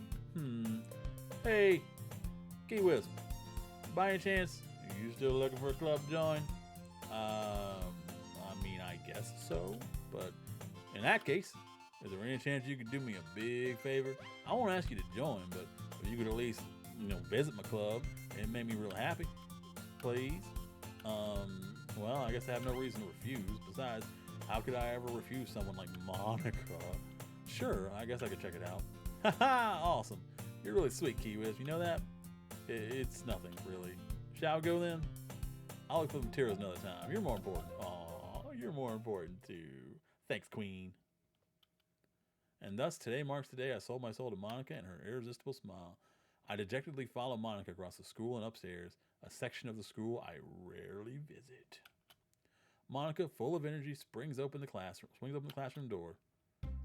Whoa. Calm down. Calm your boobs down. I'm back, and I brought a guest with me. Oh. Not you two, Yuri. Women, man. Women are rough to get your fingers around. A guest? Seriously? You brought a boy? Way to kill the atmosphere. Don't be mean, Natsuki. But anyway, welcome to the club, Key Whiz. All words escape me in this situation. This club is full of incredibly cute girls. So let me guess. You're Monica's boyfriend, right? What? No, I'm not. Natsuki. The girl with the sour attitude, whose name is apparently Natsuki, is one I don't recognize. Her small figure makes her look like a first-year student. Anyway, this is Natsuki, energetic as usual. And this is Yuri, the vice president. It's nice to meet you. Yuri, who appears comparably more mature and timid, seems to have a hard time keeping up with someone like Natsuki. Yeah, it's nice to meet both of you. So, I ran into Key Whiz in the classroom and he decided to come check out the club. Ain't that great? Wait, Monica. Didn't I tell you to let me know in advance when you brought anyone new? I was gonna, sorry, I didn't forget that, but I just happened to run into him. In that case, I should at least make some tea, right? Yeah, that'd be great. Why don't you come sit down, Kiwis? The girls have a few desks arranged to form a table. Yuri walks to the corner of the room and opens the closet. Meanwhile, Monica and Natsuki sit across from each other. Still feeling awkward, I take a seat next to Monica. So, I know you didn't really plan on coming here, but we'll make sure you feel right at home, okay? As president of the Literature Club, it's my duty to make the club fun and exciting for everyone. I'm surprised there aren't more people in the club yet. It must be hard to start a new club. You can put it that way. Not many people are very interested in putting out all the effort to start something brand new, especially when it's something that doesn't grab your attention like literature. You have to work hard to convince people that you're both fun and worthwhile, but it makes school events like the festival that much more important. I'm confident we can all really grow this club to get before we graduate. Right, Natsuki? Well, I guess. Natsuki reluctantly agrees. Such different girls, all interested in the same goal. Monica must have worked really hard just to find these two. Yuri returns to the table carrying a tea set. She carefully places the teacup in front of each of us before setting down the teapot in the middle. You keep a whole tea set in your classroom? Don't worry, the teacher gave us permission. After all, doesn't a hot cup of tea help you enjoy a good book? I guess. Don't let yourself get intimidated. Yuri's just trying to impress you. That's not... Insulted, Yuri looks away. I mean that, you know. I believe you. Well, tea and reading might not be a pastime for me, but I at least enjoy tea. I'm glad. Yuri faintly smiles to herself in relief. So, Kiwis, what kinds of things do you like to read? Well, considering how little I've read these past few years, I don't really have a good way of answering that.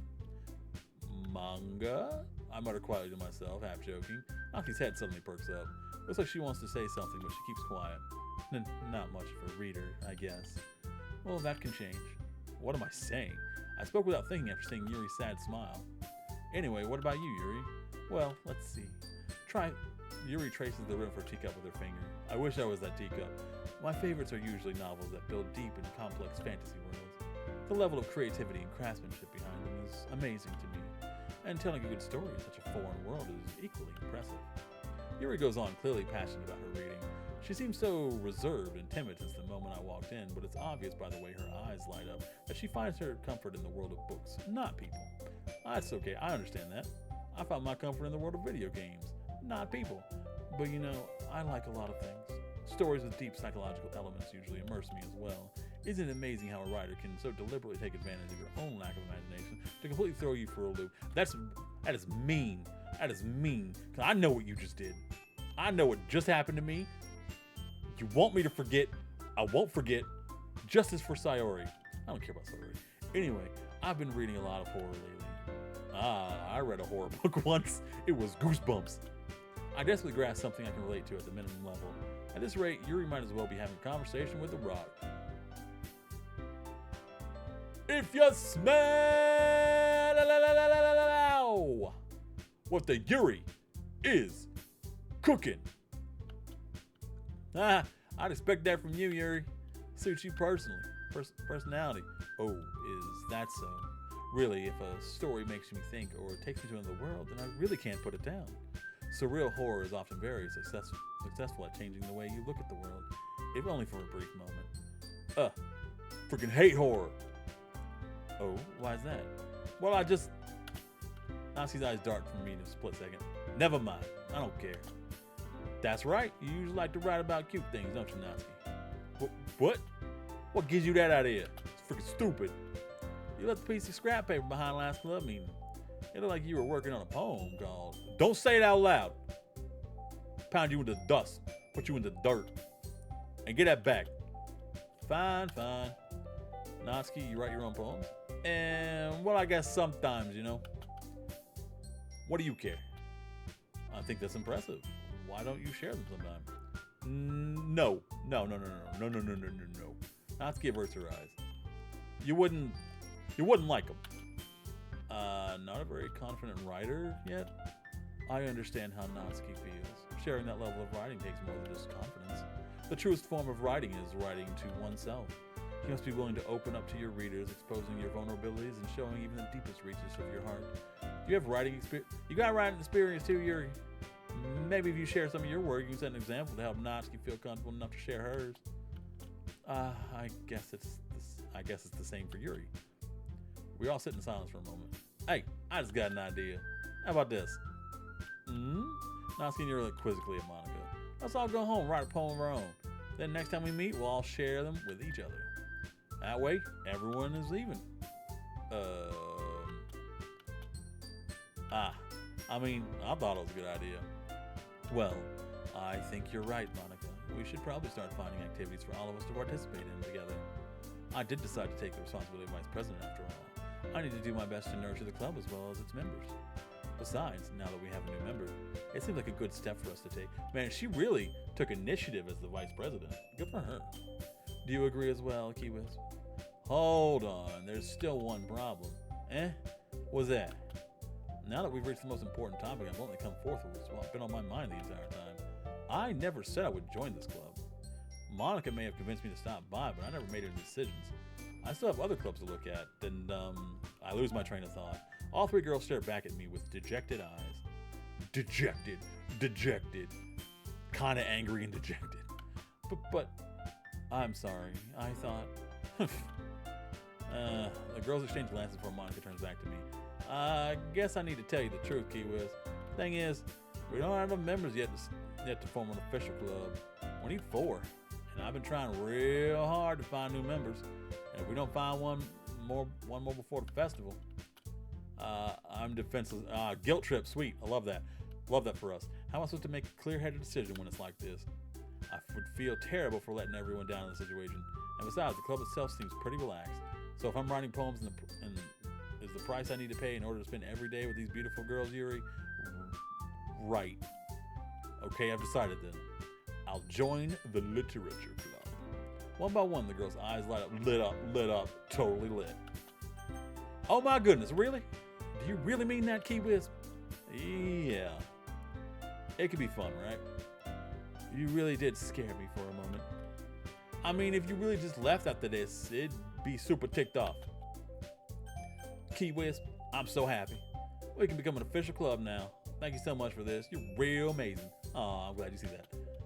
I'll do everything I can to give you a great time, okay? Negotiable. Thanks, I guess.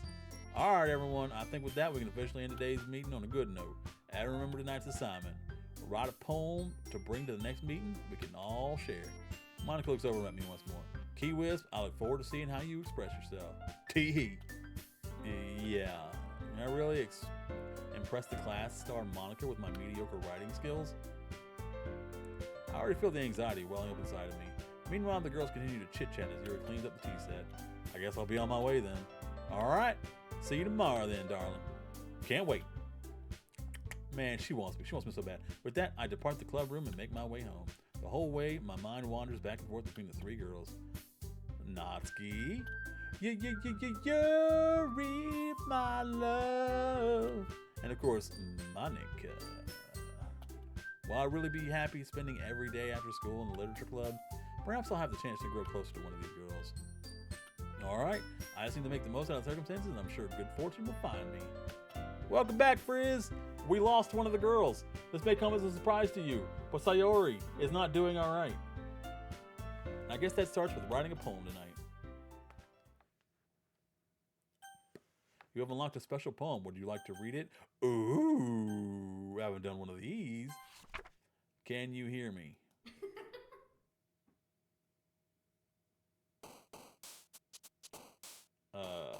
That girl just giggle at me? Yeah, you're right. You're right, Frizz. You understand women a lot better than I do. Oh, she's not even on the page anymore. Landscape. We're going to try and do a perfect one for her. Get massacred. They keep giving me ones where like there's a page that doesn't have any of her words. Oh crap. Anxiety? Okay, good. Judgment. Graveyard. Variance. Entropy. Starscape. Uncanny. Universe. Ooh. Giggles McGiggles. I've never heard anyone call her Giggles McGiggles. Misfortune. Congruent. We're getting real close, guys. Eternity. Disoriented. Horror. Heaven Sent. Oh, we're so close. After Image. She likes the big words and depressing words, but also some of the other ones also like frightening. Philosophy. Oh my god, we have to get this one right. Ambient.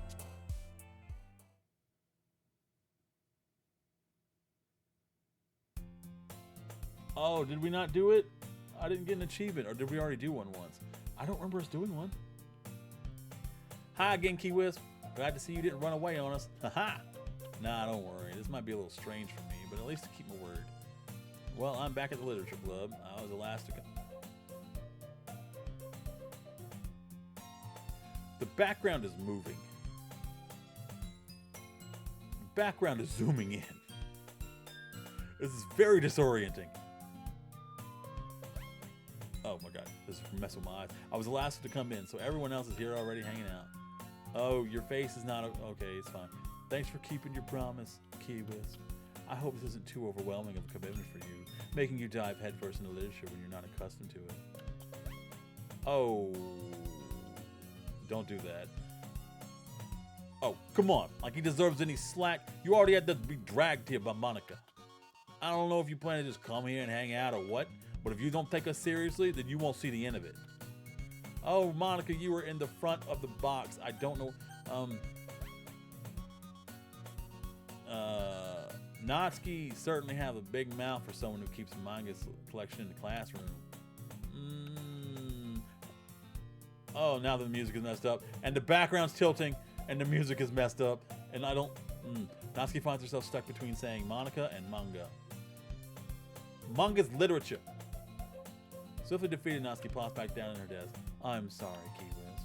We'll make sure to put your I need this background to go back to straight. I'll make sure to put your comfort first, okay? Yuri shoots Natsuki with a disappointed glance. Anyway, now that you're in the club and all, perhaps you might have an interest in picking up a book to read. Well, I can't really say no to. I thought he was going to say, well, I can't really read. Like you said, I'm in this club now, so it only feels right for me to do something like that if you ask. Wait, I didn't mean it like that. If you don't really want to, then forget I said anything, I guess. No, it's not that, Yuri. I want to try to be a part of this club, so even if I don't read often, I'd be happy to pick. Does this background ever get back to normal? I don't need this tilting. It feels like I'm on a cruise ship and we should be falling over to the right. So even if I don't read often, I'd be happy to. Are you sure? I just feel like, well, as vice president and all, that I should help you.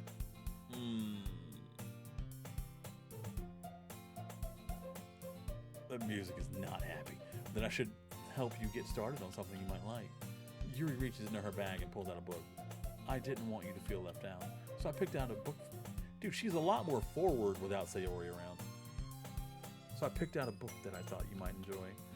It's a short read, so it should keep your attention even if you don't usually read. And we could, discuss it if you wanted.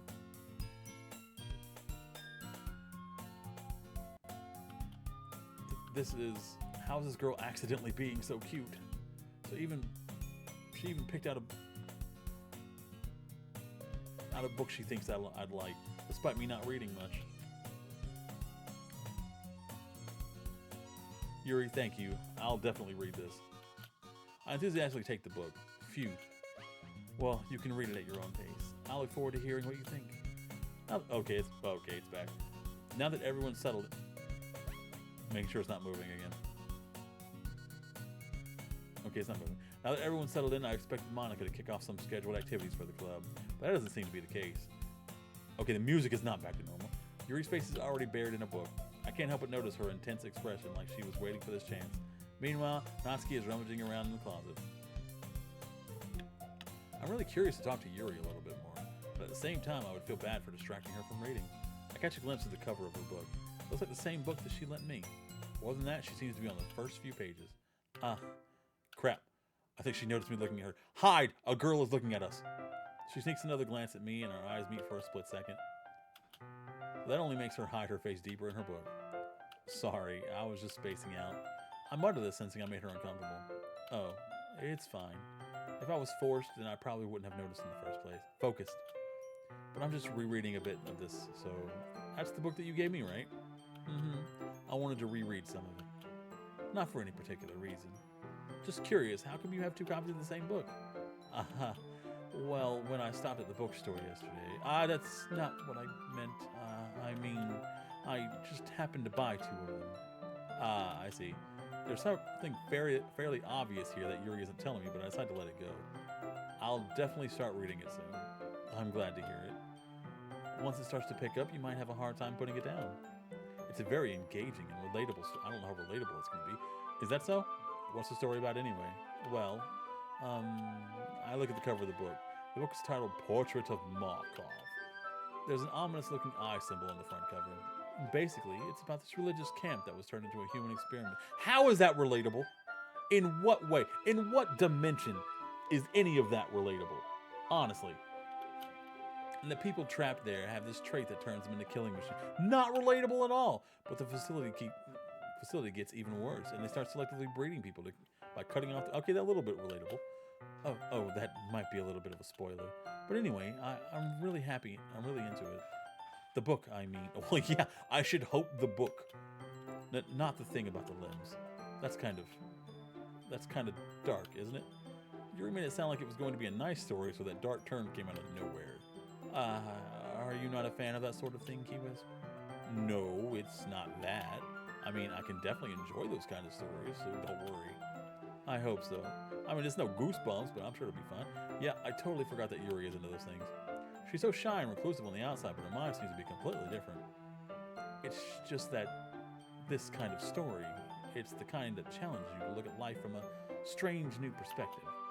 When horrible things happen, not just because someone wants to be evil, but because the world is full of horrible people and we're all worthless anyway. Then suddenly, I'm rambling, aren't I? Not again. I'm sorry. Hey, don't apologize. I haven't lost interest or anything. Well, I guess it's alright then. But I feel I should let you know that I have this problem. When I let things like books or writing fill my thoughts. Wait, hold on. Well, I didn't read what that said. I kind of forgot to pay attention to other people. So I'm sorry if I end up saying something strange. And please stop me if I start talking too much. I really don't think you need to worry. That just means you're passionate about reading. The least I can do is listen. It's a literature club, after all. That's true. In fact, I thought I might as well get started reading it, right?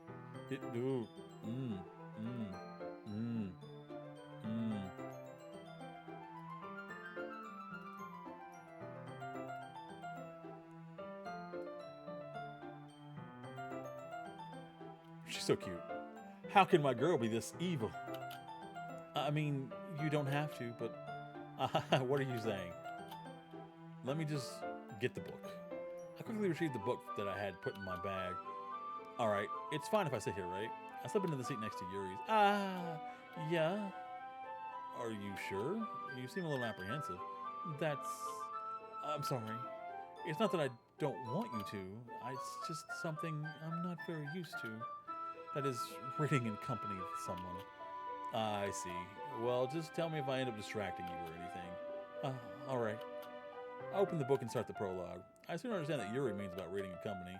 It's as if I can feel her presence over my shoulder as I read. It's not a particularly bad thing, maybe a little distracting, but the feeling is somewhat comforting. Yuri's in the corner of my eye. I realize she's not actually looking at her own book. I glance over. It looks like she's reading from my book instead. Sorry. I was just... with this? Okay. Yuri, you really like apologizing, don't you? I do.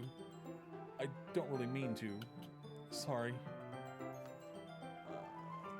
Hold on.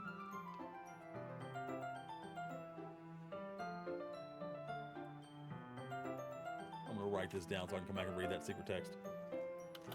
I mean, here, this should work, right? I slide my desk up until it's up against Yuri's and hold my book between the two of them. I suppose so. Yuri timidly closes her own copy. Once we each lean in a little bit, our shoulders are almost up. Shoulder action! It feels like my left arm is in the way, so instead I use my right hand to hold the book open. I guess that makes it kind of difficult to turn the page. Here. Yuri takes her left arm and holds the left side of the book between her thumb and forefinger. I do the same with my right arm on the right side of my book. That way I turn a page and Yuri slides it under the thumb after it flips to her side. But I'm holding it like this. We've huddled even closer together than before. Ooh, ooh. It's actually kind of distracting me. It's as if I can feel the warmth of Yuri's face and she's in the corner of my vision. Oh, she's looking at us. Are you ready? Are you ready? To turn the page. Sorry. I think I got a bit distracted for a second. I glanced over at Yuri's face again and our eyes meet. What up, girl? I don't know how I'll be able to keep up with her. That's okay. You're not as used to reading, right? I don't mind being patient if it takes you a bit longer. Oh, our hand. We have a hand. It's probably the least I can do, since you've been so patient with me. Yeah, thanks. We continue reading. Yuri no longer asks me if I'm ready to turn the page. Instead, I just assume that she's finishes the page before me, so I turn it on my own. We continue the first chapter in silence. Even so, turning each page almost feels like an intimate exchange. My thumb gently letting go of the page, letting it flutter over to her side as she catches it under her own thumb. Hey, Yuri. This might be a silly thought, but the main character kind of reminds me a little of you. No, I don't relate to this character at all. Definitely not. Really? I was just thinking the way she second guesses things she says and all that. That's what you were talking about. Sorry, I thought you meant something else about her. This is definitely different dialogue than the first one. Something else? Never mind. We didn't even get that far yet, so I don't know why that came into my head. Dude, she is crazy. Crazy for feeling so lonesome.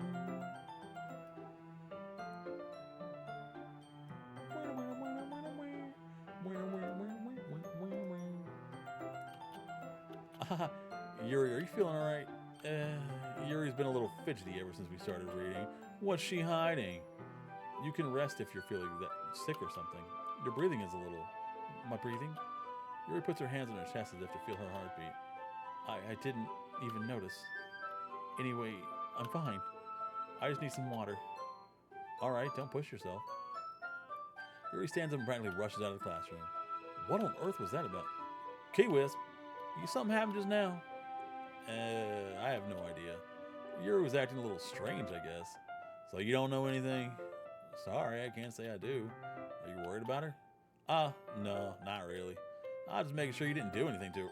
Whoa, allegations? No, nothing. Don't worry, I believe you, silly. Don't call me silly. Nothing gives you the right to call me silly, lady.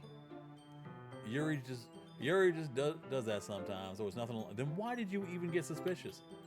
All right, if you say so. Anyway, why don't we start with sharing our poems with each other? Shouldn't we wait for Yuri? Well, she might be a while, so I figured we'd get started without her. Is that okay? Yeah, I was just asking. I stand up.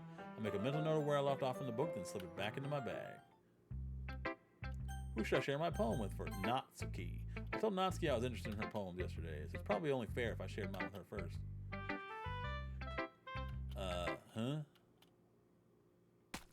Hey, your eyes fell out. Bro.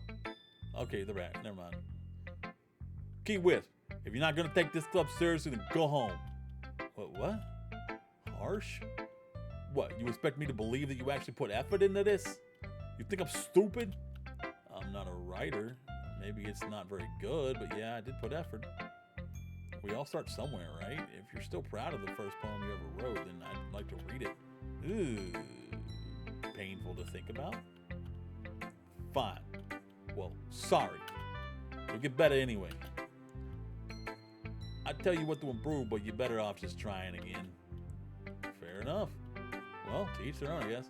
Anyway, I guess I gotta share mine now, whatever. Knowing you probably think it's stupid. Eagles can fly, monkeys can climb, crickets can leap, horses can race, owls can see, cheetahs can run, eagles can fly, people can try, but that's about it. Boom. Done. Yeah, I told you that you weren't gonna like it. I like it. What? Just be honest. I am. Why are you so convinced that I wouldn't like it? Well, because everyone in high school thinks that writing has to be all sophisticated and stuff. So people don't think that writing, don't even take my writing seriously. But isn't the point of the poems for people to express themselves? Your writing style wouldn't make your message any less valid. Yeah, exactly. I like when it's easy to read, but it hits you hard. Like in the poem. Seeing everyone around you do great things, but it can be really disheartening. That's why I decided to write about it. Yeah, I understand. But the other nice thing about simple writing is that it puts more weight on the wordplay. Like I set up for a rhyme at the end, but then made it fall flat like boom, on purpose. It helps to bring up the feeling in the last line. So you did. I guess more went into it than I realized. That's what it means to be a pro. I'm glad you learned something. Didn't expect that from the youngest one here, did you? Yeah, I guess not. I decided to humor her with that last comment. I don't really care how old everyone is, but if Natsuki is feeling proud, then I won't take that away from her. Who should I show my poem to next, last person? Howdy, Key Wisp. Having a good time so far? Yeah. Good. Glad to hear it. By the way, since you're new and everything, if you ever have any suggestions for the club, like new activities or things we can do better, Jello Wrestling. I'm always listening. Don't be afraid to break things up, okay? All right, I'll keep that in mind. Of course, I'll be afraid to bring things up, and much better off just going with the flow until I'm more settled in. Anyway, want to share your poem with me? It's kind of embarrassing, but I guess I have to. Don't worry, Wisp. We're all a little embarrassed today, you know. But it's that sort of barrier that we'll all learn to get past soon. Yeah, that's true. I ain't Monica my poem. Great job, Key Wisp. I was going, oh, in my head while reading it. It's really metaphorical. I'm not sure why, but I didn't expect you to go for something so deep. I guess I underestimated you. It's easier for me to keep everyone's expectations low. That way, it always counts when I put in some effort. Haha, that's not very fair, though. Well, I guess it worked anyway. You know what, Yuri? You know what? You know that Yuri likes this kind of writing? Writing that's full of imagery and symbolism and junk. Sometimes I feel like Yuri's mind is just totally detached from reality. I don't mean that like it's a bad thing, though. But sometimes I get the impression that she's just totally giving up on people. She spends so much time in her room, in her own head, that it's probably a much more interesting place for her. But that's why she gets so happy when you treat her with a lot of kindness. I don't think she's used to being indulged like that. She must be really starved for social interaction, so don't blame her for coming on a little strongly. Like earlier, I think if she gets too stimulated, she ends up withdrawn and looking for alone time. Suddenly the door opens. Yuri! I'm back. Did I miss anything? Not really.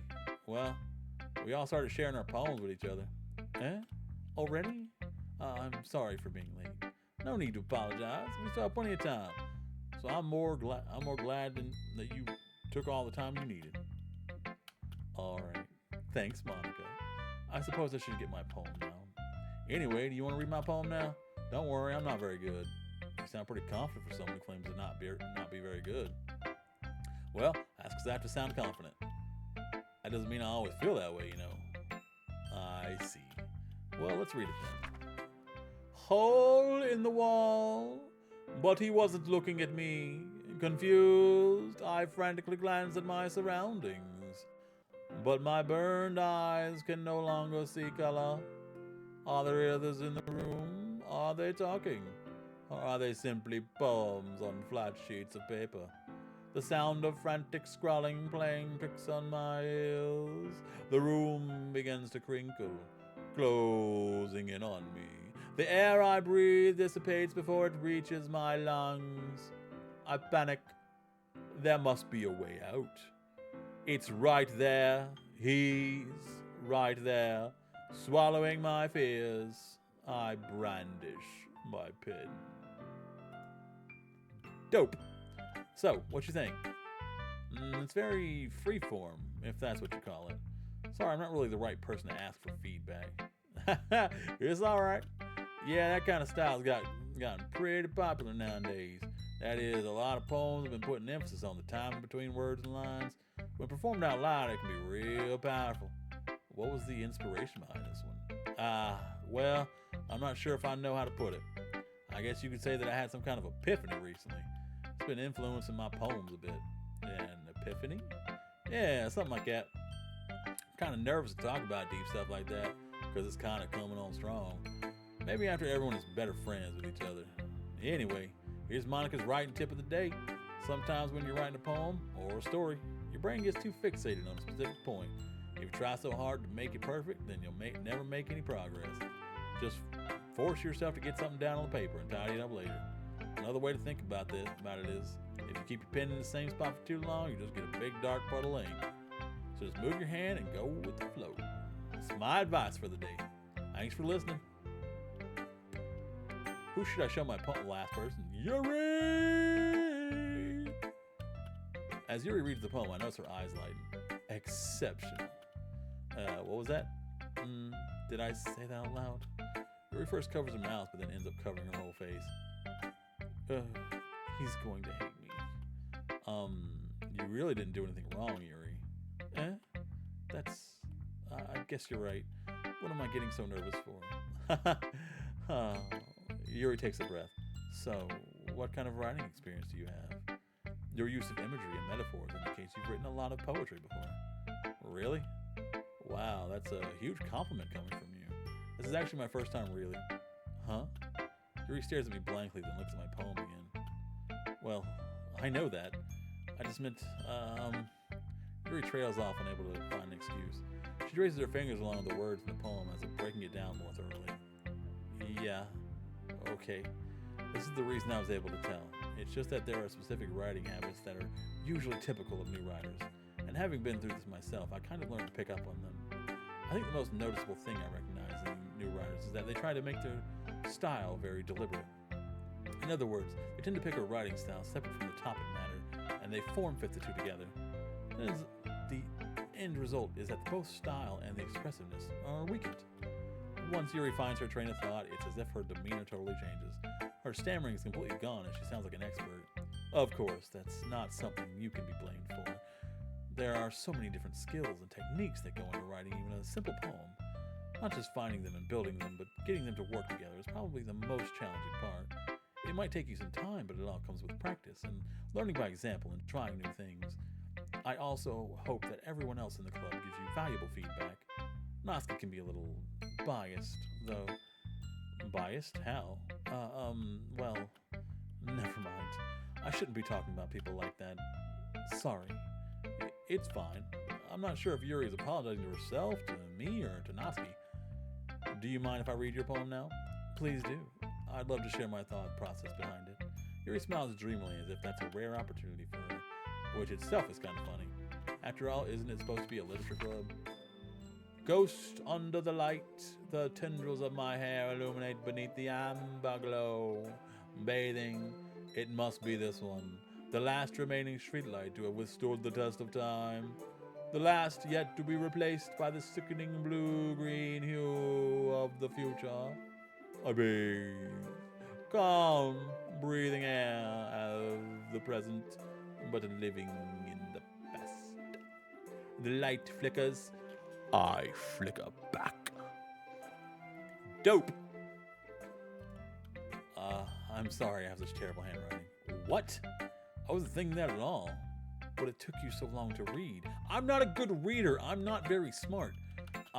Well, I just don't read script very often. I actually think your handwriting is pretty. That's a relief. Also, I liked the poem. I like streetlights. They're fun. Even though it's short, it was really descriptive. It wasn't too short. I usually write longer poems. Not at all. I'm really glad to hear that. I'll be honest, since it's our first time sharing, I wanted to write something a little more mild. Something easy to digest, I suppose. Are you into Ghost, Yuri? Actually, the story isn't about a ghost at all, Key Wisp. Really? I must have totally missed the point. And that part where you said ghost multiple times. Well, I suppose you did only glance over it after all. But remember, the poets often express their own thoughts, feelings, and experiences in their work. They usually do more than tell a simple story or paint a picture. In this case, perhaps the subject of the poem is only being symbolically compared to a ghost. Because you died at one point and you came back to kind of life, and now you're haunting people and people can't touch you? I get that. Lingering in her last remaining place of comfort, unable to let go of the past, as soon to be left with nothing. That's a lot more solemn putting it that way. I hadn't even thought of that. That's impressive. Huh? It's nothing, really. Yours was impressive too, so nah. If anything, I could probably learn a thing or two from you. I feel like I can learn a lot from her. You think so? Yeah, of course. You know, I was really nervous about doing all this, but in the end, I enjoyed it. I'm going to keep doing my best for you, Kiwi. Do your best for you. Don't live up to some boy. Guys, ladies, don't live up to someone else. Don't do your best for someone else. Do your best for you. There's an old saying, and I think it applies here. You can't make someone love you. You can only make yourself someone worth loving. Focus on being a better you. Me too. Phew. Oh. I don't like that. I don't like what's going on right here on this wall. Oh, and the music messed up again. Oh my god. Okay. I guess that's everyone. I glance around the room. That was a little more stressful than I anticipated. It's as if everyone is judging me for the mediocre writing abilities. Even if they're just being nice, there's no... this is a literature club after all. I sigh. Lay sigh. I guess that's what I ended up getting myself into. Across the room, Monica is writing something in her notebook. Is it that drawing on the back wall? Because I don't care for that. My eyes land on Yuri and Natsuki. They gingerly exchange sheets of paper, sharing their respective poems. As they read in tandem, I watch each of their expressives change. Natsuki's eyebrows furrow in frustration. Meanwhile, Yuri smiles sadly. Oh, what's with this language? Eh? Did you say something? It's nothing. Natsuki dismissively returns the poem to the desk with one hand. I guess you could say it's fancy. Thanks. Yours is cute. Cute? You completely missed the symbolism there? It's clearly about the feeling of giving up. How can I be cute? I know that. I just meant the language, I guess. I was trying to say something nice. Eh? You mean you have to try that hard to come up with something nice to say? Thanks, but it really didn't come out nice at all. Well, I do have a couple suggestions. If I was looking for suggestions, I would have asked someone who actually liked it or beat it out of you. Which people did, by the way. Monica liked it, and Key Wisp did too. So based on that, I'll gladly give you some suggestions of my own with my fist. First of all, excuse me, I appreciate the offer, but I spent a long time establishing my writing style. I don't expect it to change anytime soon, unless of course I come across something particularly inspiring, which I haven't yet. And Key Wisp liked my poem too, you know. And he even told me he was impressed by it. Natsuki suddenly stands up. Oh? I didn't realize you were so invested in trying to impress our new member, Yuri. That's not what you're just... Yuri stands up as well. Maybe you're just jealous that Key Wisp appreciates my advice more than he appreciated yours. Huh? And how do you know he didn't appreciate my advice more? Are you that full of yourself? Yuri, no. If I was full of myself, I would deliberately go out of my way to make everything I do overly cutesy. Well, you know what? I wasn't the one whose boobs magically grew a size bigger as soon as Key Wisp started showing up. Boom! Natsuki! Natsuki, that's a little... This doesn't involve you. This doesn't involve you. Taking out your own insecurities on others like that, you really act as young as you look, Natsuki. Me? Look who's talking. You want to be edgy? Oh, that's a B word. She dropped the B word. That's a bomb. Edgy. Sorry that my lifestyle is too much for someone your mental age to comprehend. See? Just saying that proves my point. Most people learn to get over themselves after they graduate middle school, you know. If you want to prove anything, then stop harassing others with your sickening attitude. You think you can counterbalance your toxic personality just by dressing and acting cute? The only thing cute about you is how hard you try. Whoa, be careful, or you might cut yourself on that edge there, Yuri. Oh, my bad, you already do, don't you? Did you just accuse me of cutting myself? What the heck? Oh, F word. Is wrong with your head? Yeah, go on. Like Key Wisp here, everything you really think. I'm sure I'll be head over heels for you after this. Suddenly Yuri turns towards me as if she just noticed I was standing there. Key Wisp, she's just trying to make me look bad. That's not true. She started it. Oh, lots of words. Oh, crap. There was a lot of words I did not read. Yuri. Oh, that's uncomfortable.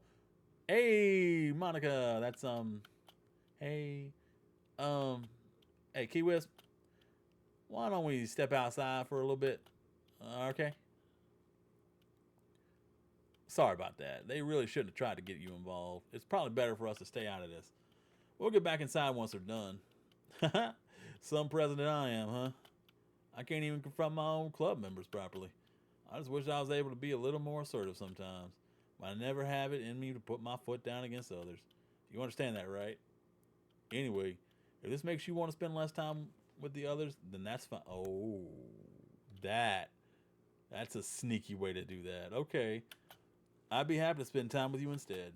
Suddenly, Natsuki turns out of the classroom. She quickly runs away. Oh, dear. Well, looks like they're done. I didn't mean it. Yuri is rocking back and forth in her desk with her palms on her forehead.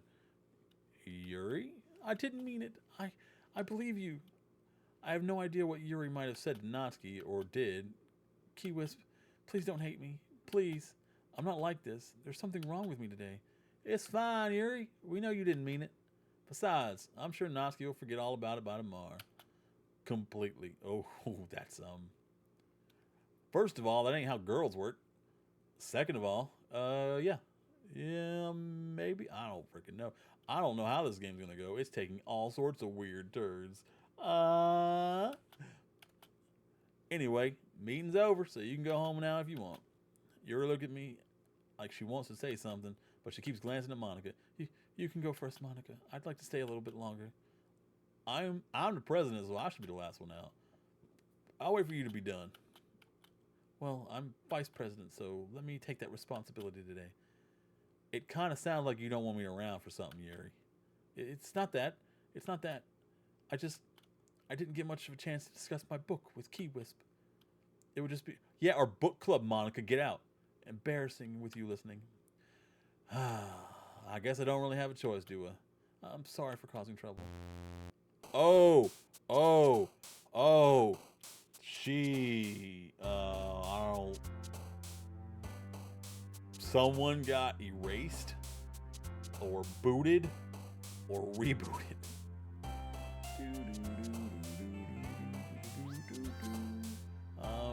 It doesn't matter now.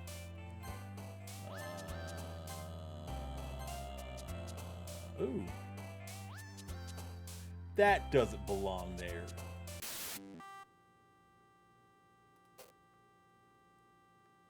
Philosophy.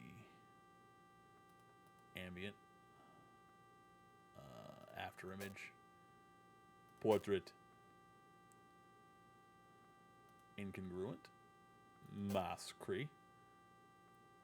Contamination. What the frick was that noise? I made a pick and I heard a girl go, ah. Extraordinary. Doki Doki. That's the name of the game. Might as well, right? Existence. That's infallible. That's not. Who's that? That doesn't look like any of the girls in the game. Yeah, of course, Frizz. You know you are. Another day passes and it's time for the club meeting already. I've gotten a little more comfortable here over the past couple days. Entering the club room, the usual scene greets me. Welcome back, Key Wisp. Hi, Yuri. I'm not sure if it's me or if it's Yuri's expression, but the weight of yesterday's quarrel still hangs in the air a little. Yuri glances over her shoulder, looking around the room. Natsuki is reading manga at a desk, and surprisingly, Monica isn't here yet. That happened the first time, too. What's she doing? She having snackies without us? Suddenly, Yuri takes my arm and pulls me into the corner of the room. About yesterday, I really need to apologize. Nothing like that has ever happened before. And something just came over me, I guess. I wasn't acting mentally sound. Please, don't think we're usually like this. Not just me, but Natsuki as well. Yuri, I'm happy that you were considerate and apologized. You don't have to worry too much. Even though I've only been here a couple days, I could tell something was off yesterday.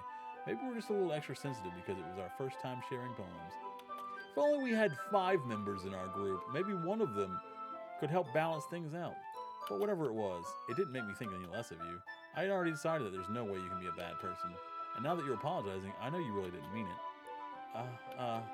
Kiwis, don't say those kinds of things so frankly.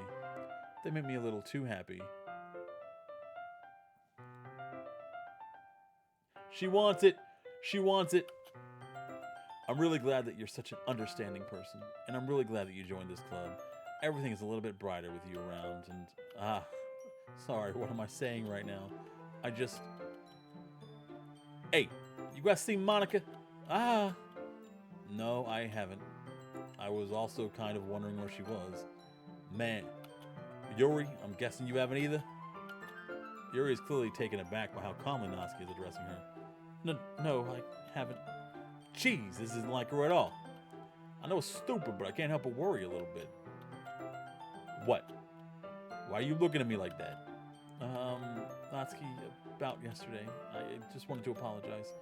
I promise I didn't mean any of the things I said, and I'll do my best to stay under control from now on. So, this is very mature of her, though. Yuri, what the heck are you talking about? You do something yesterday? Jeez. Whatever's on your mind, I'm sure it was nothing.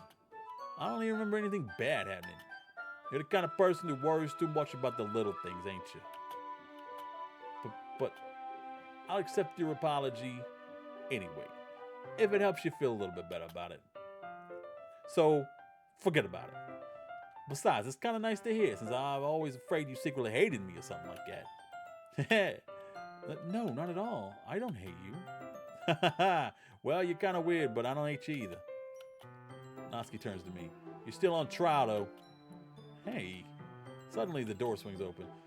Sorry. I'm super sorry. There you are. There you are. I didn't mean to be late. I hope you guys weren't worried or nothing. Nah. Well, Natsuki was. I was not. What took you so long anyway? Well, my last period today was study hall. But to be honest, I kind of just lost track of time. That makes no sense, though. You would have heard the bell ring at least.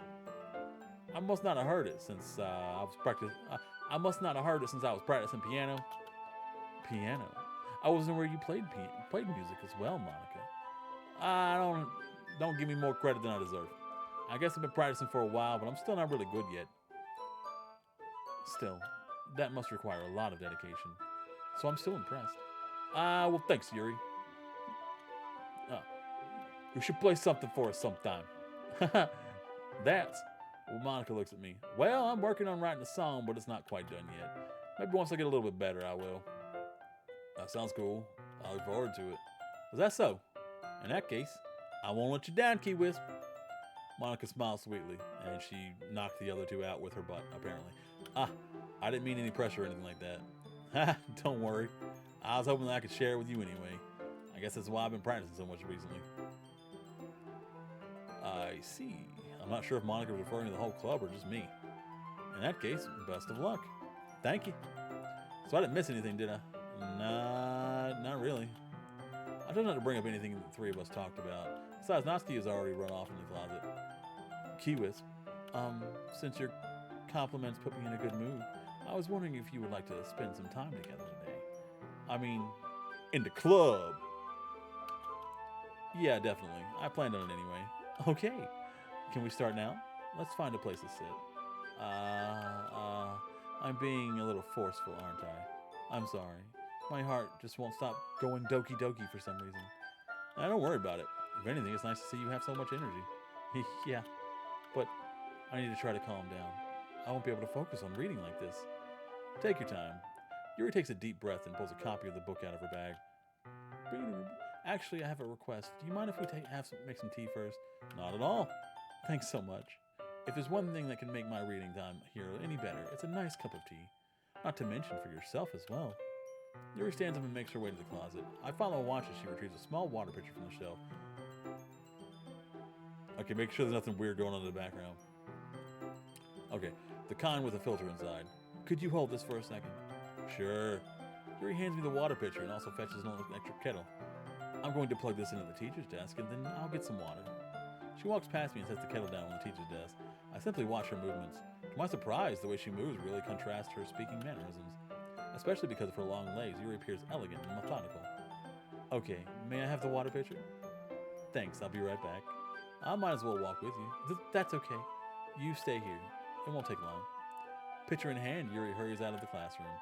Ah, Yuri leave again? No, it's not like that this time.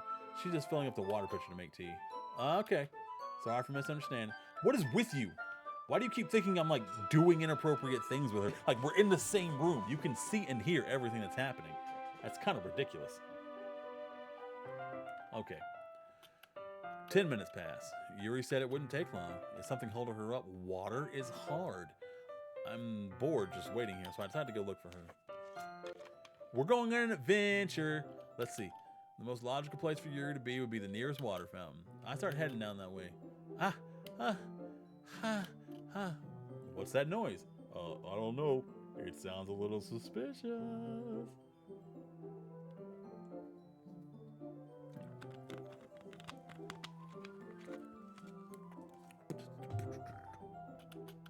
It's coming from around the corner. It sounds like breathing. I don't know if sounds like breathing. Well, it sounds like Darth Vader breathing. That counts. Okay. I'll let it pass. A sharp inhale, like someone is sucking the air through their teeth. Are they in pain? I reach the corner and peer around. Yuri? Kya? Oh, that's not. Oh, it's rewind. Guys, we just got rewound. Oh, it's rewind time. I'm back. Thanks for waiting patiently. Key Wisp, do you like oolong tea? I oolong to finish this game because you guys are freaking me out a little bit. Yeah. Anything is fine. Very well. Yuri sets the temperature on the kettle to 200 degrees. Now it's time to get the teapot. You really do this properly, don't you? Of course. I shouldn't do any less when I'm making tea for others, even if I'm not an expert on tea or anything. Uh-huh. In that case, you'll only be even more impressed. Perhaps I will. Yuri fetches the teapot and begins measuring the tea leaves. To my surprise, she even starts humming.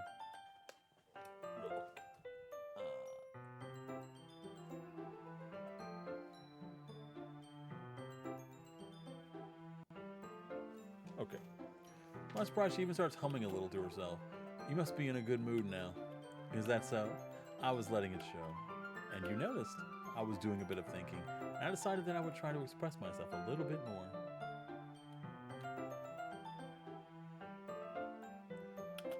It turns out it's not very hard for me to do.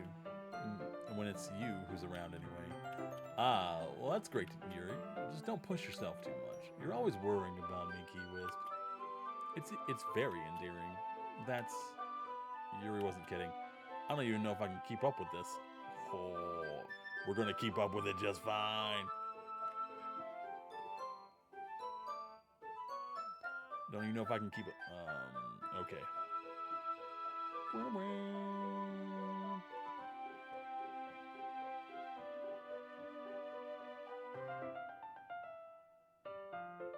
I don't know why my figure is bouncing like that. Stop.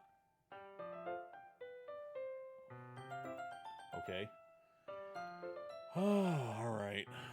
I don't even know if I can keep up with this. I watch Yuri pour a cup of tea for each of us. Key Wisp, I have another request. Do you mind if I sit on the floor today? Why is that? It's a little bit easier on my back. I can read with my back against the wall rather than bending over at my desk.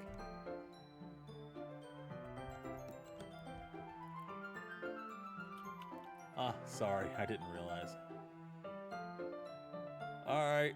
Have fun. I'll stay safe with these girls. I'm safe. I'm safe. I'm safe. I'm safe. If I'm not streaming in 10 minutes, send a search party. I just have back pain fairly regularly, so I do my best to manage it. Is that so? I wonder why that is. It's most likely because your posture, right? I always hunched over like that while reading. Yes, I have terrible reading posture. So that's why you should sit on the floor. Fair enough. I'll go ahead and get the book. I'll retrieve the book from my bag. Ah, I have some chocolate as well. It's a bag of small chocolate candies. I take it, since it'll go well with the tea. Yuri and I then sit against the wall, teacups at our sides, as if in sync. You can't say in sync and not expect me to try and sing a song. My brain is just like, sing an in sync song right now. Can we assume the same reading position as last time, each holding? Okay, yeah, same one, except this. Our bodies are even closer to each other. I can't see too well. Yuri slides closer until our shoulders. I like that the motion for her sliding closer is just dip. How am I supposed to just focus on reading like this? Yuri was always kind of cute, but when she's being less apprehensive, it's almost more than I can handle. Your teacup? Yuri handles my teacup. Holding it with my hand that's not holding the book, I end up in a position that makes it even harder to focus, because now I need to worry about making sure I don't accidentally touch her chest. Meanwhile, Yuri hasn't noticed a single thing. She wears her intense reading expression, and I can only presume the world around her has faded away. I use all of my willpower to focus on reading.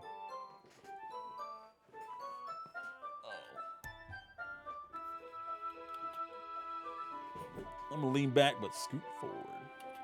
After a few minutes, I finally managed to relax a little bit.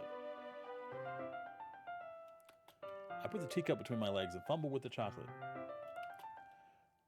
Sorry. I briefly let go of the book to finish opening the wrapper. You can have as much as you want. That's okay. I won't take any. Are you sure? Well, if I touch it, then it might get smudges on the pages. You're right. I didn't even think about that. You're so smart. Our girl is so smart. Guys, she the one that I want? Who? No need to apologize. I'll hold the book, okay? Are you sure? Of course. We're gonna save, because I need to come. Okay, there we go. Because I need to come back here for an ambiance video. I really like these particles. Yuri opens the book with both hands. Wait, okay, yeah. Yuri opened the books with both hands. She holds it so that I don't have any harder of a time reading from it, but as a result, her left arm is practically resting on top of my leg. Well, in that case, Yuri is already totally focused on reading again. I take a chocolate candy and pop it into my mouth. Then I take another chocolate. Hold on. I noticed that there are less save files. Okay, let me look into this real quick.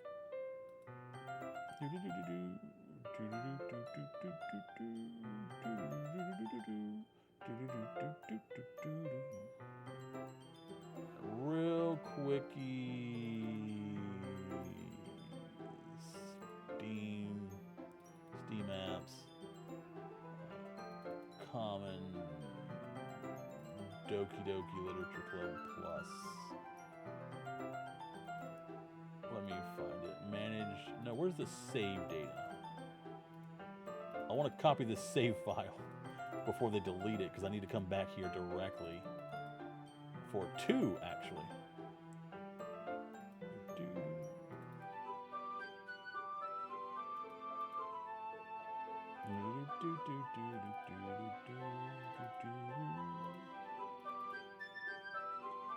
No save file, mono. Browsers, nope. I'll make a note to cut this part out of the final video.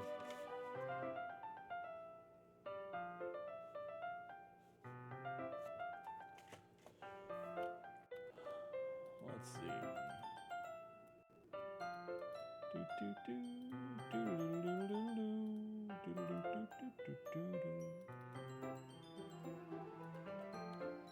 Okay.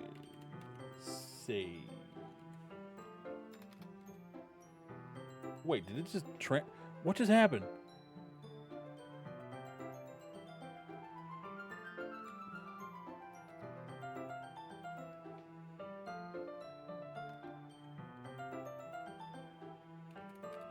Oh, something just happened.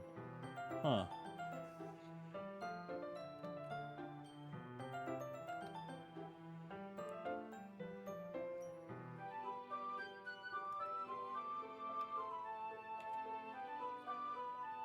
Okay, something just caused me to do my transition, and that has never worked whenever I've tried to use it before. So I don't know what happened. Tools, hotkeys.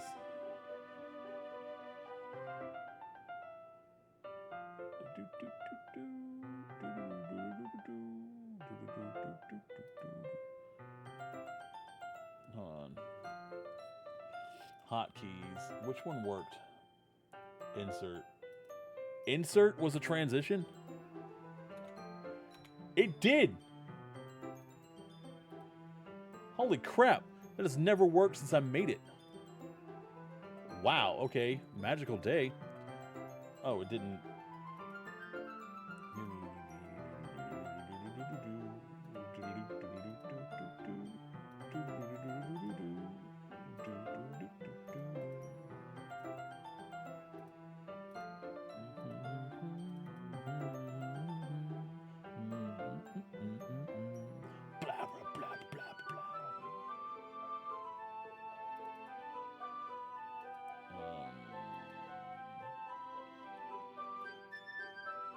Well, shoot.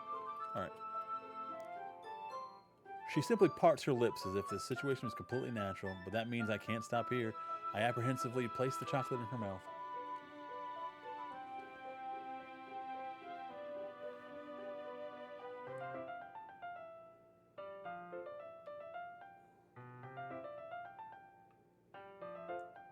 Oh, that's weird. It says my stream ended on... that was weird.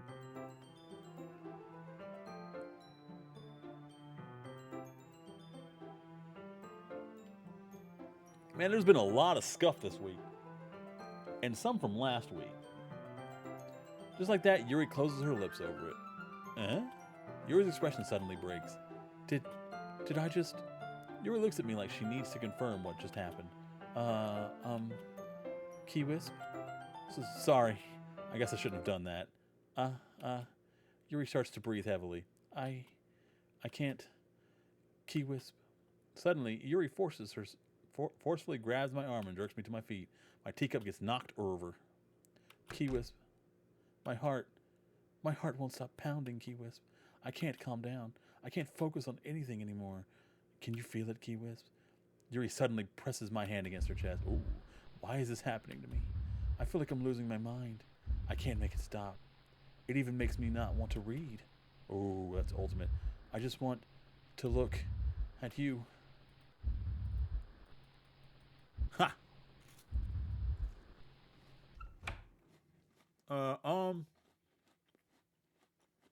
It's time to share poems. Thank you for that. Who should I show my poem to first?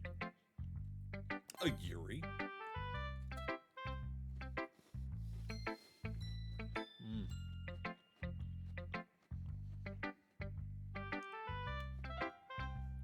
I've been waiting for this. Let's see what you've got written for today. Yuri stares at the poem with a surprised expression on her face. Do you like it? Key Wisp. This one might be even better than yesterday's. How did you even pick up on this so quickly? Just yesterday I was telling you the kind of techniques worth practicing. Maybe that's why. You did a good job explaining. I really wanted to try and give it more imagery. Yuri visibly swallows. Even her hands appear sweaty. That makes me so happy. It's so amazing to feel like I'm valued, Key Wisp. Everything that you write is a treasure to me. My heart pounds just holding it. Aww. I always want you to think of me with pounding. I want to write a poem about this feeling. Is that bad, Key Wisp? I'm not being weird, right? I'm having a harder time than usual concealing my emotions. I mean, I kind of like that you're weird. I'm kind of embarrassed. But right now, I just want you to read my poem too. Okay? Yeah. Oh. Let me finish my cookie. I ate my dinner. I filmed a video inside of a video. I deserve a cookie.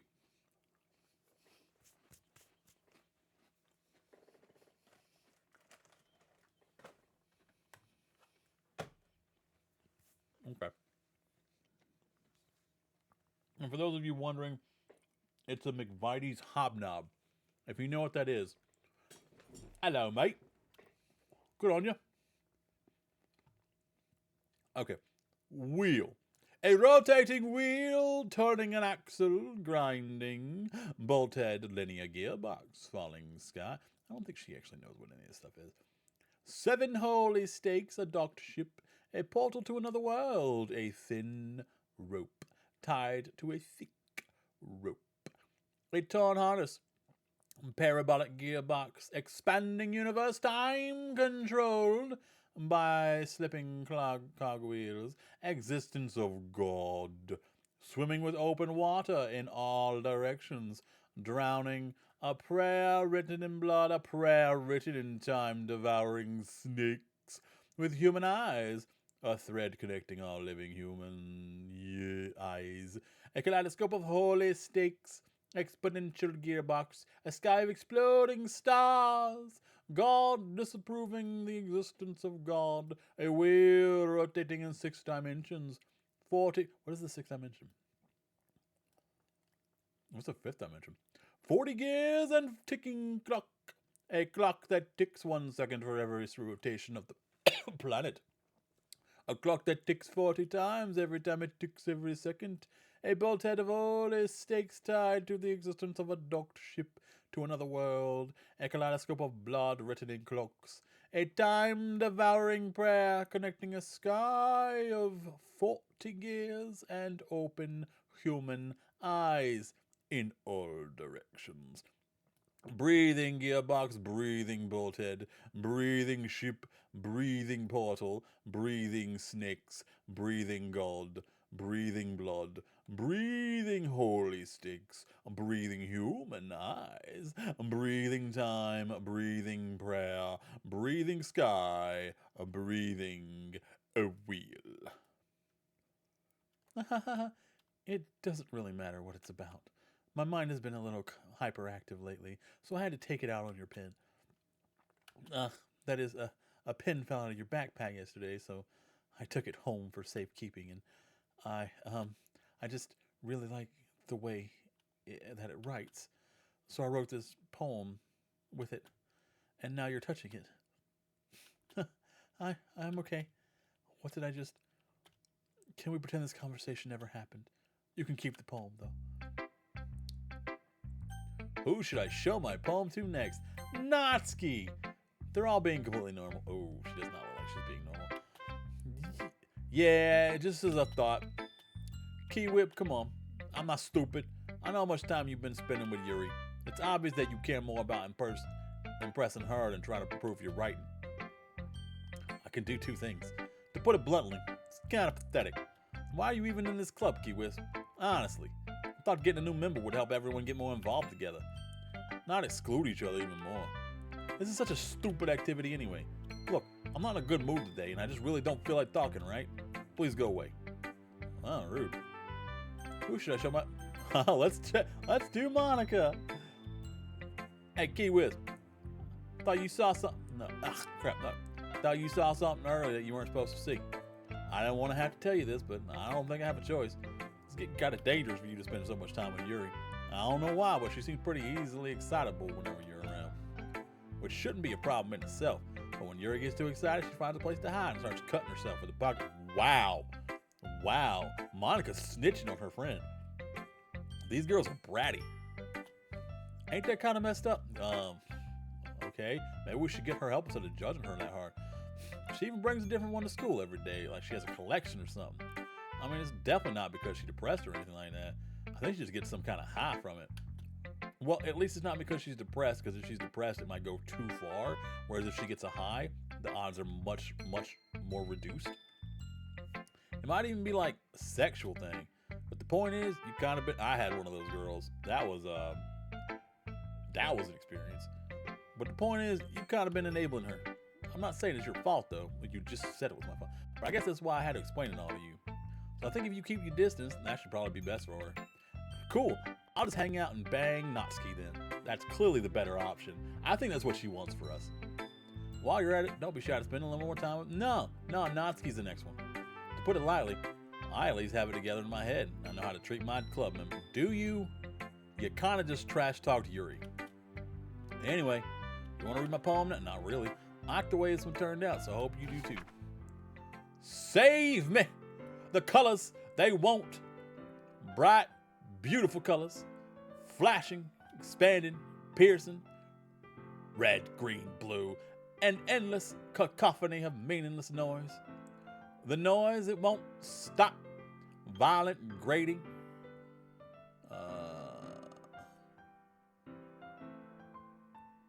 I don't know what it says. Something, squeaking, screeching, piercing, sine, cosine, tangent. Like playing a chalkboard on a turntable, like playing a knife on a breathing rib cage. That was not what that said last time. Endless poem of meaningless. Delete her. This is nonsense, bro. Sorry, I know it's kind of abstract. I'm just trying to, well, never mind. No point explaining. Anyway, here's Monica's writing tip of the day. Sometimes you find yourself facing a difficult decision. When that happens, don't forget to save your game. You never know when, who am I even talking to? Can you hear me? Tell me you can hear me. Anything. That's my advice for today. Thanks for listening. You've unlocked another special poem. Would you like to? Yes. Oh, that's nice. Thank you. I'm gonna put this in my file cabinet under things to never think about ever again, and then set that cabinet on fire. Oh. What is? Maybe no. Maybe we don't do this. We're all done reading each other's poems, right? We got something to need to go over today. So if everyone can sit at the front of the room, this is about the festival. Well, sorta. Oh, that noise! What is that noise?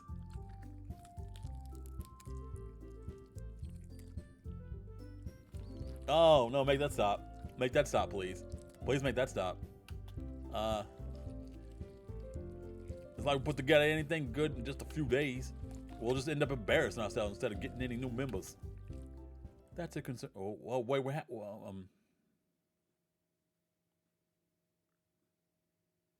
huh? What is, oh, free. Okay.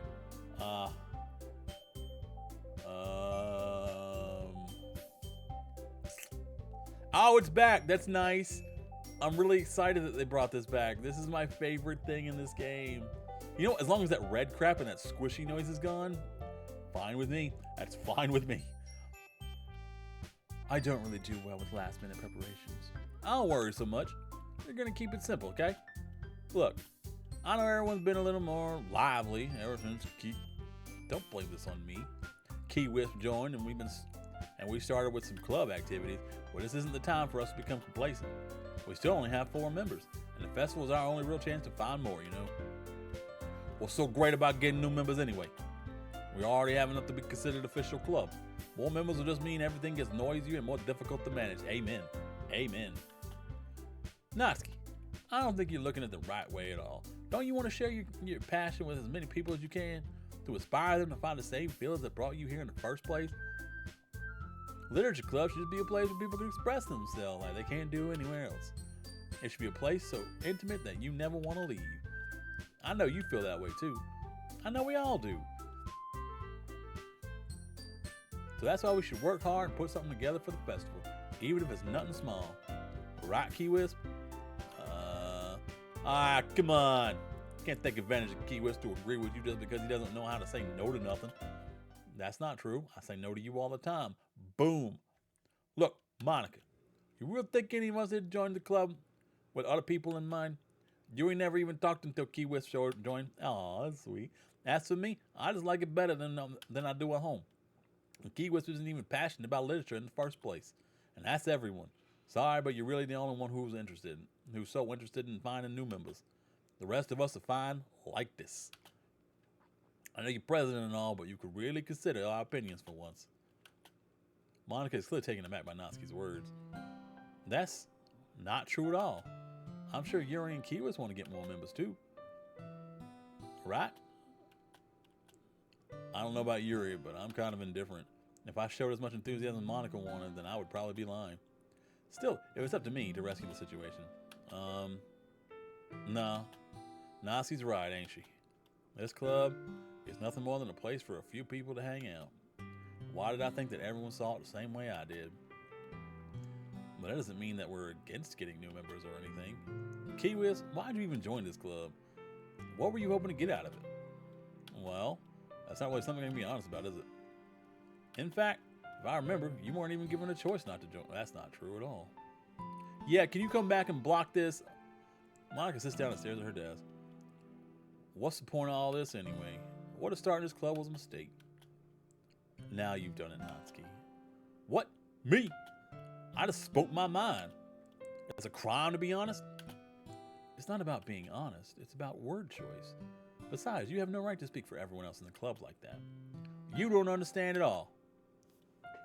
I just want a place that feels nice to hang out with a few friends. Is there a problem with the club being that for me? There ain't. There aren't that many places like that for me. And now Monica wants to take it away from me. She's not taking anything away. No, Kiwis, it's not the same. It won't be the same with the direction she wants to take it. If I wanted that, then I could have just joined any other stupid club. But this one, I mean, at least for a little bit of time, things were nice. Until I joined. Natsuki starts packing up her things. I'm going home. I feel like I don't belong here right now. Natsuki. Natsuki ignores Yuri and walks right out the classroom. This is bad. I don't know what to do. Well, do you have any opinion on the festival? I don't know. I'm kind of indifferent, I guess. Who cares about that obnoxious brat? I mean, I like how nice and quiet the club is right now, and I'm just happy with you here. But still, I'm the vice president. It's not right for me to ignore any of my responsibilities like that. Nobody would cry if she could. Oh. No, that ain't the way. That ain't the way. Hey, put your eye back in. I should do my best to consider everyone's perspective and make a decision that's right for the club. But what about you, Kiwis? What do you want to get out of this club? Yuri repeats the same question as Monica. I decided giving an indirect answer is better than nothing. I think the most important thing is for everyone to get along, and for the club to provide something that you can't get anywhere else. I don't think it's about how many members, but rather the quality of each member. That's what will end up making the literature club. Thought I saw something in the background. Might have been my eyes playing tricks on me. The literature club a special place. I see. I really agree with you. Each member contributes their own qualities. Why is she dripping blood from her? Stop it! Stop it! I'm leaving. With each change in members, the identity of the club as a whole will change too. I don't think that's necessarily a bad thing, stepping out of your comfort zone in a while. So if you would like to help Monica with the festival, then I'm on your side as well. Alright, well maybe we can talk to Natsuki tomorrow. Yuri nods. Hey, Yuri. Eh? I know things were a little awkward yesterday, but I feel like you deserve to know that I still think you're a wonderful vice president. And also, a wonderful friend. Oh, she stopped bleeding from her eye. That was nice of her. Look, Monica. I want to do everything I can to make this the best club ever. Okay. Me too. Yeah. Let's all go home for today. We'll all talk about the festival tomorrow. Okay. I look forward to it. Shall we go, Wisp? Please don't take this the wrong way, but I'm going to chat a little bit with Quist before he leaves. Just to see what he thinks of his time here and all that. It's important to me as president. Yuri looks a little troubled, but she doesn't protest. Okay. I trust your judgment, Monica. In that case, I'll see the two of you tomorrow. See you tomorrow. Monica waves as Yuri exits the classroom. Phew. Things have been a bit hectic lately, haven't they? Kiwis, I just want to make sure you're enjoying your time at this club. I would really hate to see you unhappy. I feel... It's getting fuzzy. It's getting real fuzzy. It's getting dark. I feel Feel kind of like I'm responsible for that as president. And I really do care about you, you know. I don't like seeing the other girls give you a hard time.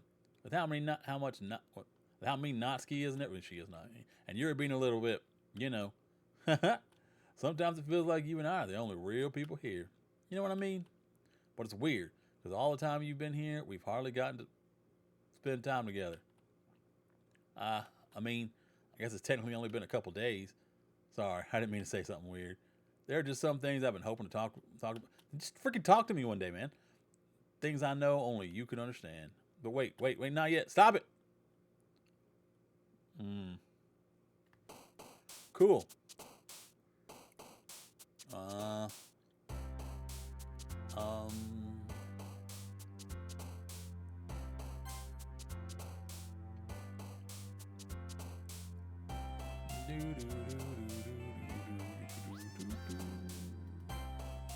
You know what? Ain't no getting off this train we're on till we get to the end of the line. Variants. Okay.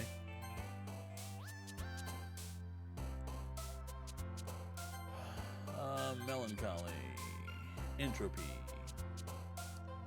Graveyard.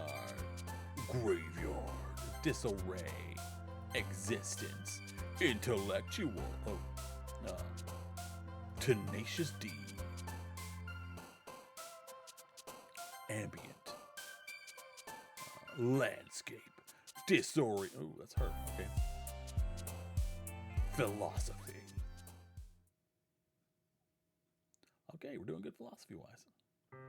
Oh, okay. Anything wrong with the back? No, everything looks nice and clear.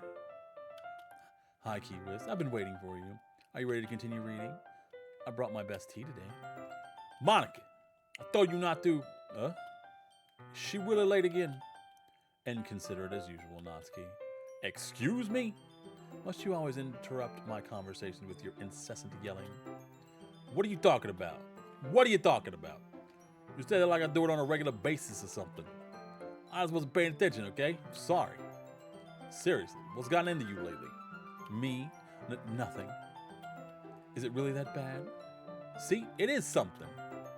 I'll get over it. It's not even anything noteworthy. I've just been feeling a little on edge lately. Anyway, we don't need to talk about it. Well, I just felt like I needed to bring it up. It's not like I really care or anything. Oh, that's nice of you. Oh, shucks. I'm the last one here again. Well, Key West just walked in too.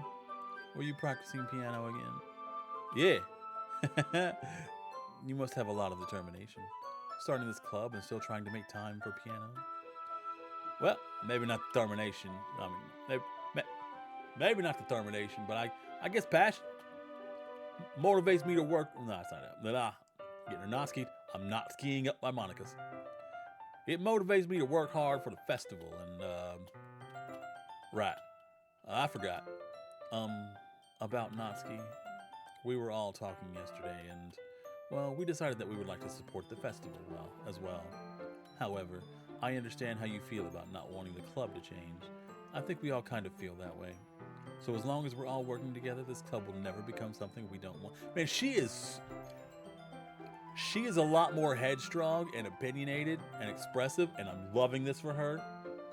She is really taking charge. Sometimes she should be in charge of the club. I'm just saying.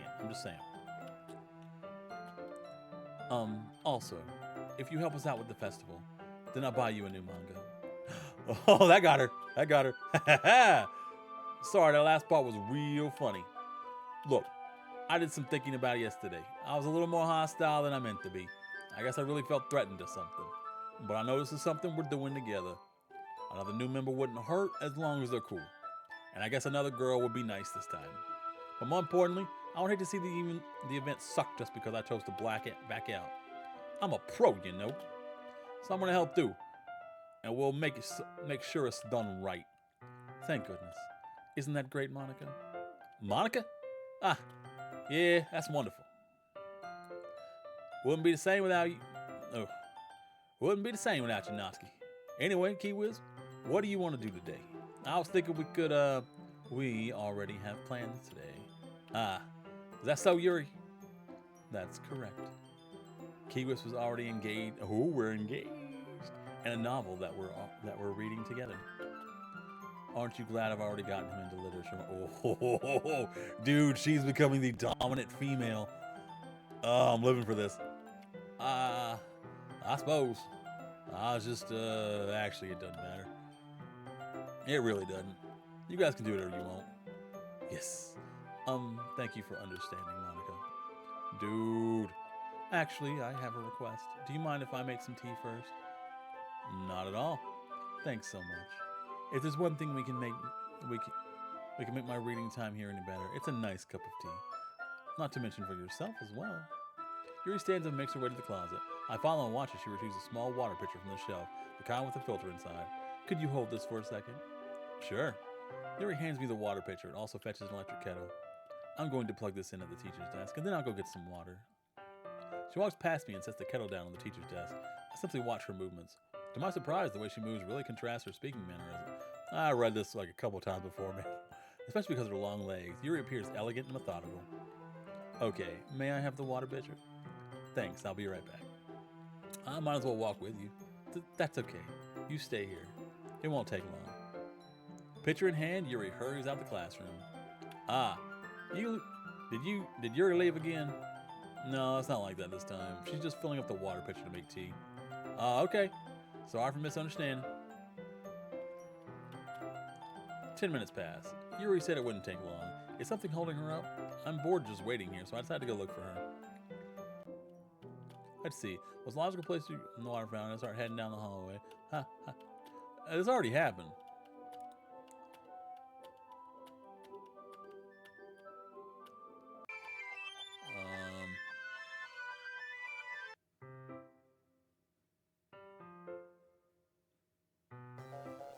Oh, that didn't happen. Wait. How did I... Sorry, I just had a really weird deja vu. This hasn't happened before or anything, right? It might have. My head has been a little fuzzy lately. Hope it hasn't really been showing or anything. I would hate for you to think that I'm weird just after we started spending time together. I mean, everyone has a everyone has a few unusual things about them, but expressing those things as so soon after meeting someone is usually seen as inappropriate or unlikable. At least that's what I've discovered. When I was a bit younger, I think it would come on really strong and get a little too intense. It made people not want to be around me. So I started hating those things about myself. My obsession with certain hobbies, and the way I can't control myself when I get too excited.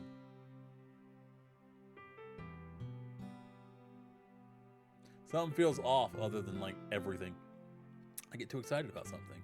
So I eventually stopped trying to talk to people if nobody could ever like me for the things that matter most. And it's just easier if I close myself off. But recently something's been wrong. I don't know what it is. But every time we come to the club, my heart starts to go Doki Doki. Like it's going to rip out of my chest.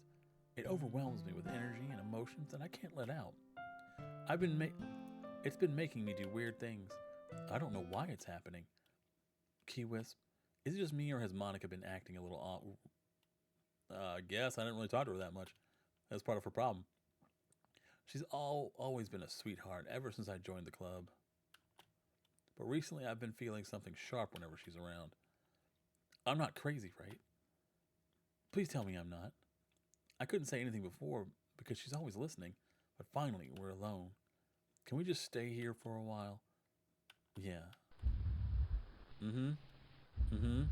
Yeah, that's normal. I just want to stay here. Just the two of us. We can make it if we try, just the two of us. Is there's something wrong with her face. Looks like there's an eye in her face. I don't think there should be another eye in her face. We can stay here until the club ends.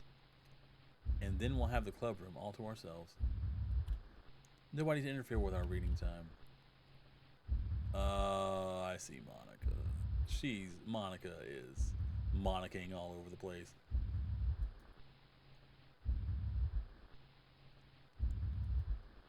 Nobody did make me feel like stabbing myself. Why would you want to stab yourself in the throat? Wouldn't you want to stab other people in the throat?